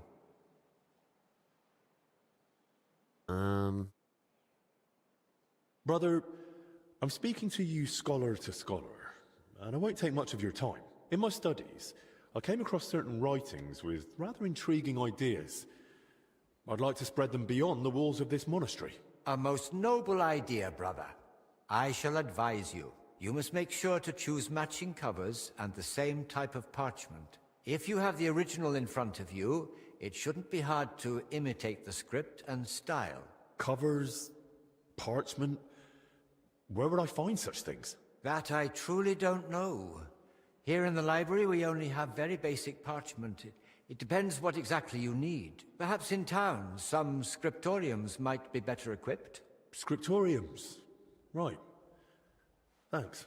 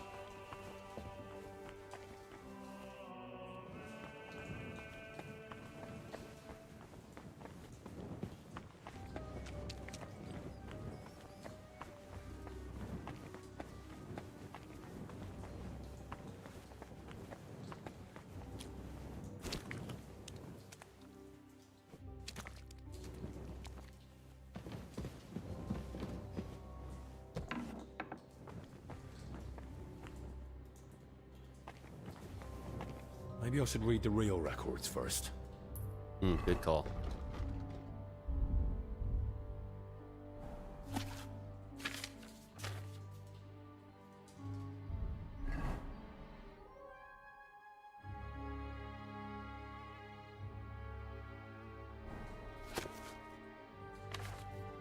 Goodness. No wonder Albert guarded them so closely. There's a lot here that could be used against the king. So, how to go about it? These records should definitely resemble the original as closely as possible, so they look right at first glance. How would such a document begin, I wonder? In the records I've read, Albert didn't address the king directly and kept things factual.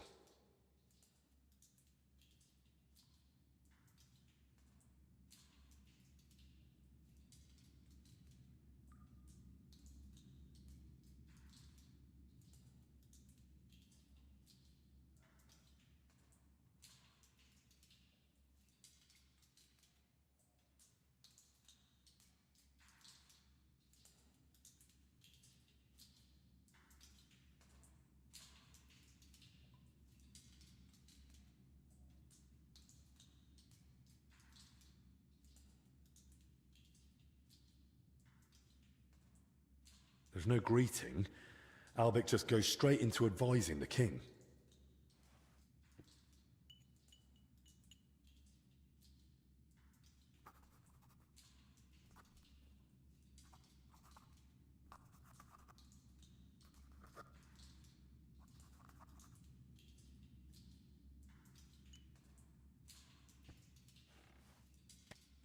Well, what next? I suppose I should get straight to what's troubling the king. But what might that be? The records mention headaches and stomach pain.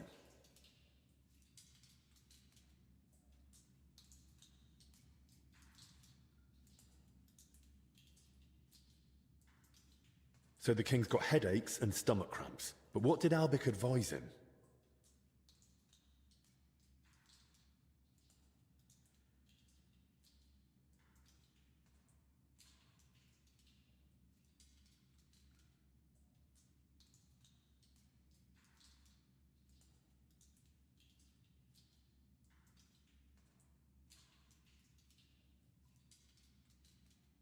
He definitely advised him to drink less.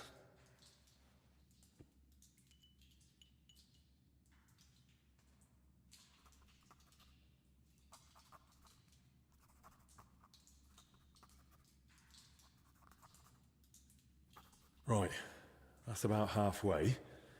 What next? Sigismund is surely wondering why King Wenceslas has no heirs, and Albic knows that King Wenceslas is infertile. Then I'll just write that King Wenceslas shall never have an heir. He's infertile.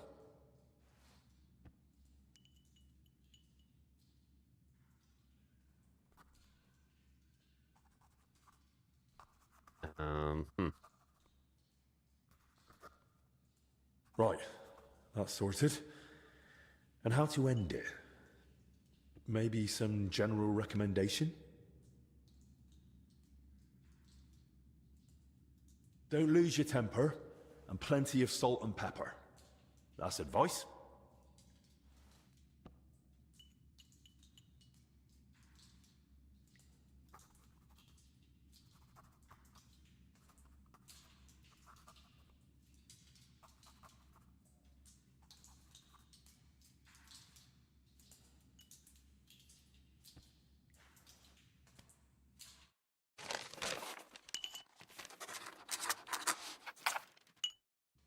Right.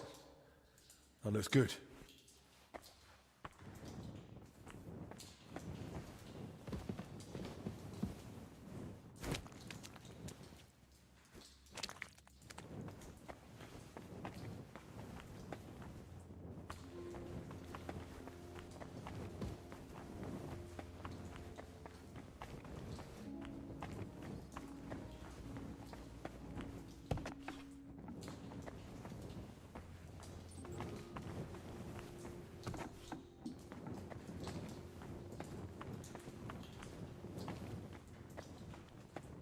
I'm sorry. Can you get the fuck out of my way, dickhead?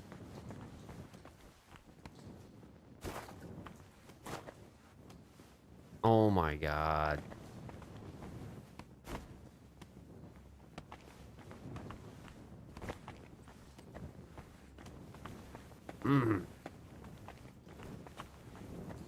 Careful. Fucking moron, dude.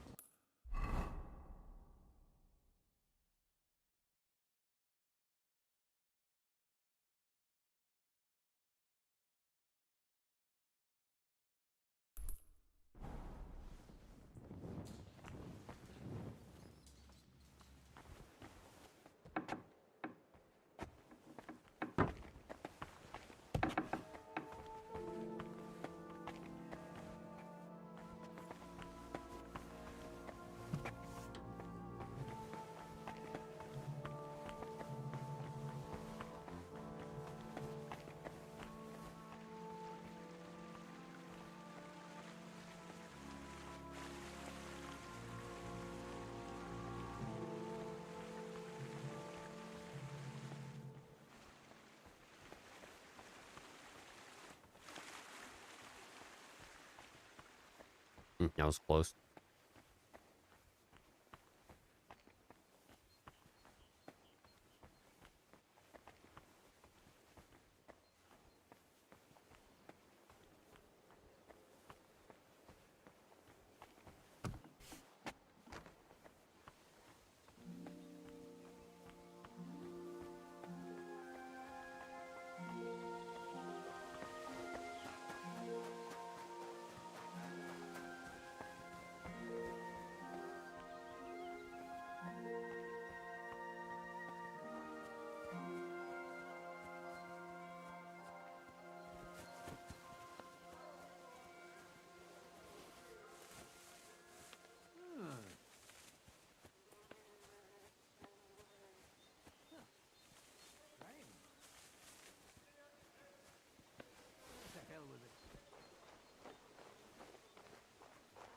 Okay.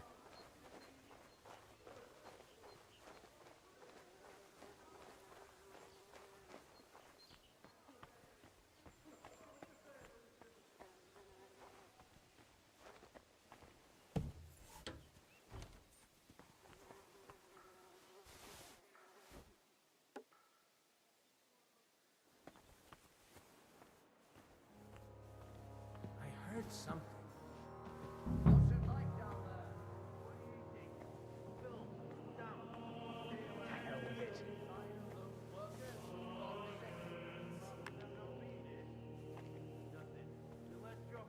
I must be mad.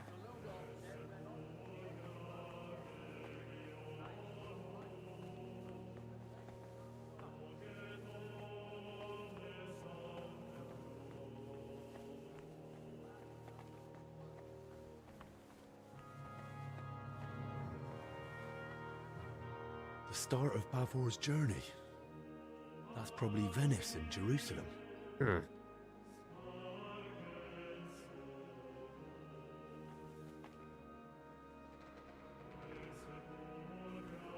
Holy relics hidden in barrels of olives.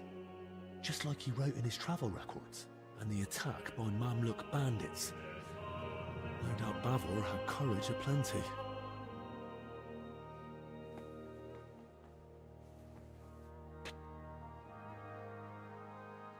King of Cyprus, Knight Bavor, and his relic. Though that shield looks a bit different than the one in Crispin's sketch.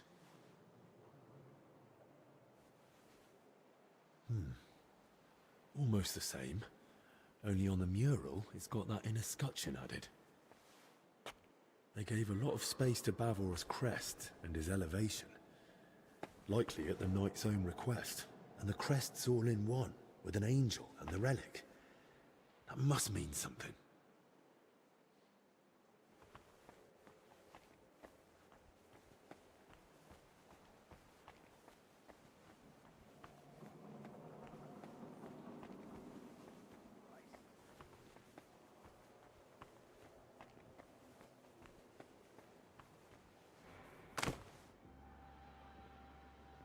Huh?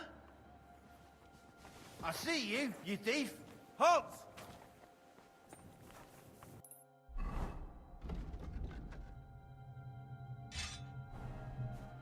Have it your way then. I'll beat you into submission. Now you'll see what we do with criminals, bastard!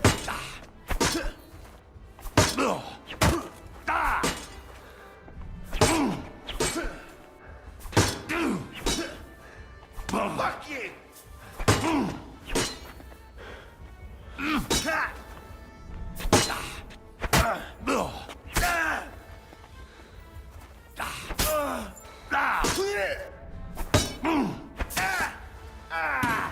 Fucking hell! If you keep resisting, I've all the right in the world to execute you on the spot. Got you, you swine! Hey,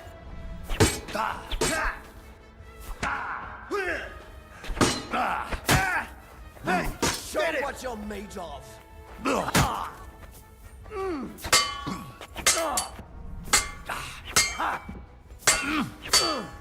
You should have yielded! Now we'll display your corpse on the pillory! Damn! I'm bleeding! Yeah? Fuck that!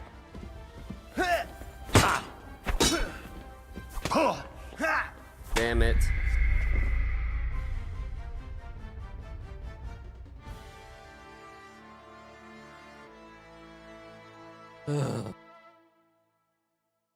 No armor. Nothing.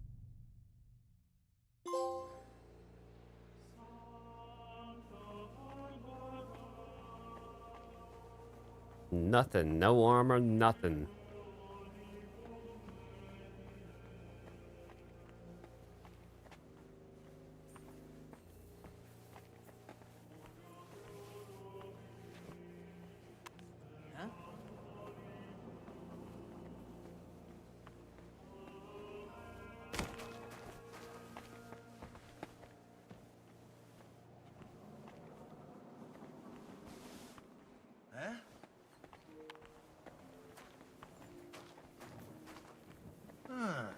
You can't be here. I was just leaving. Well, what'll it be? Hear me?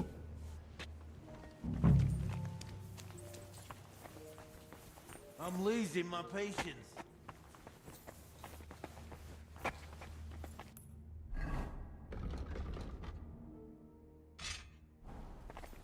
I've lost my patience. Surrender! I'll get you!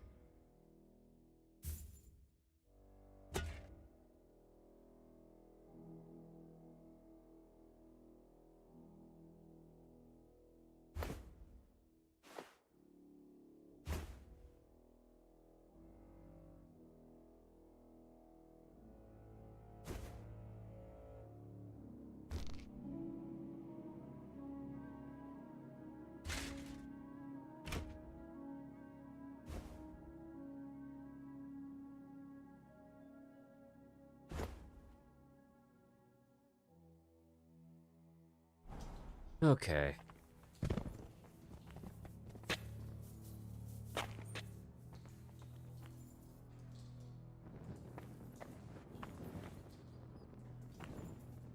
Sarcophagus of a nobleman, disturbed by those workers. Most likely because of the large cross. But Bavor ought to be buried under an arrow crest. Ugh. I shouldn't linger here without the hood.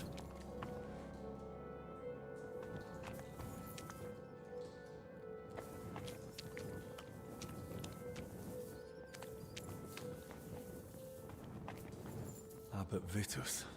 Crispin mentioned him. Let's hope he forgives us for digging into Bavor's story again. A crozier and mitre. That'll be an abbot's tomb. This must have been some knight. There's a cross above his head, but a rose in the crest. And I'm looking for an arrow. Ugh. Best not tarry here too long. Unless I want to end up in the infirmary as well. Some past abbot's tomb. Maybe even Heinrich. Nice.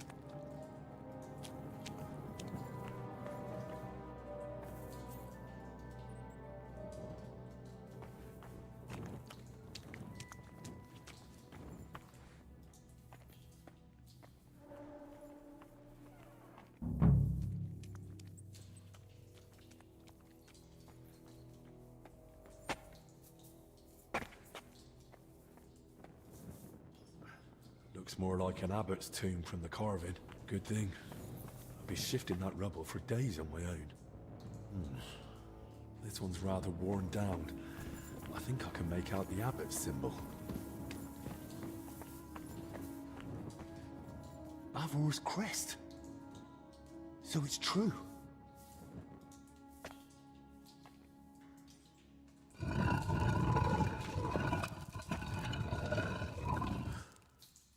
What?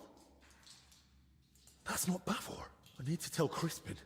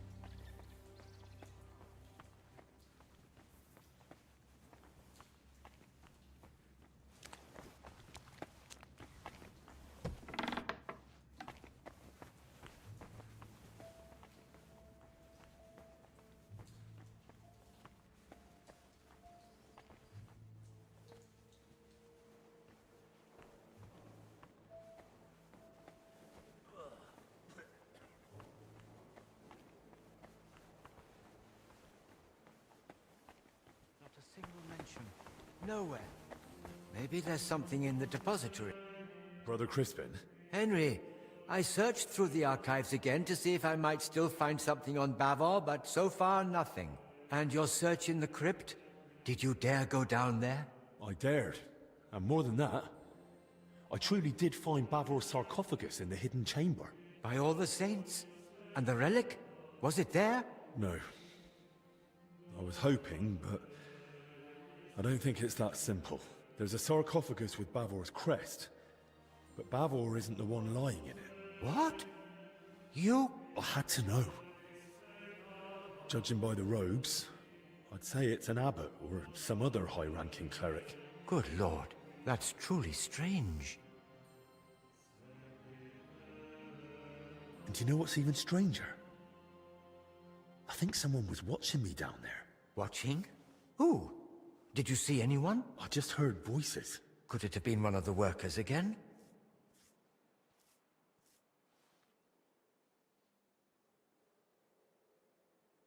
I'd say it was someone else. Does anyone else even know about this Bavor mystery? As far as I know, no one. I only ever told Abbot Vitus, and I haven't spoken of it to anyone since, I swear. There's not much we can do about it now anyway. Best thing is to solve this mystery about Bavor as soon as we can. So, you're saying you found a sarcophagus with Bavor's crest, but not Bavor himself? Exactly. I have no idea what to do next. I was kind of hoping you might come up with an explanation. That chamber looked untouched for years. Explanations do come to mind, but they're purely speculation. It's possible Bavor was never buried here at all. Or perhaps his grave was moved. Another thought just occurred to me. What if Abbot Vitus was the first to go looking for Bavor? He found him, maybe even took the relic, and then tried to cover it all up. But why would an abbot do such a thing? I don't know. I'm only thinking aloud. But you must admit, it can't be ruled out. Perhaps not.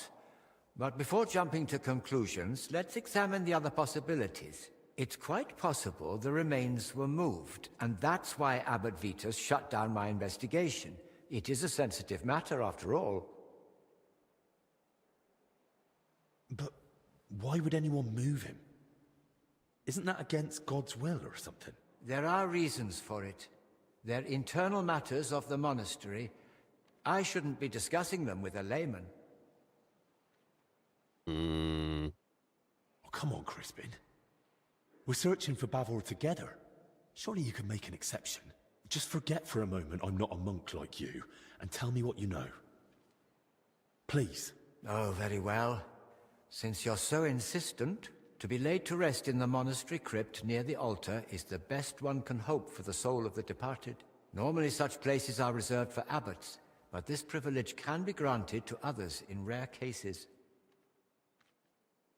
That would explain why Bavor might be buried there, but not why he isn't. I'm getting to that. A place of such honor may be given for great deeds, or a truly generous donation. But if the person has been dead for a long time, and has no surviving kin to speak for him, then it's possible the body may be moved, to make way for a deceased abbot, or a potential new benefactor. I see. And I understand that's not an easy thing for you to speak about. Thank you. Still, the deceased isn't simply tossed aside. He's respectfully moved to another resting place, just not as prestigious. Right. But that brings us back to the question. So where could they have moved Bavor to? Most likely to the consecrated field next to the monastery, or the graveyard by the infirmary church of St. Cosmas and Damian. Hang on. That consecrated field is enormous. I'll be searching for weeks, and I can't even get in there now. Better to scout the infirmary church first. God be with you, Henry. I hope you manage to find Bavor at last.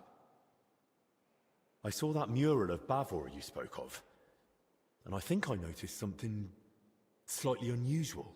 Ah? Really? What was it? That Bavor crest. In the mural, it's shown differently from your sketch. Seems to be the elevated version, as mentioned in the travel records, with the inner scutcheon. And on it is the Jerusalem cross. There's also an angel. And Bavor had himself depicted holding the relic. It looked to me like Bavor had the layout made very deliberately. I must have missed that. Or perhaps I've simply forgotten. But you're right, it does sound rather deliberate. Indeed. But I still don't know what to make of it. Bavor clearly put a great deal of thought into his burial. That depiction isn't just a coincidence or some artist's fancy. It was Bavor's intention, and there's certainly a hidden meaning in it. I'll ponder it on my way to the infirmary graveyard.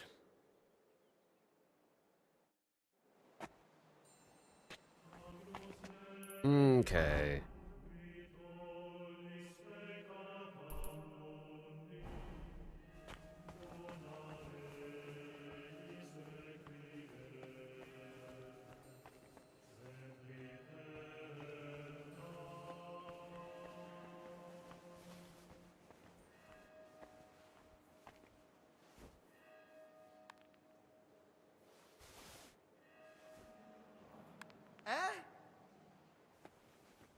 I must be mad.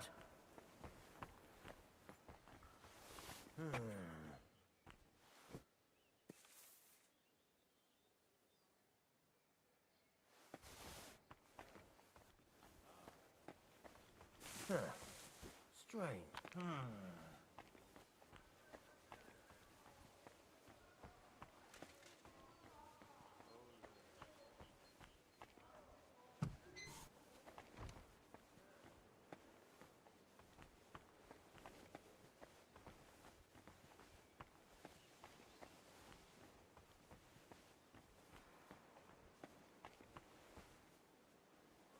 God damn it.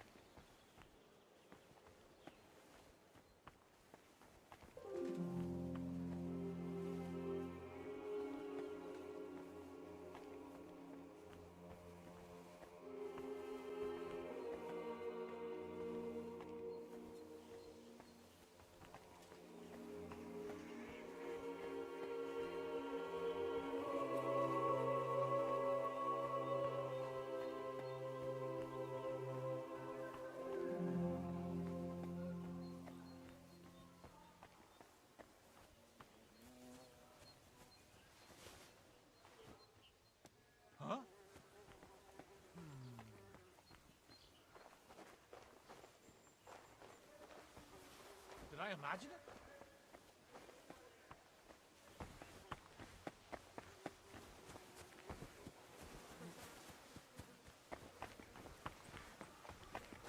Mm-hmm.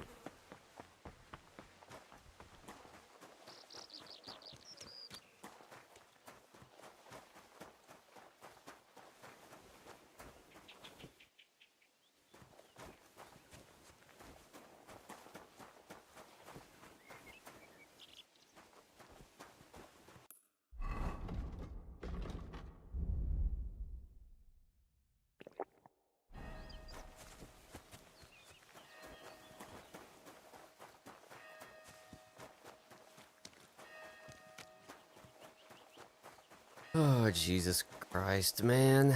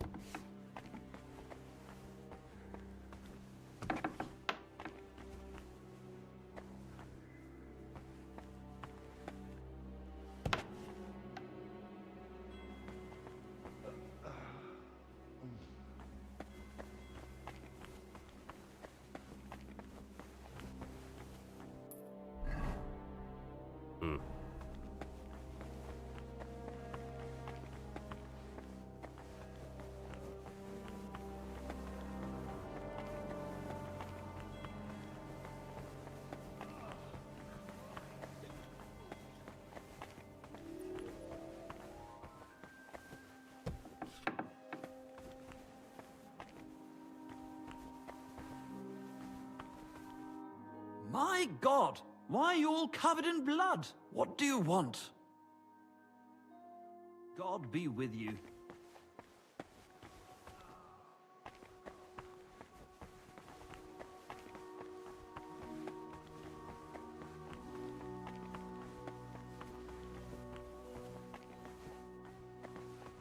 Hmm.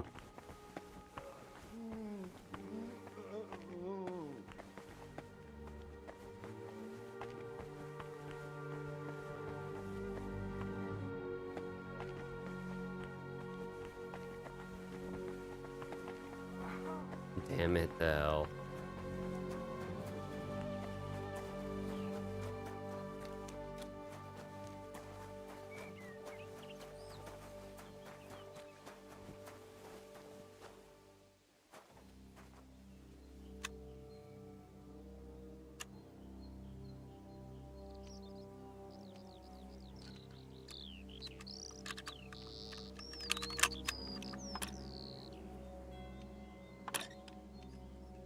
Damnation.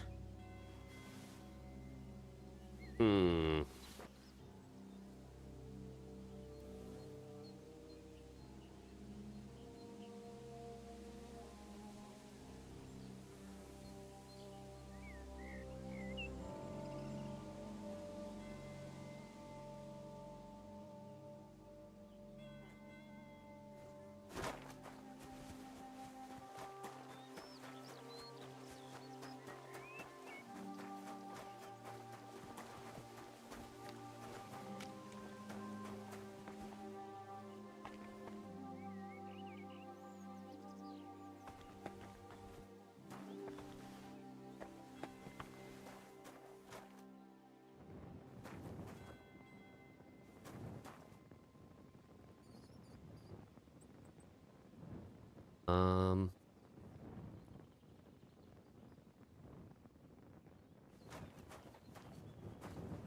There we go.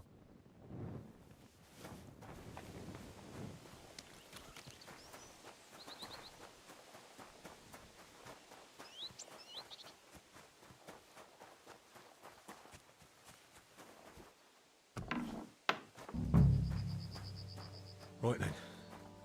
Hopefully Bavor lies here, relic and all. God grant that Albic holds on. A grave. In a graveyard. Doesn't look like it's hiding any mystery. All these dead are starting to make me uneasy. Here we go. That's the one. Nobleman. He must have had luck, or a purse full of groschen to be buried within monastery walls. May the Lord Christ watch over your house, brave sir. Master Bavor, where are you hiding? What did I expect?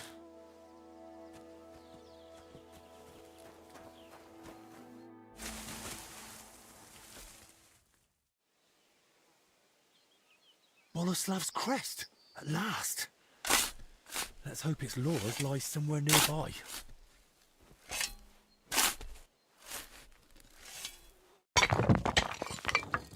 There we go. Oh, my back. And the rest.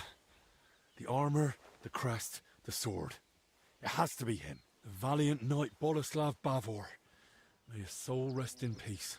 Only no sign of the relic. But then again, the mural showed that in his scutcheon in his crest.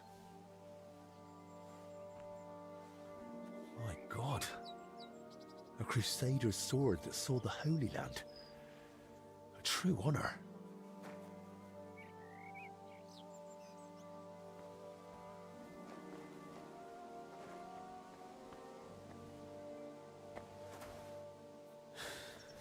Let's see if I understood it right.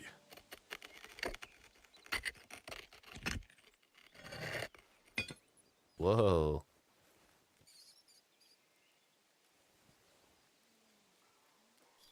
By all the saints. Praise be to thee, our almighty Lord, and praise be to thee, merciful Christ, who suffered on the cross for us. Thank you for remembering us sinners in this time of trial, and for letting me find this treasure. Forgive us our trespasses, and spare us from this dreadful plague. Let the righteous triumph, cast down the treacherous, and please save Master Albic's life. Amen.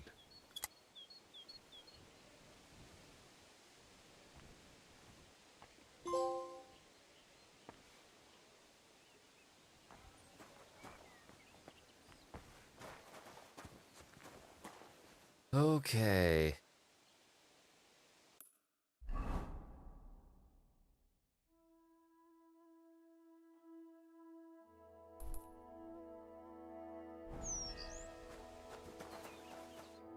Halt! We received a report of a suspicious ruckus in the gardens. What happened here? And what are you doing in the graveyard?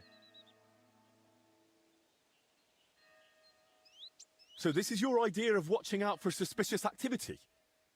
Do you not guard anything at all, for Christ's sake? Dennis just killed the herbalist Joachim, and if I hadn't fought back, he'd have killed me too. Was? Do I need to show you exactly where the body lies before you believe me? Was zum Teufel? Search the herbalist's hut and this graveyard. And be on your guard. I'm taking you to the abbot.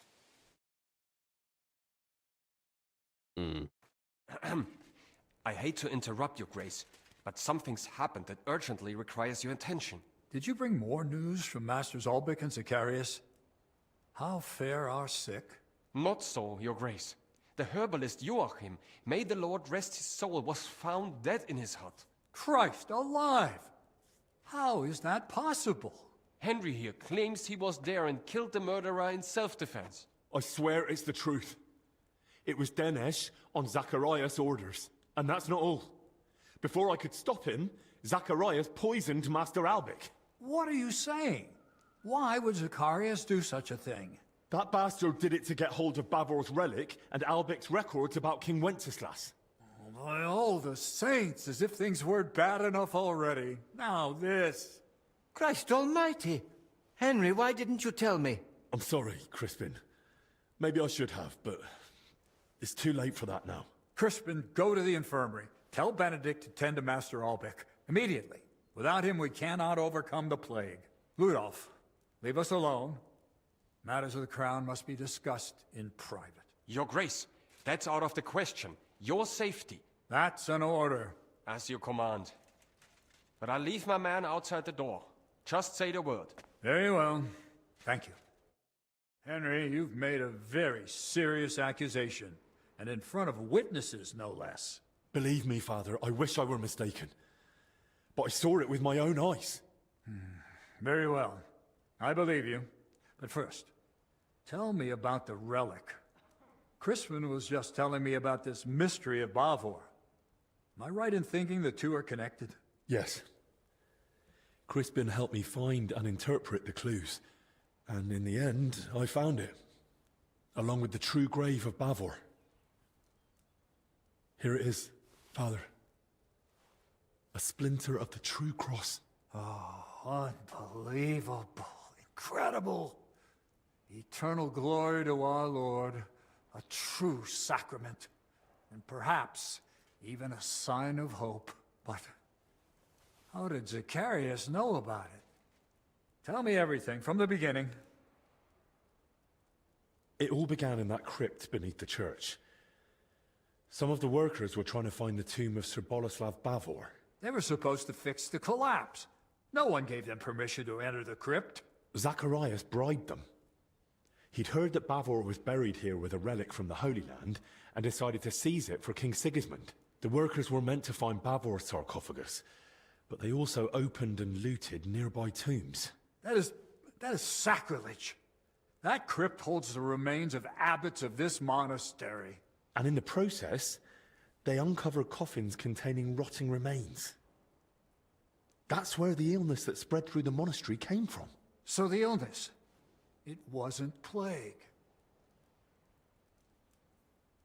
Exactly. But it's still deadly dangerous. And that was only the beginning.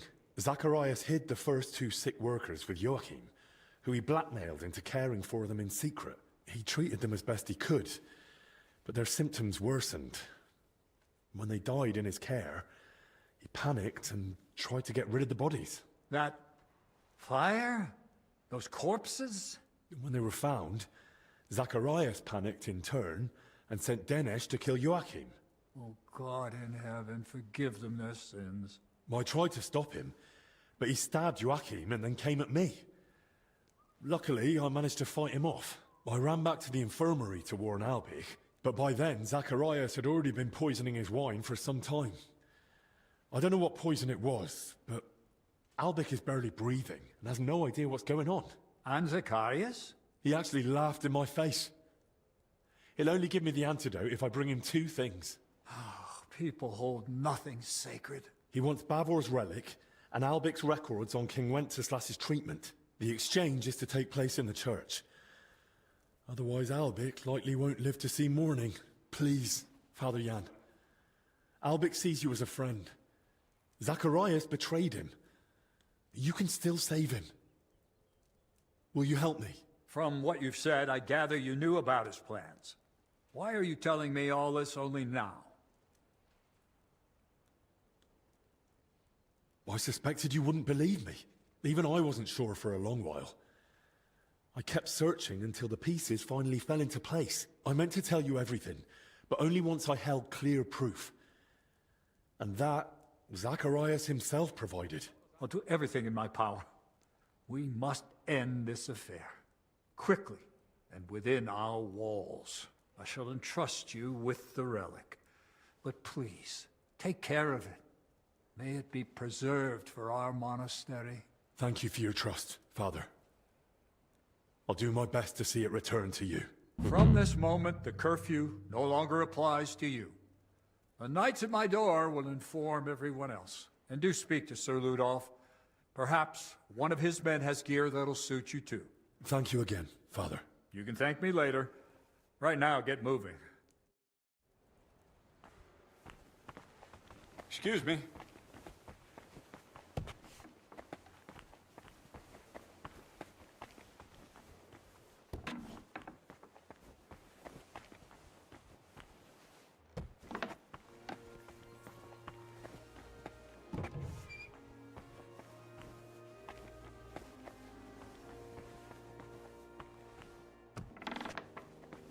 Good to see you. Greetings. Okay, where is this guy at?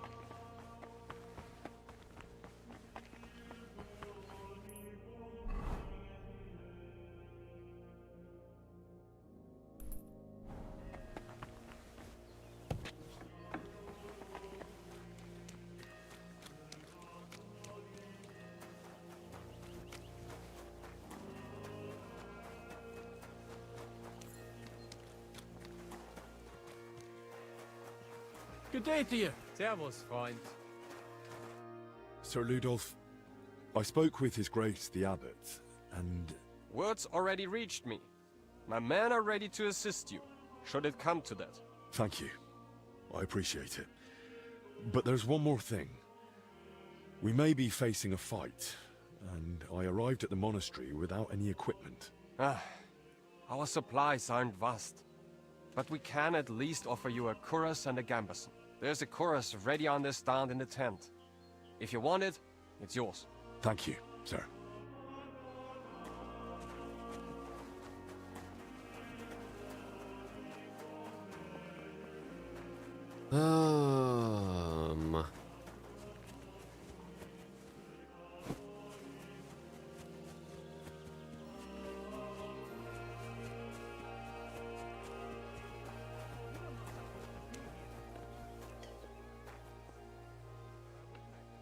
Aye. This could come in handy. Well, unless Zacharias has a hand cannon hidden somewhere. Okay.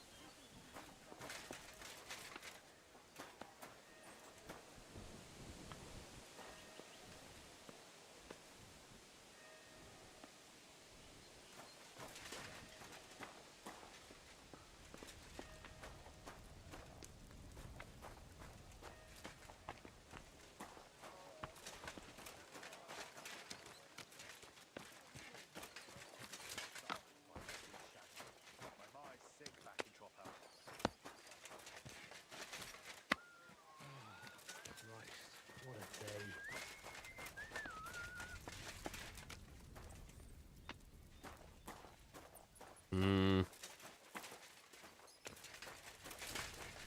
Don't you know there's a quarantine? Don't you know to shut the fuck up?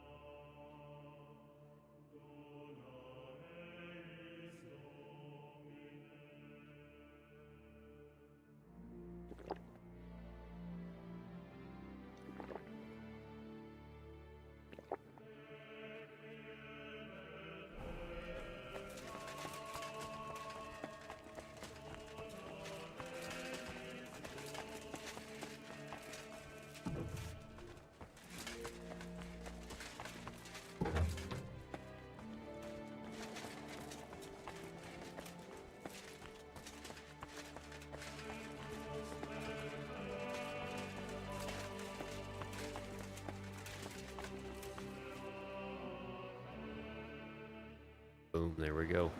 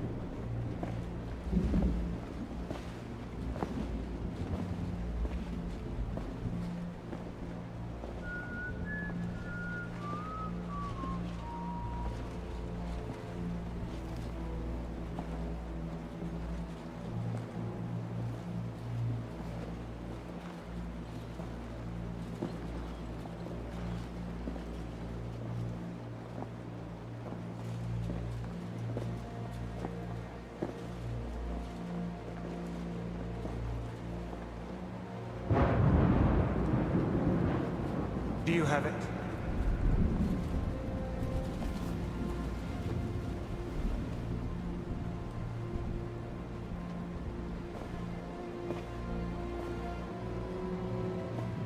It's good to see you keep your word.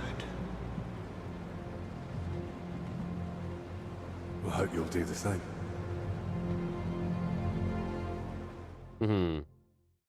You did the right thing. It'd be a shame to let someone like Albec die so... disgracefully. But first things first. Do you have the relic? I do.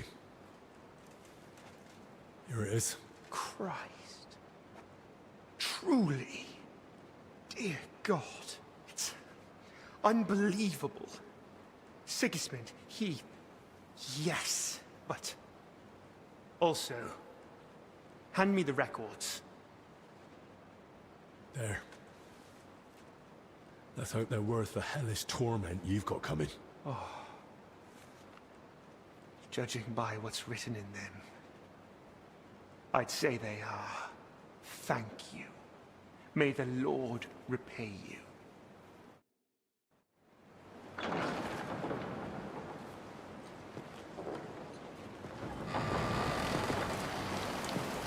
Get up!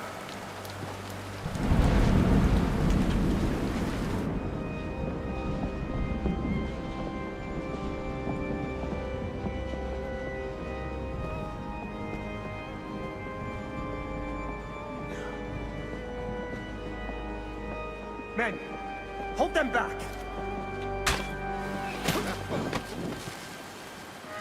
Stop this madness! This is the house of God!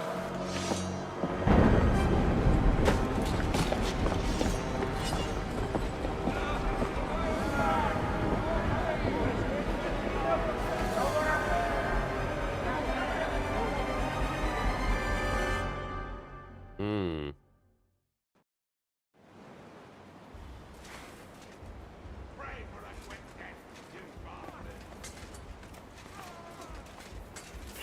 Oh. I'll beat you to a bloody pulp, fucker! Too slow! Hey! Get him!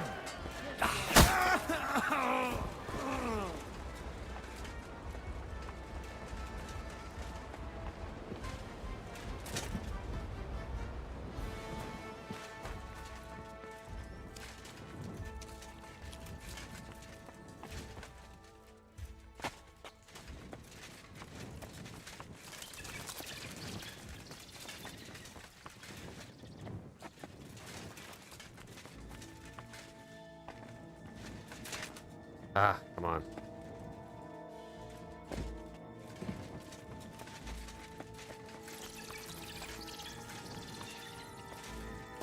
The door's open. This way. Damn. Locked. But where am I supposed to find the key now? Die! Now you're gonna die!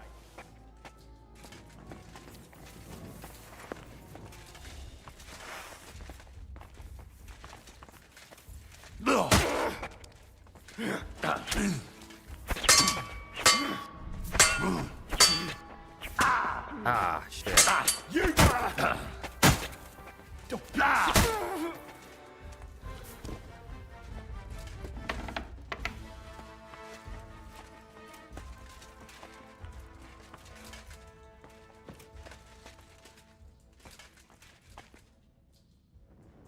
Damn it. Where now?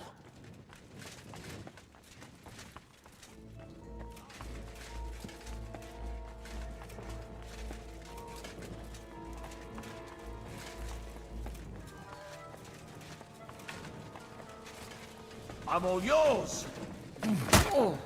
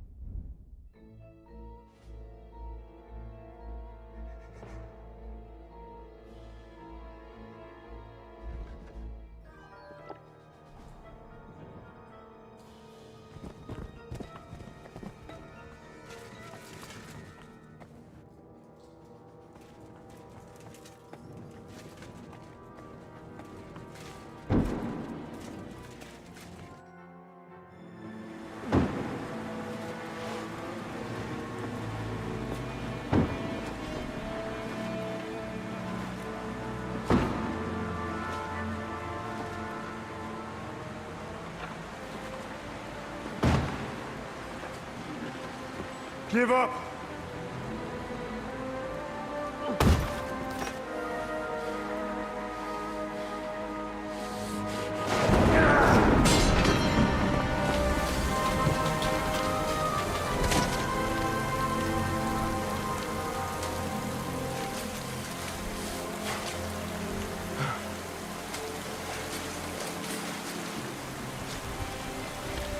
Dude, this is insane.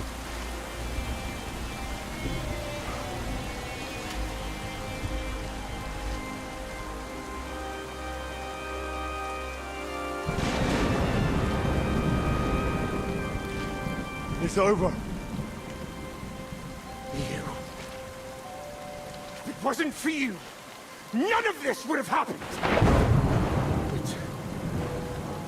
But what? But we can still fix this. We can still help everyone! I don't believe a word you say. Give me that antidote and surrender. And then what? You take the only thing you need, and then you kill me. Like you did Dinesh. Or you arrest me, and you hand me over to Sigismund. You know very well what you'll do to me. This has to stop. Enough people have died already. Now give me that antidote.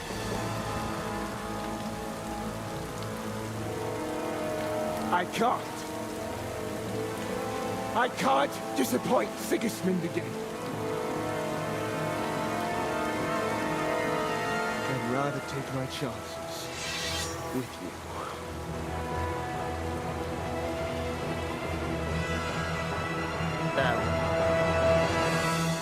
With that rusty ass sword, boy. Come on.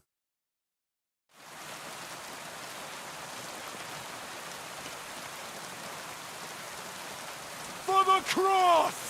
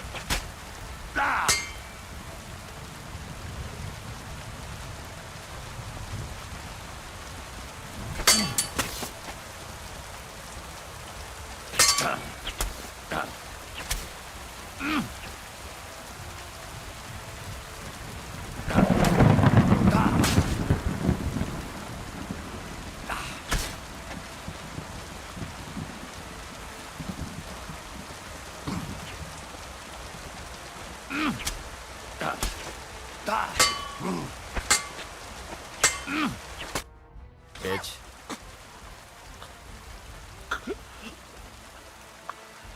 Zacharias. At last, peace. Ironic, don't you think? Why? Why all this? I had no choice. Sigismund. I couldn't fail him again. You don't have to obey Sigismund blindly. There's always a choice. You talk like a child. If you had the misfortune of serving Sigismund, you'd speak differently. I know full well what kind of man Sigismund is. Do you? Then how can you tell me I had a choice? Hmm? You know nothing. What was it you couldn't help Sigismund with? That's between me, His Majesty, and soon, God.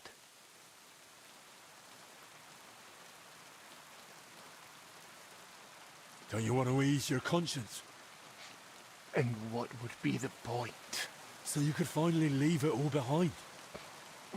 But that wouldn't ease my conscience. Maybe not. But aren't you tired of all the secrets? Don't you want to be rid of them, once and for all? Oh. There's something to that. So, if you really want to know, I couldn't help him with an heir. Sigismund is infertile. Their whole line is cursed with it. That never occurred to you. Venceslas has no heirs either. Well, at least no legitimate ones. And Albec knows that all too well. Why did you want the relic? What would Sigismund even do with it? Sigismund. He's unable to father an heir. I tried to treat it somehow, but it was all in vain. And his patience was wearing thin. So I turned to God with God's help. Perhaps Sigismund would finally succeed. And I'd win back his trust. Why did you want Wenceslas's records from me? Don't you get it? I wanted to know how Albic treats Wenceslas. His infertility. And Sigismund would certainly appreciate it if I told him all the secrets of Wenceslas's health. Maybe then he'd give me another chance. Give me the antidote. Don't worry. Soon, you'll be able to take it yourself. If there's anything else you want to say, now's the time.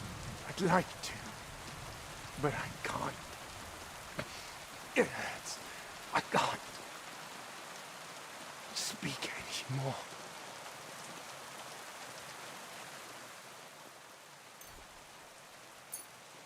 Here. This'll ease the pain.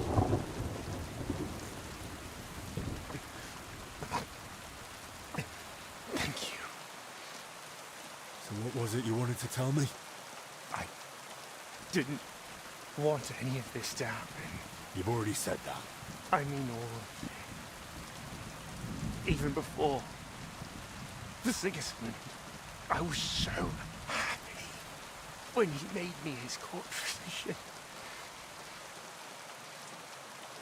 I was so grateful to Albic. Then, when he found out I knew about poisons, at first it was just once. But then he kept asking for more, and then he didn't ask. He ordered. I didn't want. I didn't want to be a wicked man. Why are you telling me this? So you'll live better than I did. So you'll always think carefully. Bitch, we ain't serving Sigismund anyway. Now all that awaits you is God's judgment, Zacharias. I'm afraid. As you should be. Will you pray for me, please? Our Father, who art in heaven, hallowed be thy name.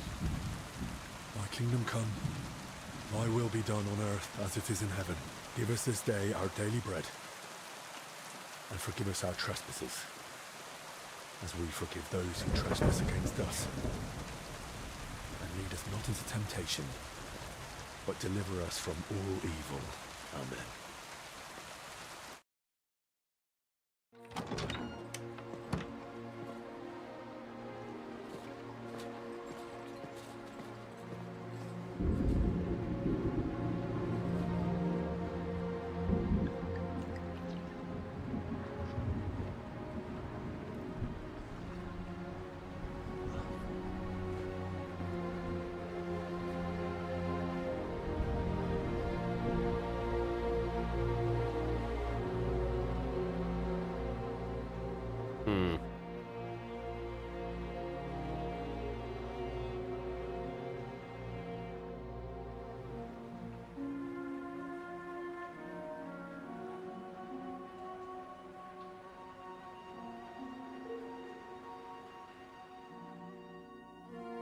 This DLC hasn't seemed as long as I heard it was, but it was still pretty good.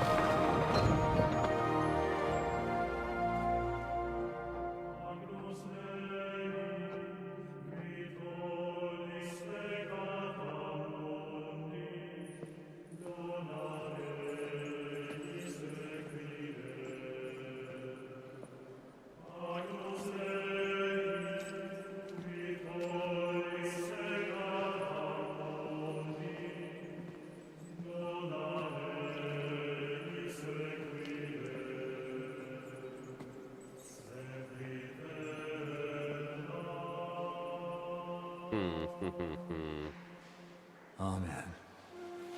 Amen. Amen.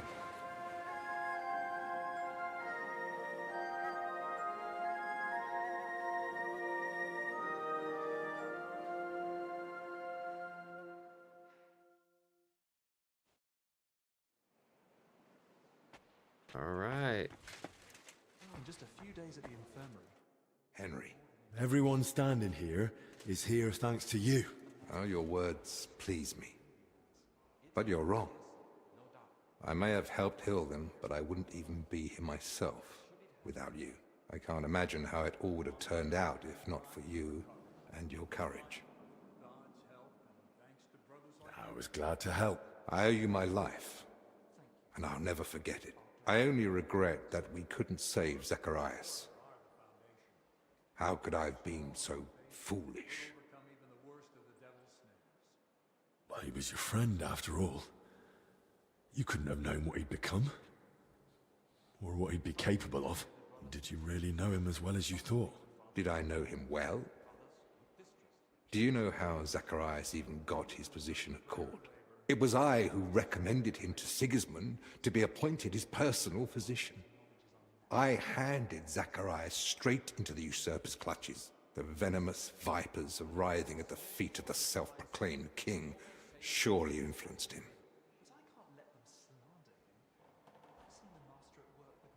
You mustn't blame yourself. Zacharias deserved his fate, and never made any effort to atone for what he'd done. Time will tell. Right now, I don't even know what to think. What will you do now? Return to Kuttenberg? Yes, just as soon as I get that letter of recommendation from Father Jan to Sigismund, so I can visit King Wenceslas. I think he owes you that, after everything you've done for the monastery. You risked your own neck. Unwillingly. But it still makes a strong argument in my favor. Sigismund is holding Wenceslas in Vienna.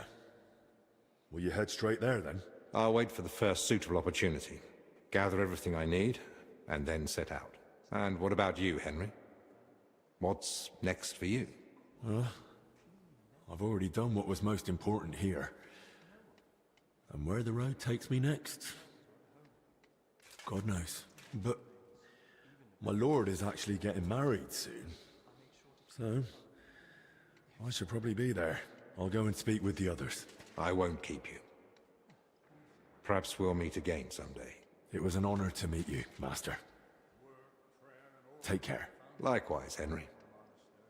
God be with you. Good sleep. I suppose you're getting ready to leave us? Yes. It's time I returned. I'm sorry to hear that. You and Albec helped us so much. God knows how many brothers would no longer be with us were it not for Albec's treatment. And that wouldn't have happened if you hadn't found the antidote for him. Albec owes you his life, Henry. Will I be allowed to visit the monastery again someday? Of course. You'll always be welcome here. What will become of the monastery now? The sickness has passed, but still... Still, we'll feel its consequences for a long time to come. Once the people hear of it, pilgrims will avoid the monastery for a time. We were struggling already, but without their offerings, we'll have to cut back. But the relic we found might help. It'll attract new pilgrims. If it's truly genuine.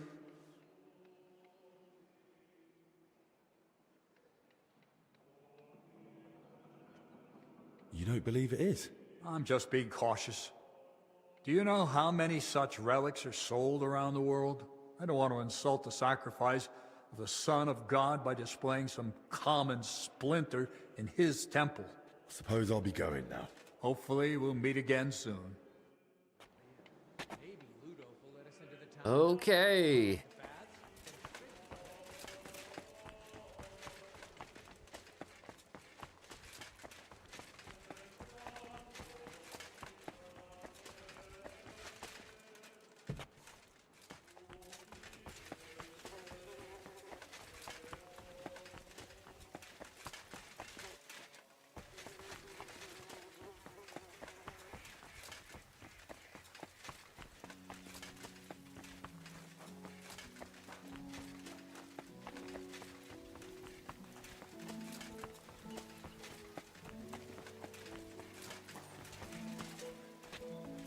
Hey, you! Have you done something I should know about? I'm not doing anything. You're doing a great job keeping watch. Nice.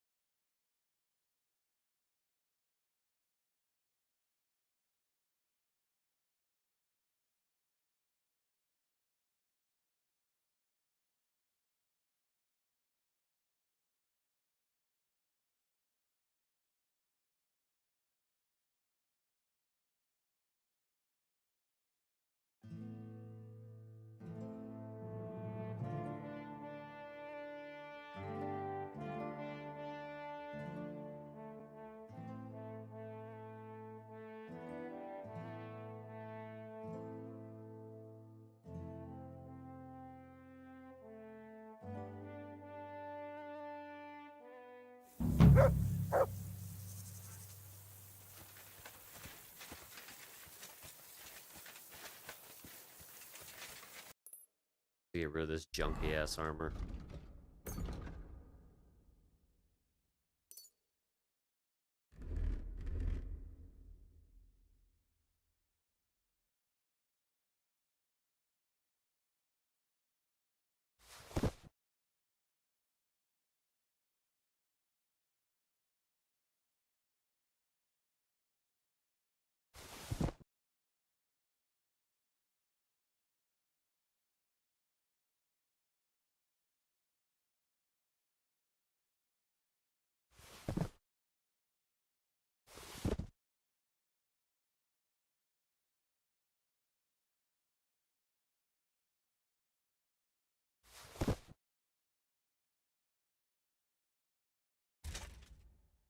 Hmm.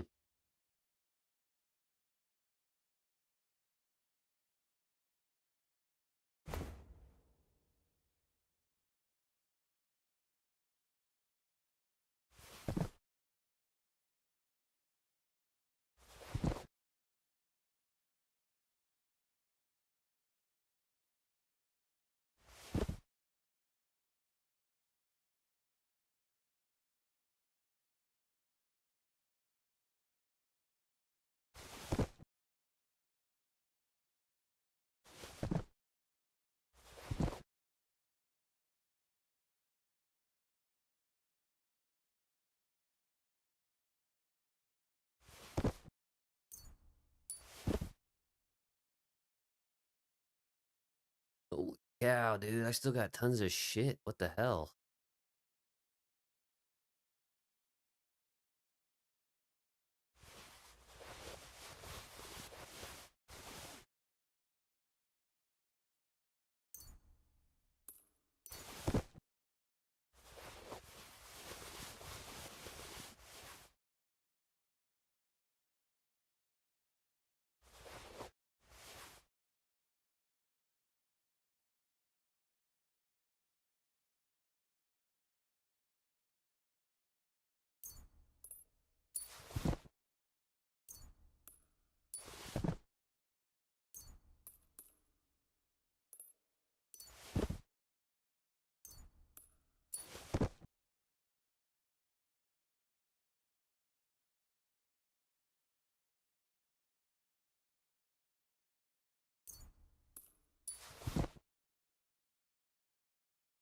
Hmm.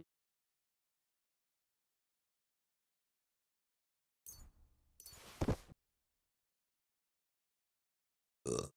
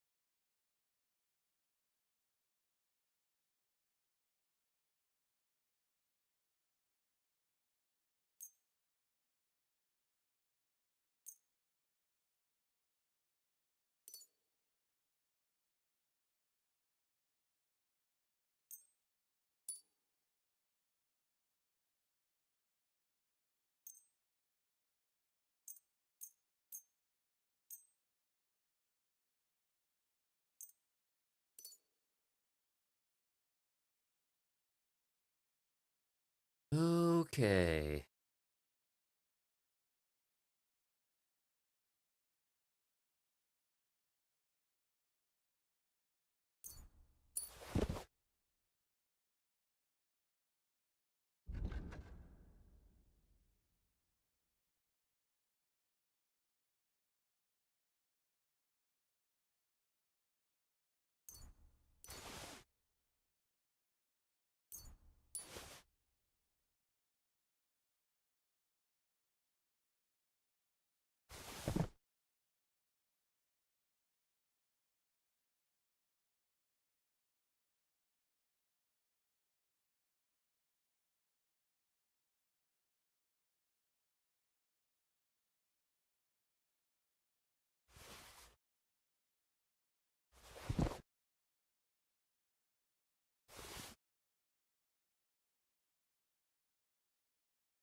Dude, how am I so...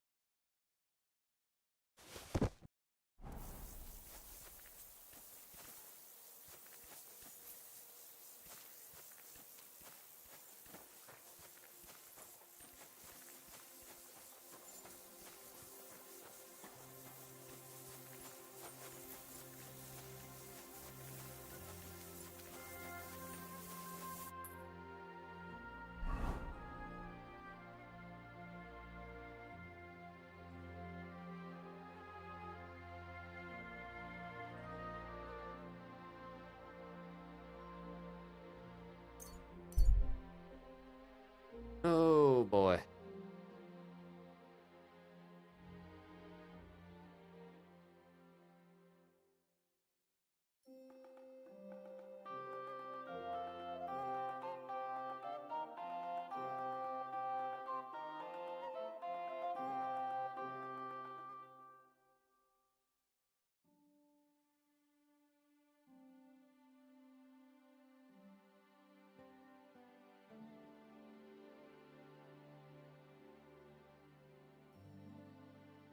Um...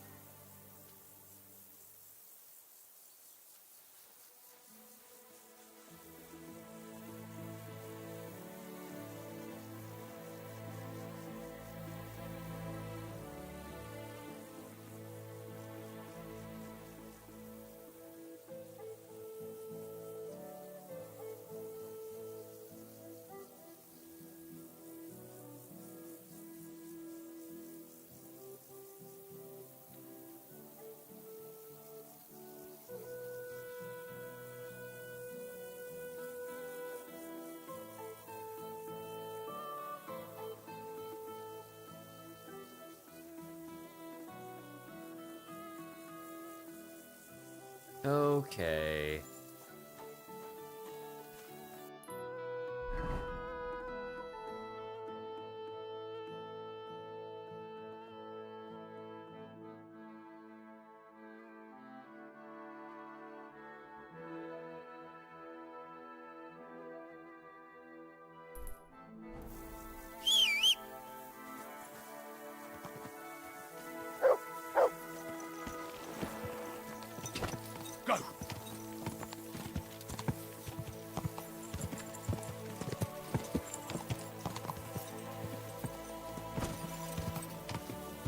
wrong fucking way.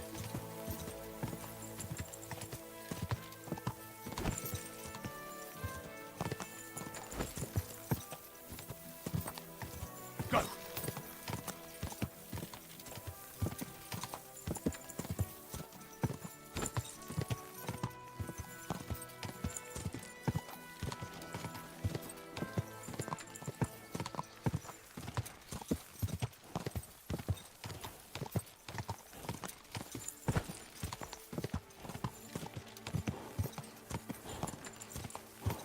Whoa!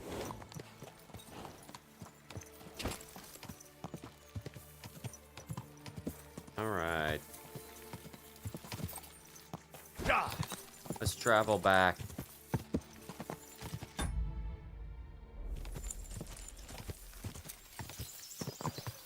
Whoa! Whoa!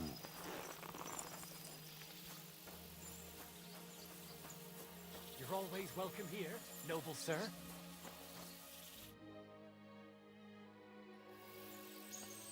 I want to go to the Trotsky region. You've picked quite a journey. But if you have the coin, then I'm at your service. Here you are. All right, wait a mo. I have to load up the cart and get the horses ready. All right, we're ready. We can go. Let's get going.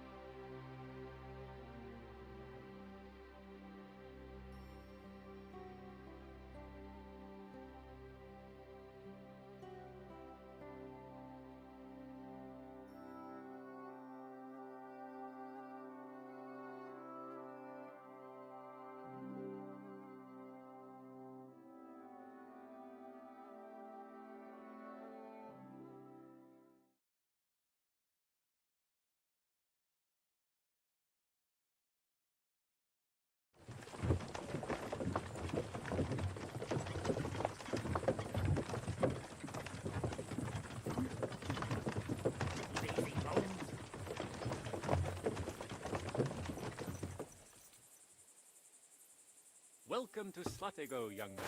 The most boring village in the entire kingdom. You'll have to carry on yourself from here.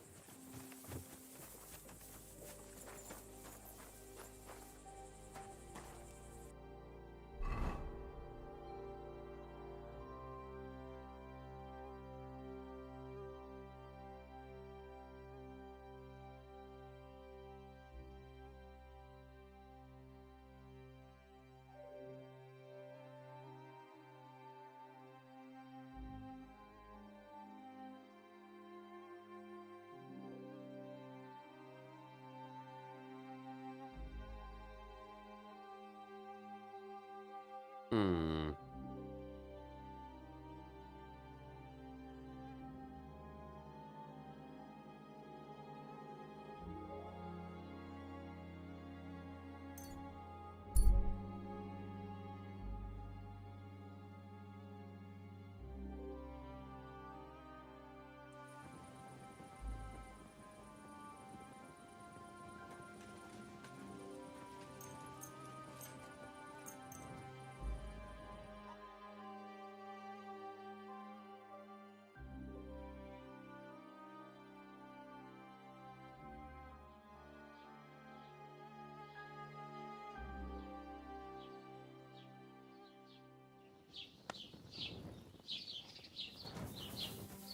Good to see you.